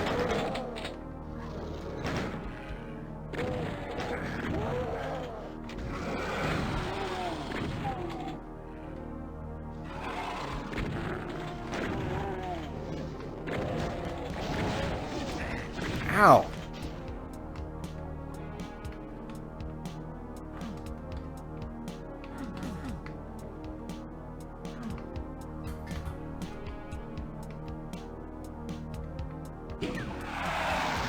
Oh.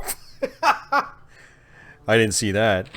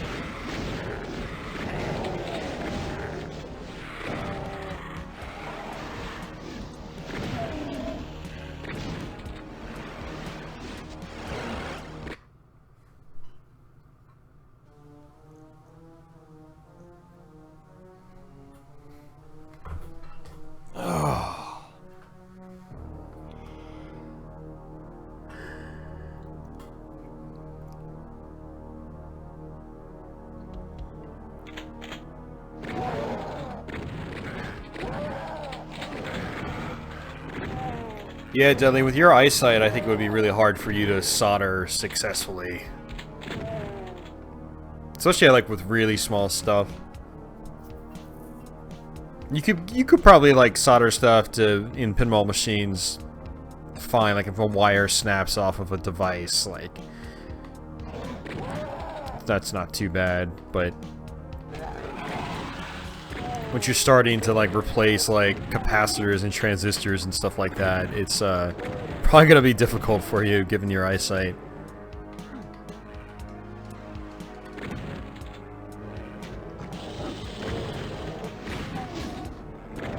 Deadly Gaming is technically legally blind, so he's got some pretty bad eyesight.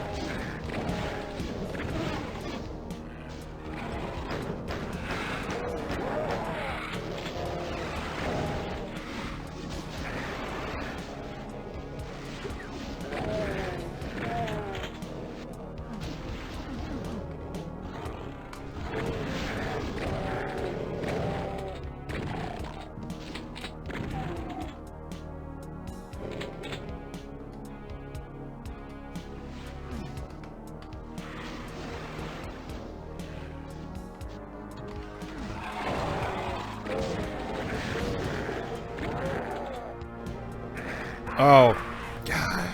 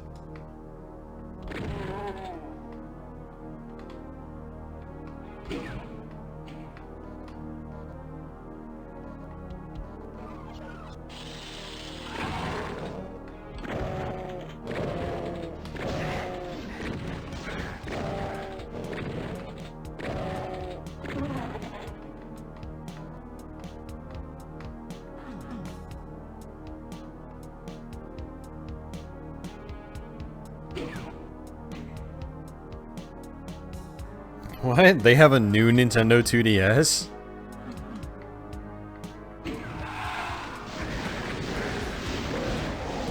When did that come out?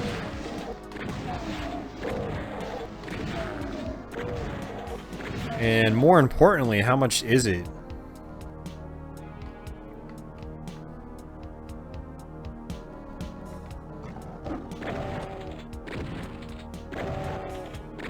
I have a regular 2DS. I do like it. You know, for the price, it was like 80 bucks when I bought it. Like, it's kind of hard to beat that.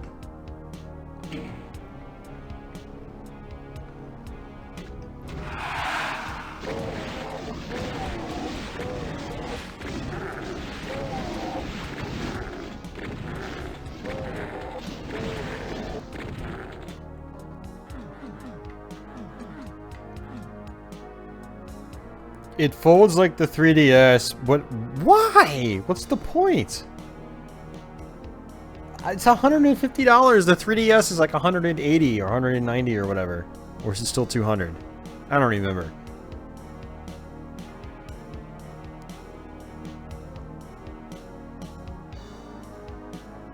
The new Nintendo 2DS X, I don't know, it seems pointless. I mean, if it's not in the old form factor, then why call it a... I mean, I guess it's a 2DS because there's no 3D functionality, but for 150 bucks, like, what? Part of the draw of the original 2DS was that it was considerably cheaper. It was like half the price.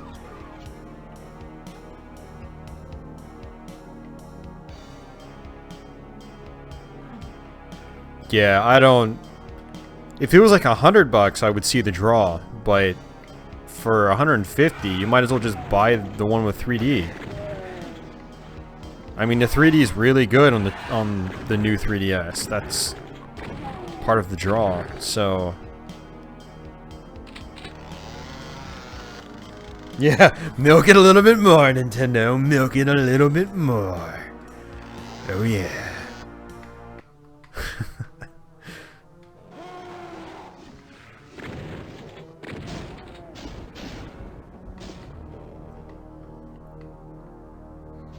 Shake it, baby.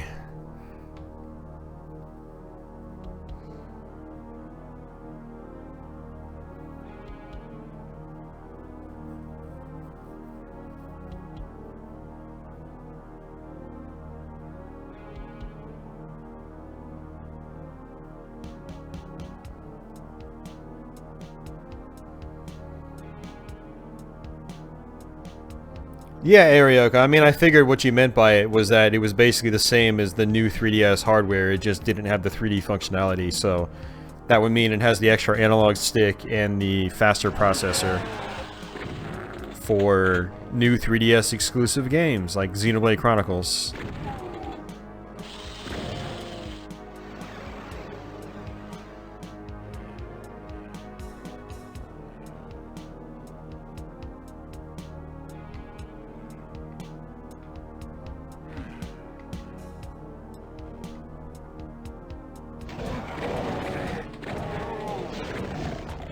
Yeah, it's the price that gets me on it, though. Like, really? Just a $50 difference? I mean... I don't know, I just expected something, like, that would be even cheaper. I mean, because the regular 2DS right now is... It's like 80 bucks if you ever see it brand new still. Now, I actually haven't seen it brand new in a while, which makes me think they probably discontinued it, but... when it was available brand new, you know, 80 bucks. Like, that's an awesome deal. Because it's a great handheld. You know, it's got a great library. So I figured they would try to tackle that market further with maybe a $100 device. Or 100, I don't know, 110, 120 just for grins. So I'd say 100 would be the sweet spot.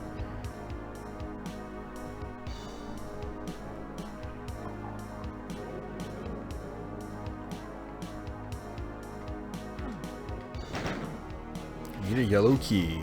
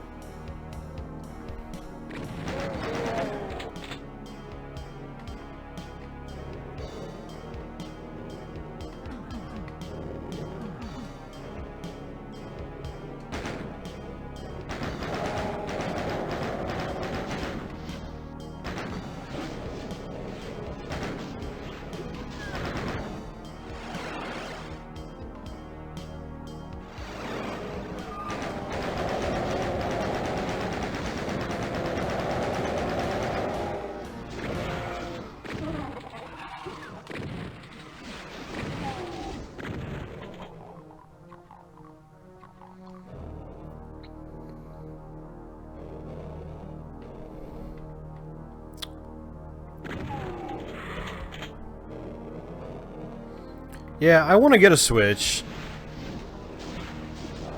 But you know, I'm not gonna really have the money to get one anytime soon, most likely.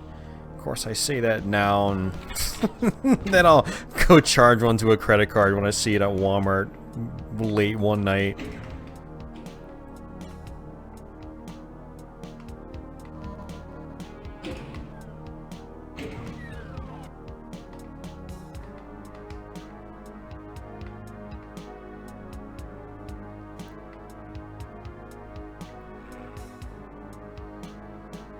But I'm trying to hold off on the Switch until there's some games like I really, really want. Like, I know I'm going to really want Xenoblade 2. And I'm probably going to eventually want the Mario game. I'm not going to want Zelda because I already bought it on Wii U.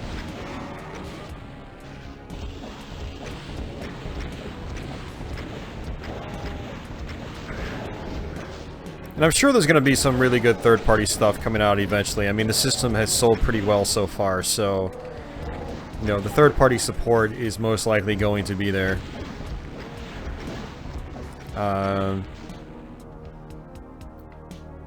Street Fighter 2 Turbo looks pretty good, actually. I like that they're giving you the option to use the retro sprites. Because the ones you were stuck with on the Super Turbo HD for 360 was pretty awful. God, they were fugly. Ugh. Just thinking about it makes me cringe.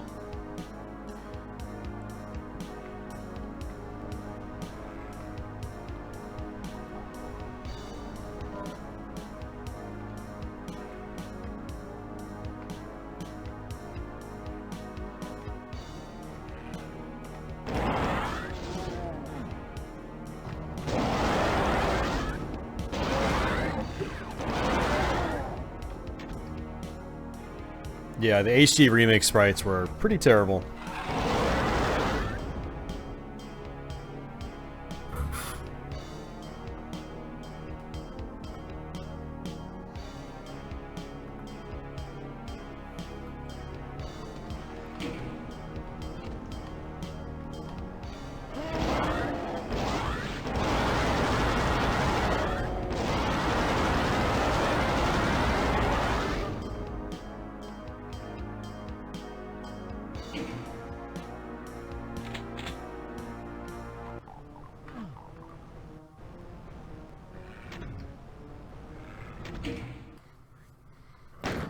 Alright, so I think this is our last level.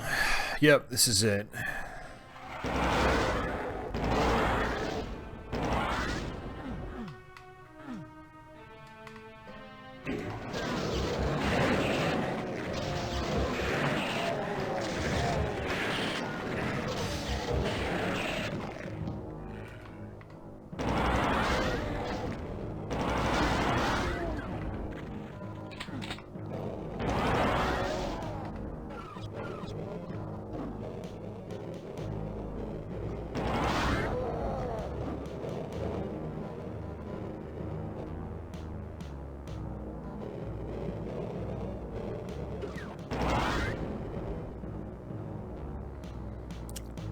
Yeah, Breath of the Wild on Wii U is good enough. I mean, if you don't have a Switch, but you have a Wii U, I mean, there's really no reason to rush out to buy a Switch just to play Zelda, because, you know, you're not really missing much by playing the Wii U version. Now, the Switch version runs at 1080p when you're playing on your TV. So if you plan on playing on your television, I mean, that is a nice increase. Also, supposedly with the latest patch, the Switch version has had a slight improvement in performance. So that's something else to consider.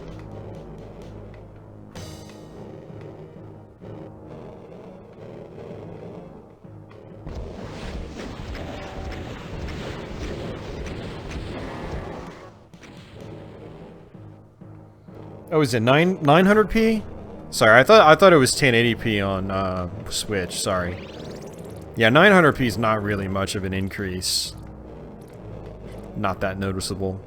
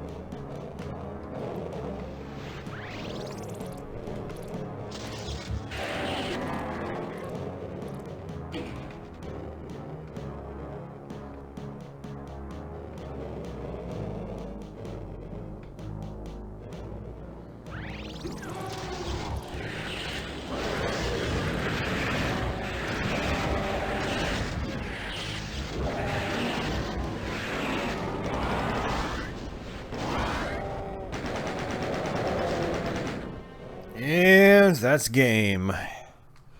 All 4 episodes. It only took us 4 hours and 45 minutes. Ugh.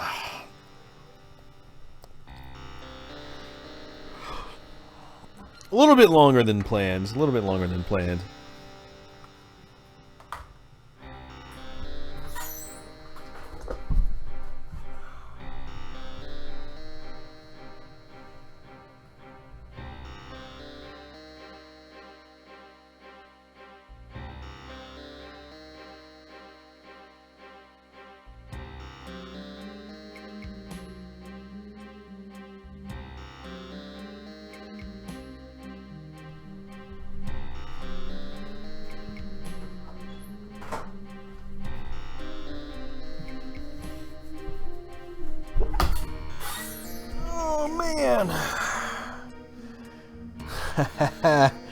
Now do it without dying. Well, you know what's funny is that, like, we got through the first 3 episodes pretty much without dying. You know, there was the fake exit on one of the levels in episode 2 I did die at, but I intentionally saved before it because I thought I was gonna die. But we didn't die at any other point outside of that. So it was only episode 4 we had some trouble with, but that was also just some dumb mistakes on my part. I should have been able to get through it without dying.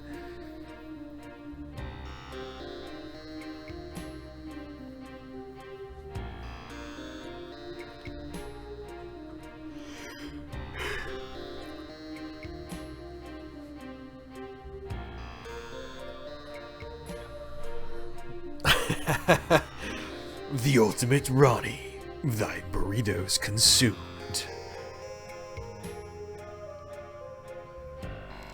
Coming to an egghead computer store near you.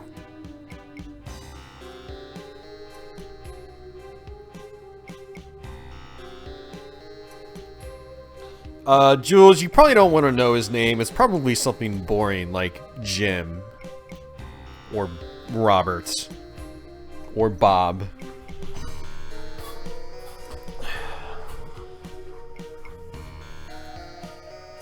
And Jim ripped the head off the cyber demon. I don't think anybody really wants to know his real name.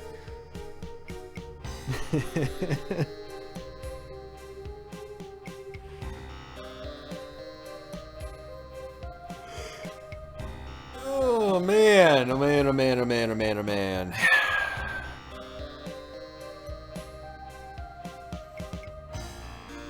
The Doom guy's name should be Guy. Just Guy.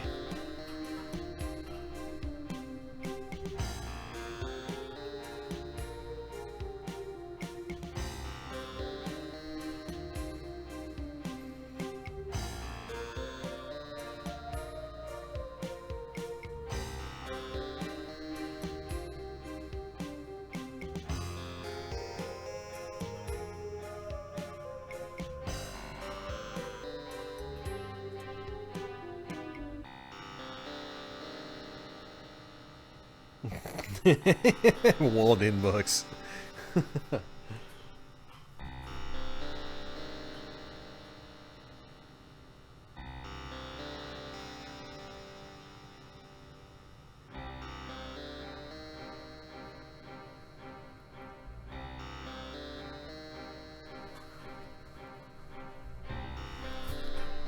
Oh man. Alright guys. Who would win, Duke Nukem or Serious Sam? Well, Serious Sam technically has bigger weapons. So my guess is Serious Sam would probably win.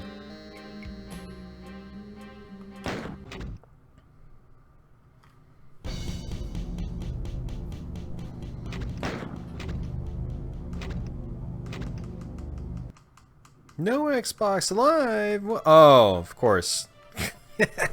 My subscription ran out. That's why.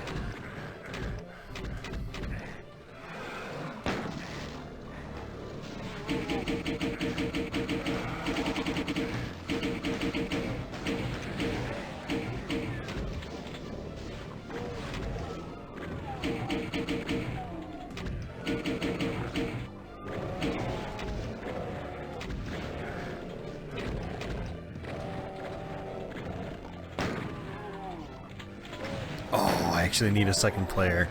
Damn.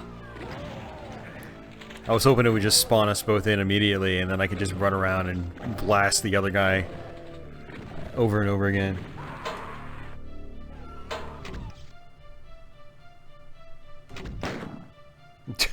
Who would win, Doom guy or Wolfenstein guy?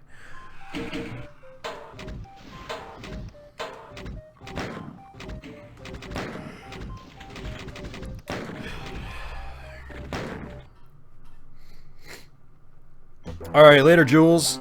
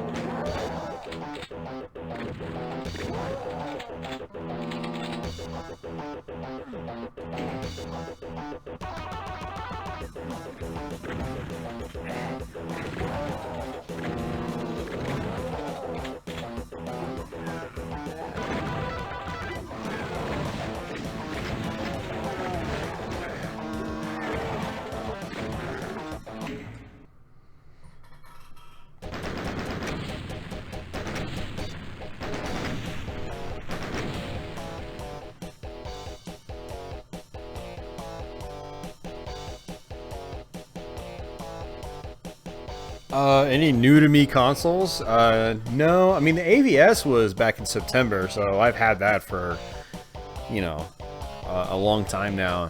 And, I'm trying to think. No, I don't think I've picked anything else up.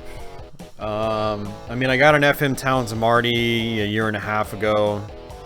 I did sell that, so I no longer have it, but that's probably the most recent new to me console that I got. Everything else I have is I've had for a long time, or I've owned it in the past. Yeah, AVS aside, anyway. I mean, I might get a Switch sometime later this year, depending.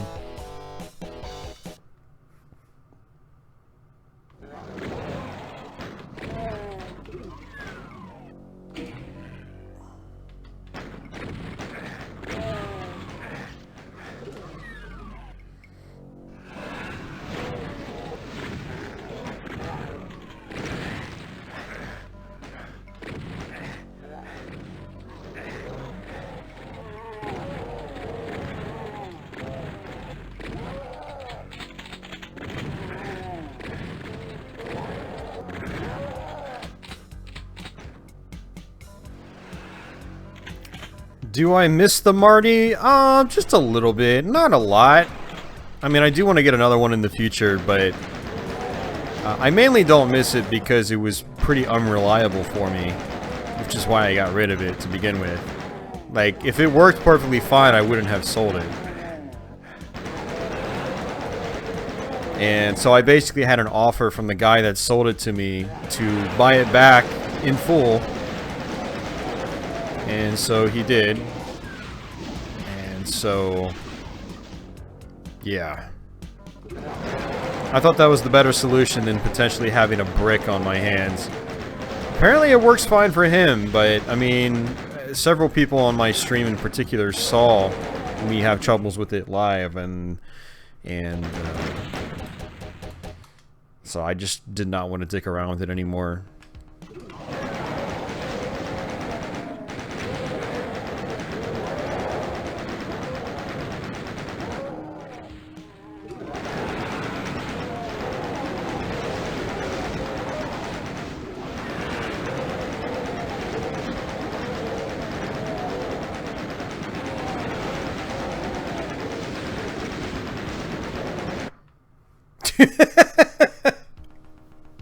I don't even know if I ever got past this level in Nightmare. I did try on PC. Why? No, I sold the Pippin a couple of years ago, and I sold that because I needed money. That was late 2014. Brandon told me that he was going to move out, and I was like, well, I don't know how I'm going to be able to afford this apartment on my own. So I had a big downsizing then, so I sold a lot of stuff that I didn't really want to sell. So I sold the Pippin, I sold my CDI, I sold my Neo Geo CD at the time. I've since bought another one. I sold my Vectrex. That's probably my biggest regret, is selling the Vectrex. I sold my boxed 3D Glasses Master System bundle. I sold my 3DO FZ10.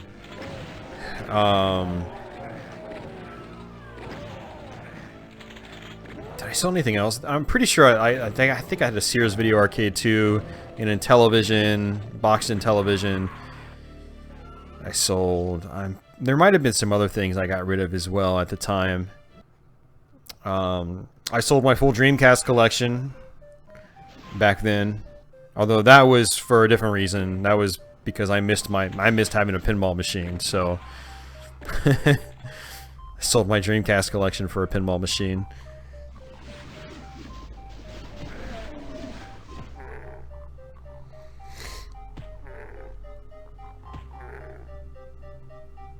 Yeah, if you're gonna get an FM Towns system, I would probably just buy an FM Towns computer and just not bother with the Marty. Like, the Marty's cool. It's convenient because it's a game console. I like the controller a lot, too. It feels a lot like an NES controller, actually, except with more rounded edges. But there is no documented replacement for the Marty CD-ROM drive, the laser. So if your laser goes, you're screwed. You've got a brick. There's no way to fix it. And mine was having major disk read problems even after the capacitors were replaced and stuff like that. So when the guy said, "I'll buy it back from you for the price that you paid," I was like, "Yes, please take it. I don't want to risk having a $350 paperweight on my hands." So, but FM Towns computers, it doesn't seem like they have those same issues. Or if they do, I think they're probably more easily fixable. Plus, they're more powerful, so you have more games. Like, you can play Samurai Showdown, Super Street Fighter 2 Turbo, a bunch of other games that don't work on a Marty. So,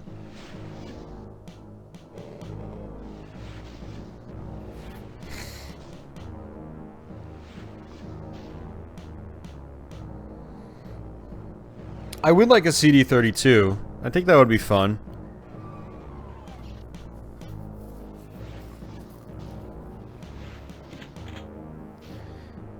King Rat, on the CD, the censorship is just it's activated, or it's set by a jumper on the motherboard, so you can actually desolder the jumper and solder it to another port. It's got multiple regions on the motherboard, basically, and so if you buy a North American system, you can go in, desolder the jumper, and solder it to Japan, and you'll have uncensored games, basically. Or you can install a Switch. I don't know. I probably wouldn't. I personally wouldn't install a Switch on an American system because American versions of Neo Geo CD are really uncommon. Yes, I am interested in getting a 68,000. That's definitely on my to-do list. They're expensive. Yeah,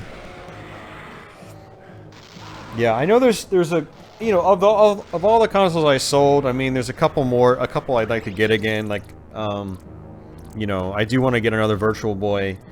I do want to get a Neo Geo AES with a flash card.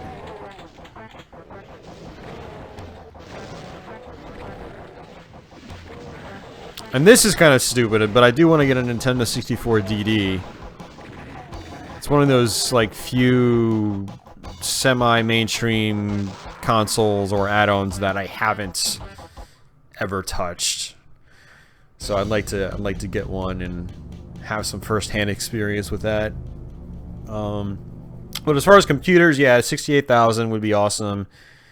A FM Towns computer would be cool. I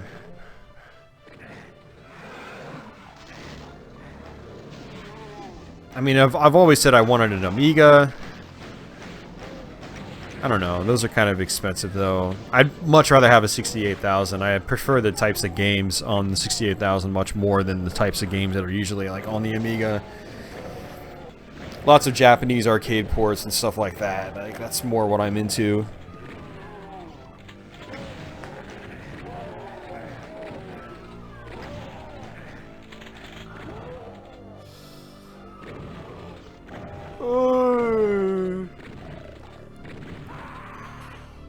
You play the DD games on the EverDrive. Is that possible?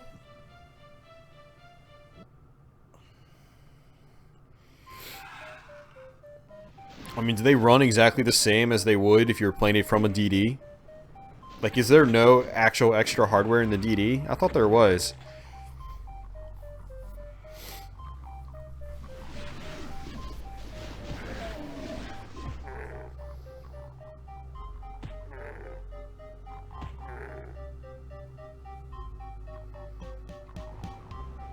Yeah, I could totally also see myself getting a CDI again just for streaming purposes. Like, I don't really have a desire to play it again, like, personally off stream, but, you know, it would be cool to play it on stream.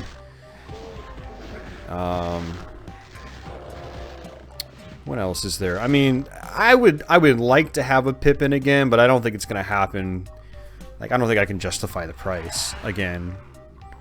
The prices are just, I think they're like, when I got it, it was like 200 bucks, brand new in box, and now I think they're going up to where it's like 300 plus for a Pippin now. It's just not worth it.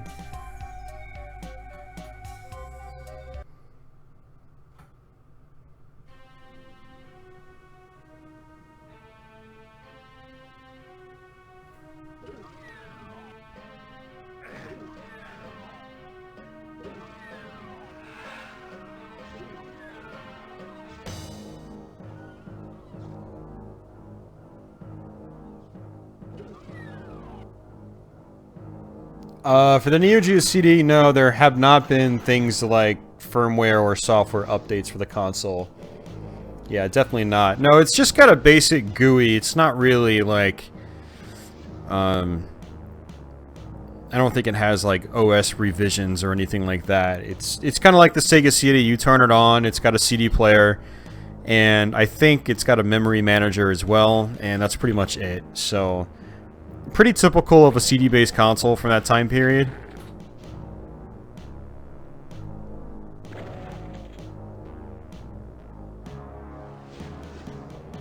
Yeah, the menu I think you're talking about, I think it's just to manage like save data and that's it. I don't think you can do anything else with it. And as far as I've seen, there's been no hacks or upgrades to it or anything like that.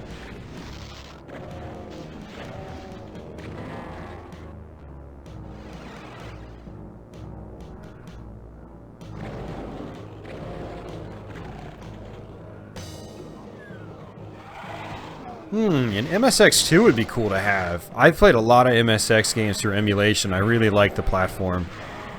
I could totally... I mean, only thing is those things are stupid expensive, from what I understand. But that would be cool to have. Yeah, I'm trying to think of what other hardware I really want, like, that I haven't... especially hardware that I haven't had experience with. I mean, as far as consoles, like... the CD32 is one. Like an actual dedicated console I really have no experience with. I wish I got one when they were still super cheap. I'd love to have a Vectrex again. That'll be cool to have. We could stream Vectrex.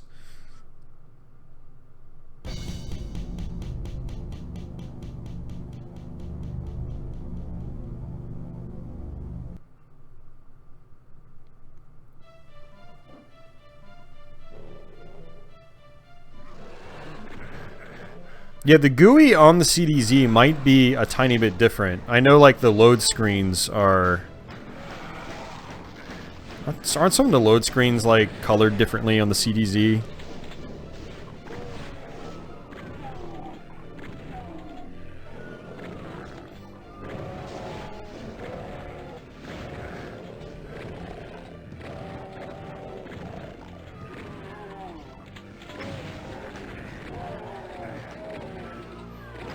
Yeah, I'm kind of out of that part with my console collecting phase where, like, I just want to have every obscure console just for the sake of it. Like, for me, like, collecting console hardware was more about experiencing the console and not just having the console. And, you know, I've experienced a lot of the things I want to experience. Like, the ones I haven't experienced are computers, like, you know, the Amiga, the X68000... the FM Towns. Although the FM Towns I kind of have experienced a little bit because I did have a Marty. And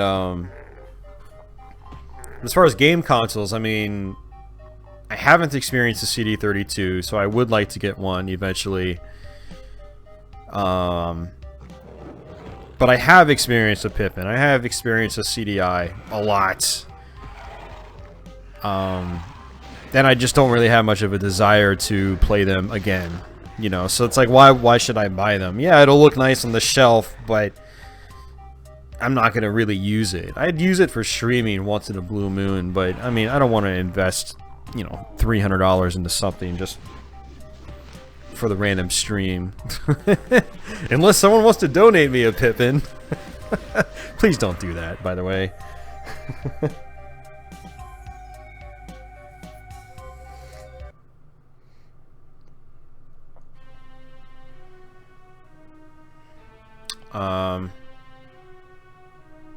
I mean, I do want a Virtual Boy again, just to play the games. Like, I do actually like the system a lot.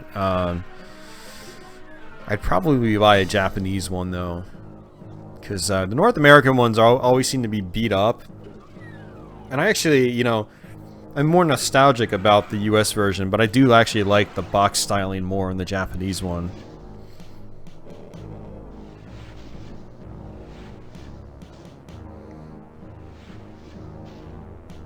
What games would you play on the Pippin? You would play Shockwave, which you could play in the 3DO. You would play the first Marathon, which you can play on just a Mac. You would play Tropic Island Pinball, which is good, but you can also play it on a Mac. There's a really crappy Power Rangers game, a really crappy driving game, and not a whole lot else, unfortunately. Oh yeah, well that's another one, King Rat. A Nuon, yeah. I actually owned a Nuon when they first came out. I bought a Nuon box in 501 just a couple years ago, and then I ended up selling it to a local collector. That's actually one of the things I sold in that downsizing in 2014.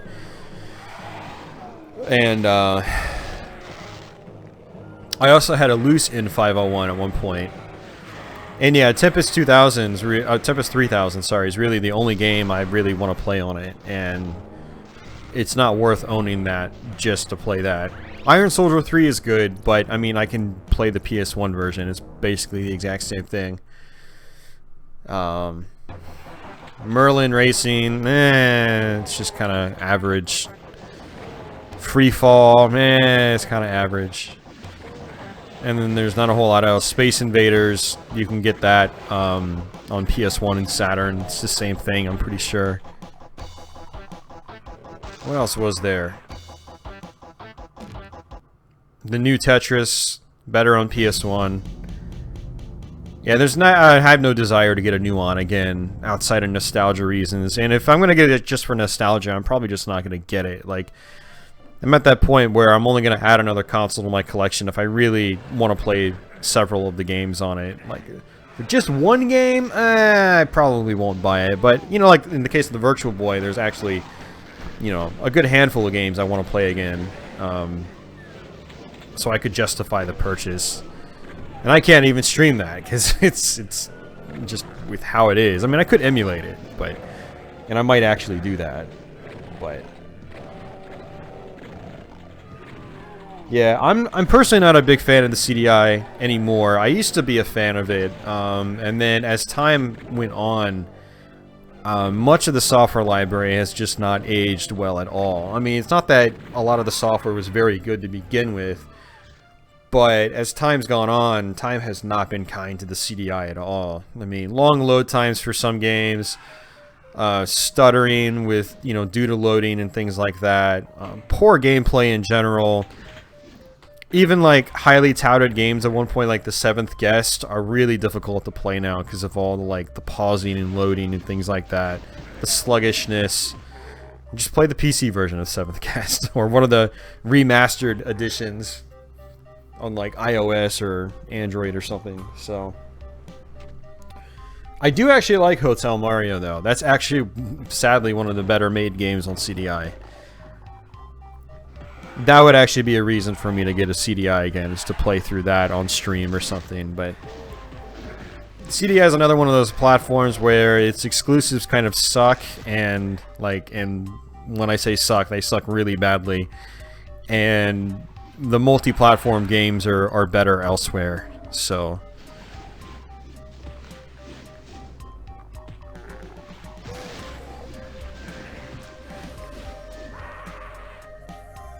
Yeah, and if you don't get an actual controller for the CDI or a mouse, it's awful.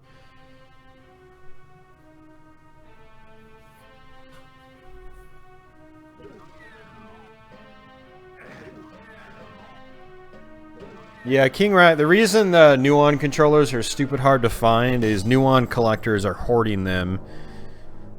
And it's really stupid. I mean, I know a couple, like, I know a local Nuon collector who complains about prices, yet I think he has like 15 Nuon controllers. And when he sells them at the high market value. It's like, well, you know, you're kind of like the reason why prices have shot through the roof, right? Just a few years ago, you can get like the Logitech controllers for like 15 bucks on Amazon. Now, that same controller is probably like 80 to 100 bucks. Oh god. Mutant Rampage Body Slam is not good. It is not good. It is the sheer definition of mediocre Arioka. Please don't even get me started on the CDI, man. Just let's not go there. That is a road. We don't need to end this awesome Doom stream on a CDI note. Why are we even talking about the CDI on a Doom stream? What have I done? I've opened up Pandora's box. Oh no!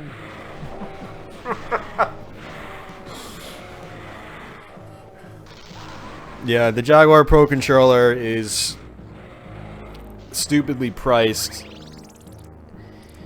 I don't think that went up in price because people are hoarding those though. Like I barely know any Jag collectors even with Pro controllers. I mean,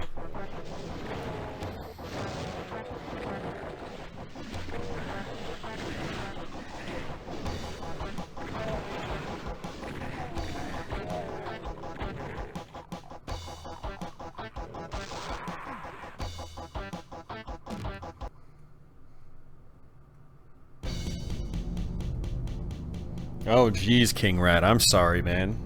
Ouch.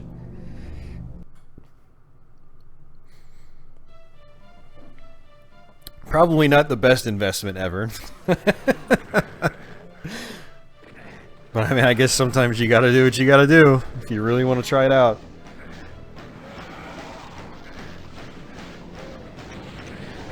Well, 90s consoles pretty much mainly just use like dial-up connections, and like Saturn Netlink, for instance, was mainly just peer-to-peer, so you would just direct dial somebody. So you can actually still technically use that today, as long as the telephone line, I guess. Well, have telephones gone all digital yet? I mean, can you still? I don't know. I have no idea. I don't follow that stuff anymore because I don't use landlines anymore. It's just cell phone, and that's it. Yeah, no, like the Sega channel is long gone. X-Band is long gone.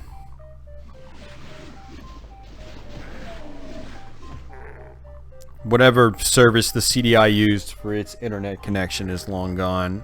Not internet connection, but like its online service is long gone.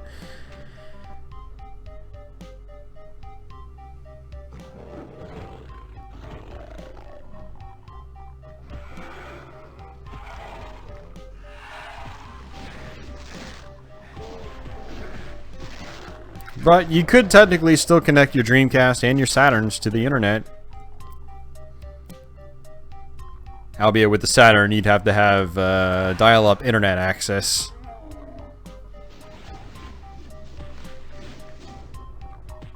I'd be curious to see how far someone could get on the internet with the basic Saturn Planet web browser. It'd be like some of those YouTube videos you see these days where people are like, is Windows 98 still usable in 2017? And they run tests and try to get on the internet with it, and someone should do a video of, is the Saturn's online capability still usable in 2017? And see if like any web pages load and see how long they load. Because the Saturn's Netlink, I think, was 28K. It wasn't even 56K like in the Dreamcast.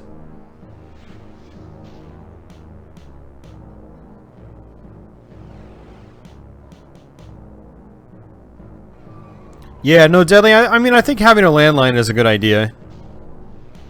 Especially, like you said, for those emergency situations, like... You know, if I had a house, I would consider having a landline, but I don't. I'm in an apartment, and I just can't justify having a telephone line. But yeah, King Rat is a... Jaguar is a cool console. You know, it's not one, like, I recommend to people these days because it's so expensive to get into. Like, if you want a Jaguar console, you're looking between $150 and $250, depending on if you get a loose console or a complete in-box one. And then several of the games are well over 50 bucks a piece, and they're not even, like, phenomenal games. Other games are, like, in the $100 range and up, like Rayman. And, some of the Songbird games are cool. But, I mean, if you're able to find it cheap, if you're able to find some of the games cheap, I mean, I think it's a fun system.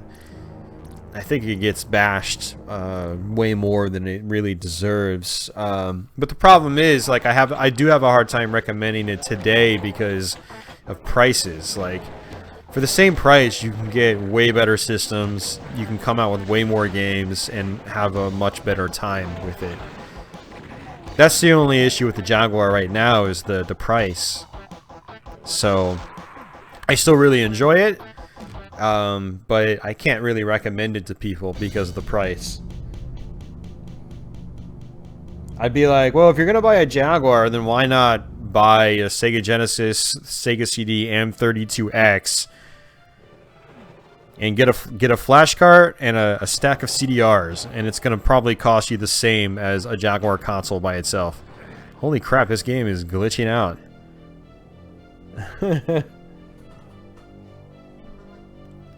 Or skip the 32X completely. Just get... Well, no. See, like, the 32X is the most comparable to a Jaguar.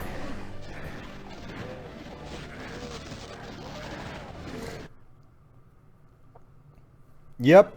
I mean, Arioka, that's when I was getting back into it. Like, I built up such a large Jaguar collection again in 2009 into 2010 because they were so cheap online. It was amazing. That's actually what got me into YouTube, was the Jaguar. You know, my first videos were Jaguar videos.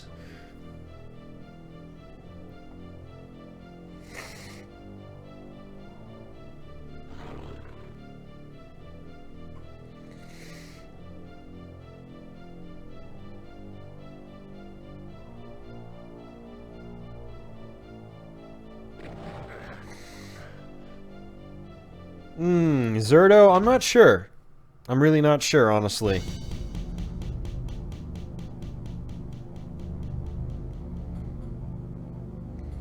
But yeah, price aside, I do enjoy the Jaguar. You know, I'm not going to personally go out and drop $50+ on games I've already played a gazillion times before.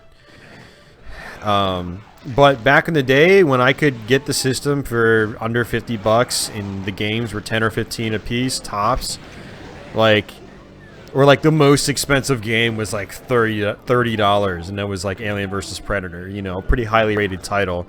Okay, I could justify that. I could justify recommending that, but when your games start getting in the $100 range and games start drying up and becoming hard to, you know, get, and half the library isn't even that great to begin with, it's tough to recommend, but you know, I've got my console. It's a nice minty boxed system. I've got Doom. I've got Zoop. I don't really have much else, so I have Cybermorph. And then when the SD-based flash card comes out, it'll be 100 to 150, and then I can play any game I want. And I'll be okay with that. So...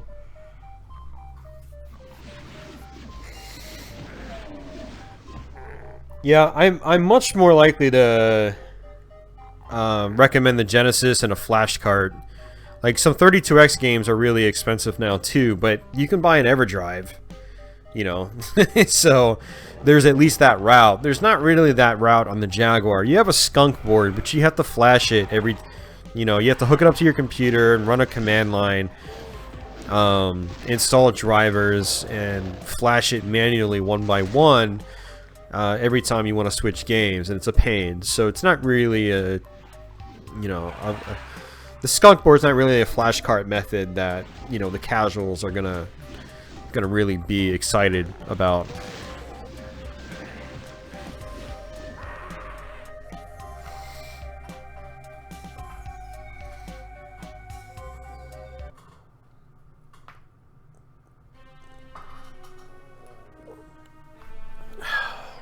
But yeah, like, if someone, like, says, I'm gonna go buy a Jaguar, I'm gonna stop them and be like, do you have a Sega Genesis? And if they say no, or even if they say yes, I'm then gonna be like, do you have a 32X? And if they say no, I'm gonna say, buy the 32X instead. And then I'm gonna ask if they have a Sega CD. And if they say no, I'm gonna say, buy a Sega CD. There you go. You got your Jaguar experience right there. And you have better CD games. Because the Jaguar CD is pretty awful. And that's putting it nicely.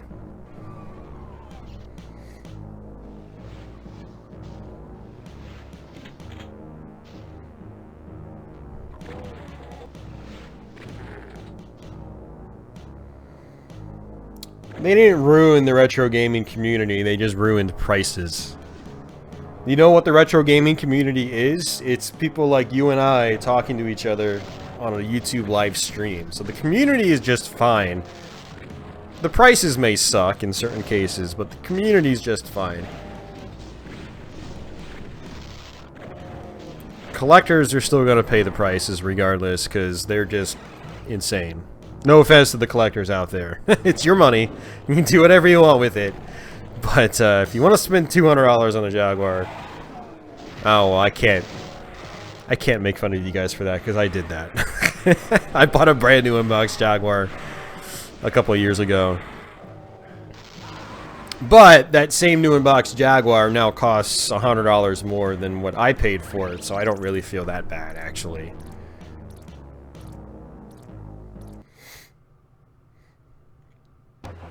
I mean, I guess my point with, like, you know, like, if someone's trying to buy the Jag for the current day prices, like, I would recommend 32X, because you're gonna get that Jaguar feel. I mean, you got 32X Doom. It's very similar to Jaguar Doom. You've got some other flat shaded polygon games. You get that a little bit on the Jaguar as well. So you still get that sort of like next gen, sort of pseudo generational gap, stopgap console feel that you got with the Jaguar. But you can get it on your Genesis with the 32X console. And then you can buy a Sega CD. You know, you buy a Genesis 32X Sega CD, you're still probably going to pay the exact same price as you will for a single Jaguar console by itself. And you'll get a much wider variety of software between, you know, the base console and the add-ons. So that's just my logic. And if you already have a Genesis, most of you probably do, then just buy the add-ons if you don't have them. I mean, if you don't have a Sega CD, I think that's an awesome add-on. Like, I think that's a great add-on. Highly underrated, honestly. And that's totally worth it.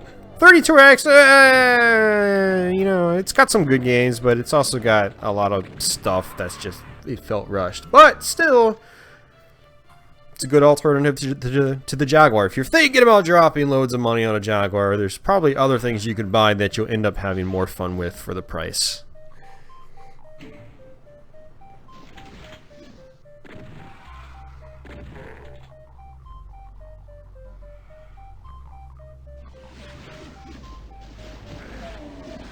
And yeah, with prices, guys, this is why I recommend flashcards nowadays. I mean, some people really want to have the original thing, but I mean, I think there's only so much certain people are willing to pay for certain things, and when their loose cart is costing more than what the game cost new in box, you know, 20 years ago, there's an issue, and But flash carts are awesome for that. Play those expensive games on a flash cart. Play any game on a flash cart. I don't care.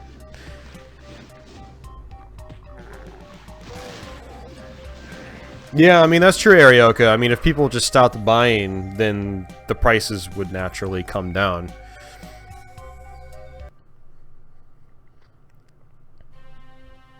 But that's the thing, people are paying the prices, and so that's why prices continue to go up. Is people are paying them.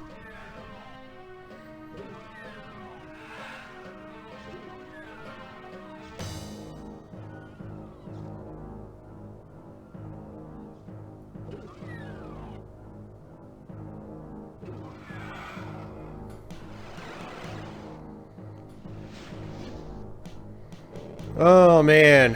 Alright, well, we've been going for 5.5 hours.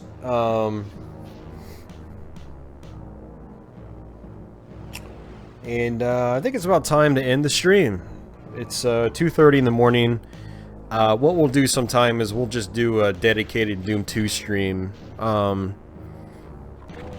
say probably not next week, but who knows? Maybe I'll get lazy and, and just do Doom 2 next week. I mean, it seems like you guys enjoyed the Doom tonight, and that's cool. And, I'm probably not going to stream on Twitch, actually. It's getting kind of late, and I didn't get a whole lot of sleep today. I only got, like, 2 or 3 hours of sleep, so, so I might end up crashing early as well, so...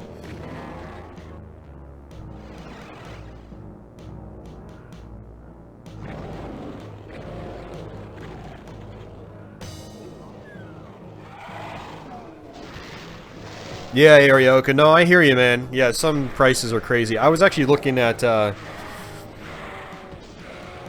some Super Nintendo stuff the other day. I had a little bit of extra money in my PayPal account, and I was getting nostalgic. I was like, I want to buy some Castlevania games again. Yeah. Says the guy that already had like 3 full Castlevania collections at 3 different times in his life.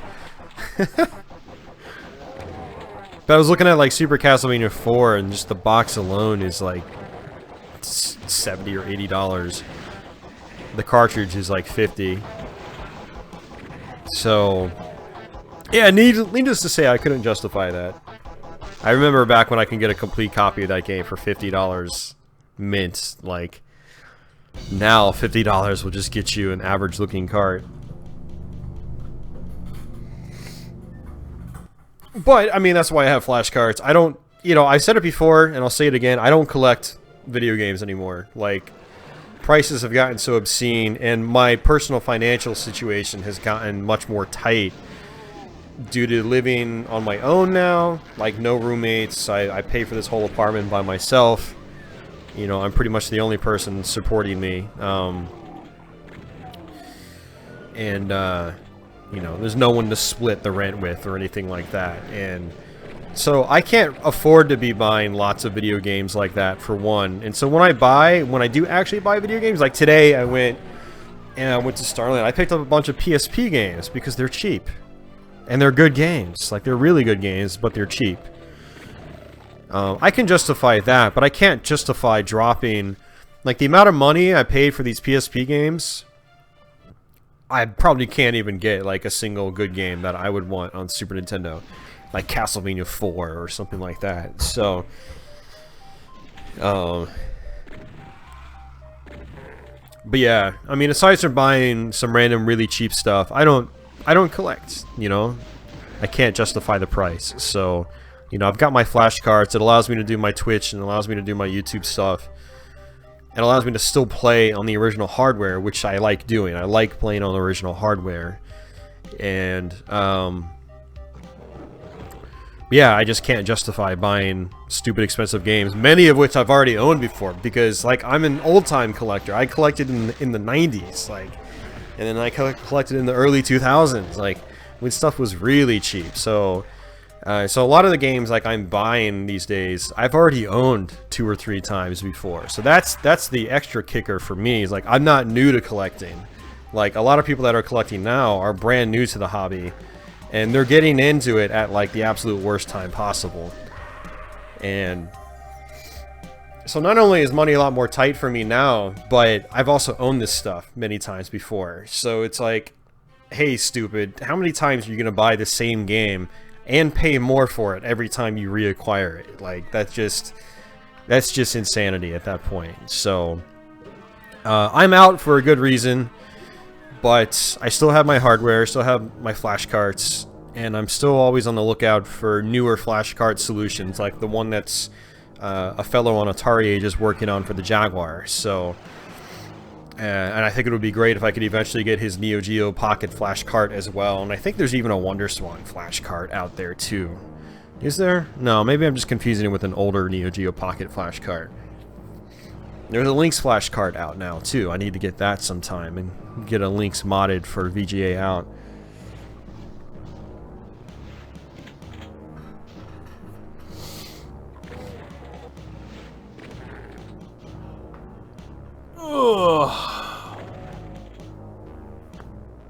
So alright guys, I have rambled on enough. I am out. I wanted to give a big shout out again to the Patreon supporters, and big thanks to Reality Studio, Amadeus, and Tony Hayden, because they donated in super chat funds tonight, which was awesome. Thank you so much, guys. I know you're probably not out there or gonna see this on the past broadcast, but that was that's always a nice surprise when the super chats come in. I think it was a good time tonight. We had a lot of good conversation as usual, and you know, lots of good constant chat flow and stuff like that, and that's what makes this worth it.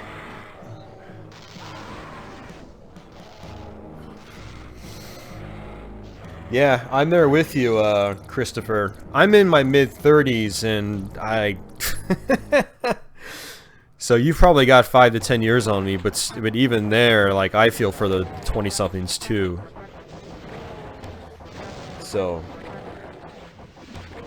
And boom goes the dynamite. Hey, good night, Miku.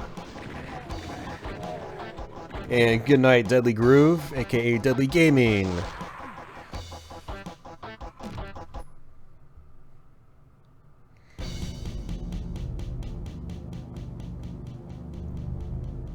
Alright, let me get up out of this chair, otherwise I'm never going to end this stream. And I'm going to starve to death, and I'm going to play Doom 2 from start to finish. And that would be bad.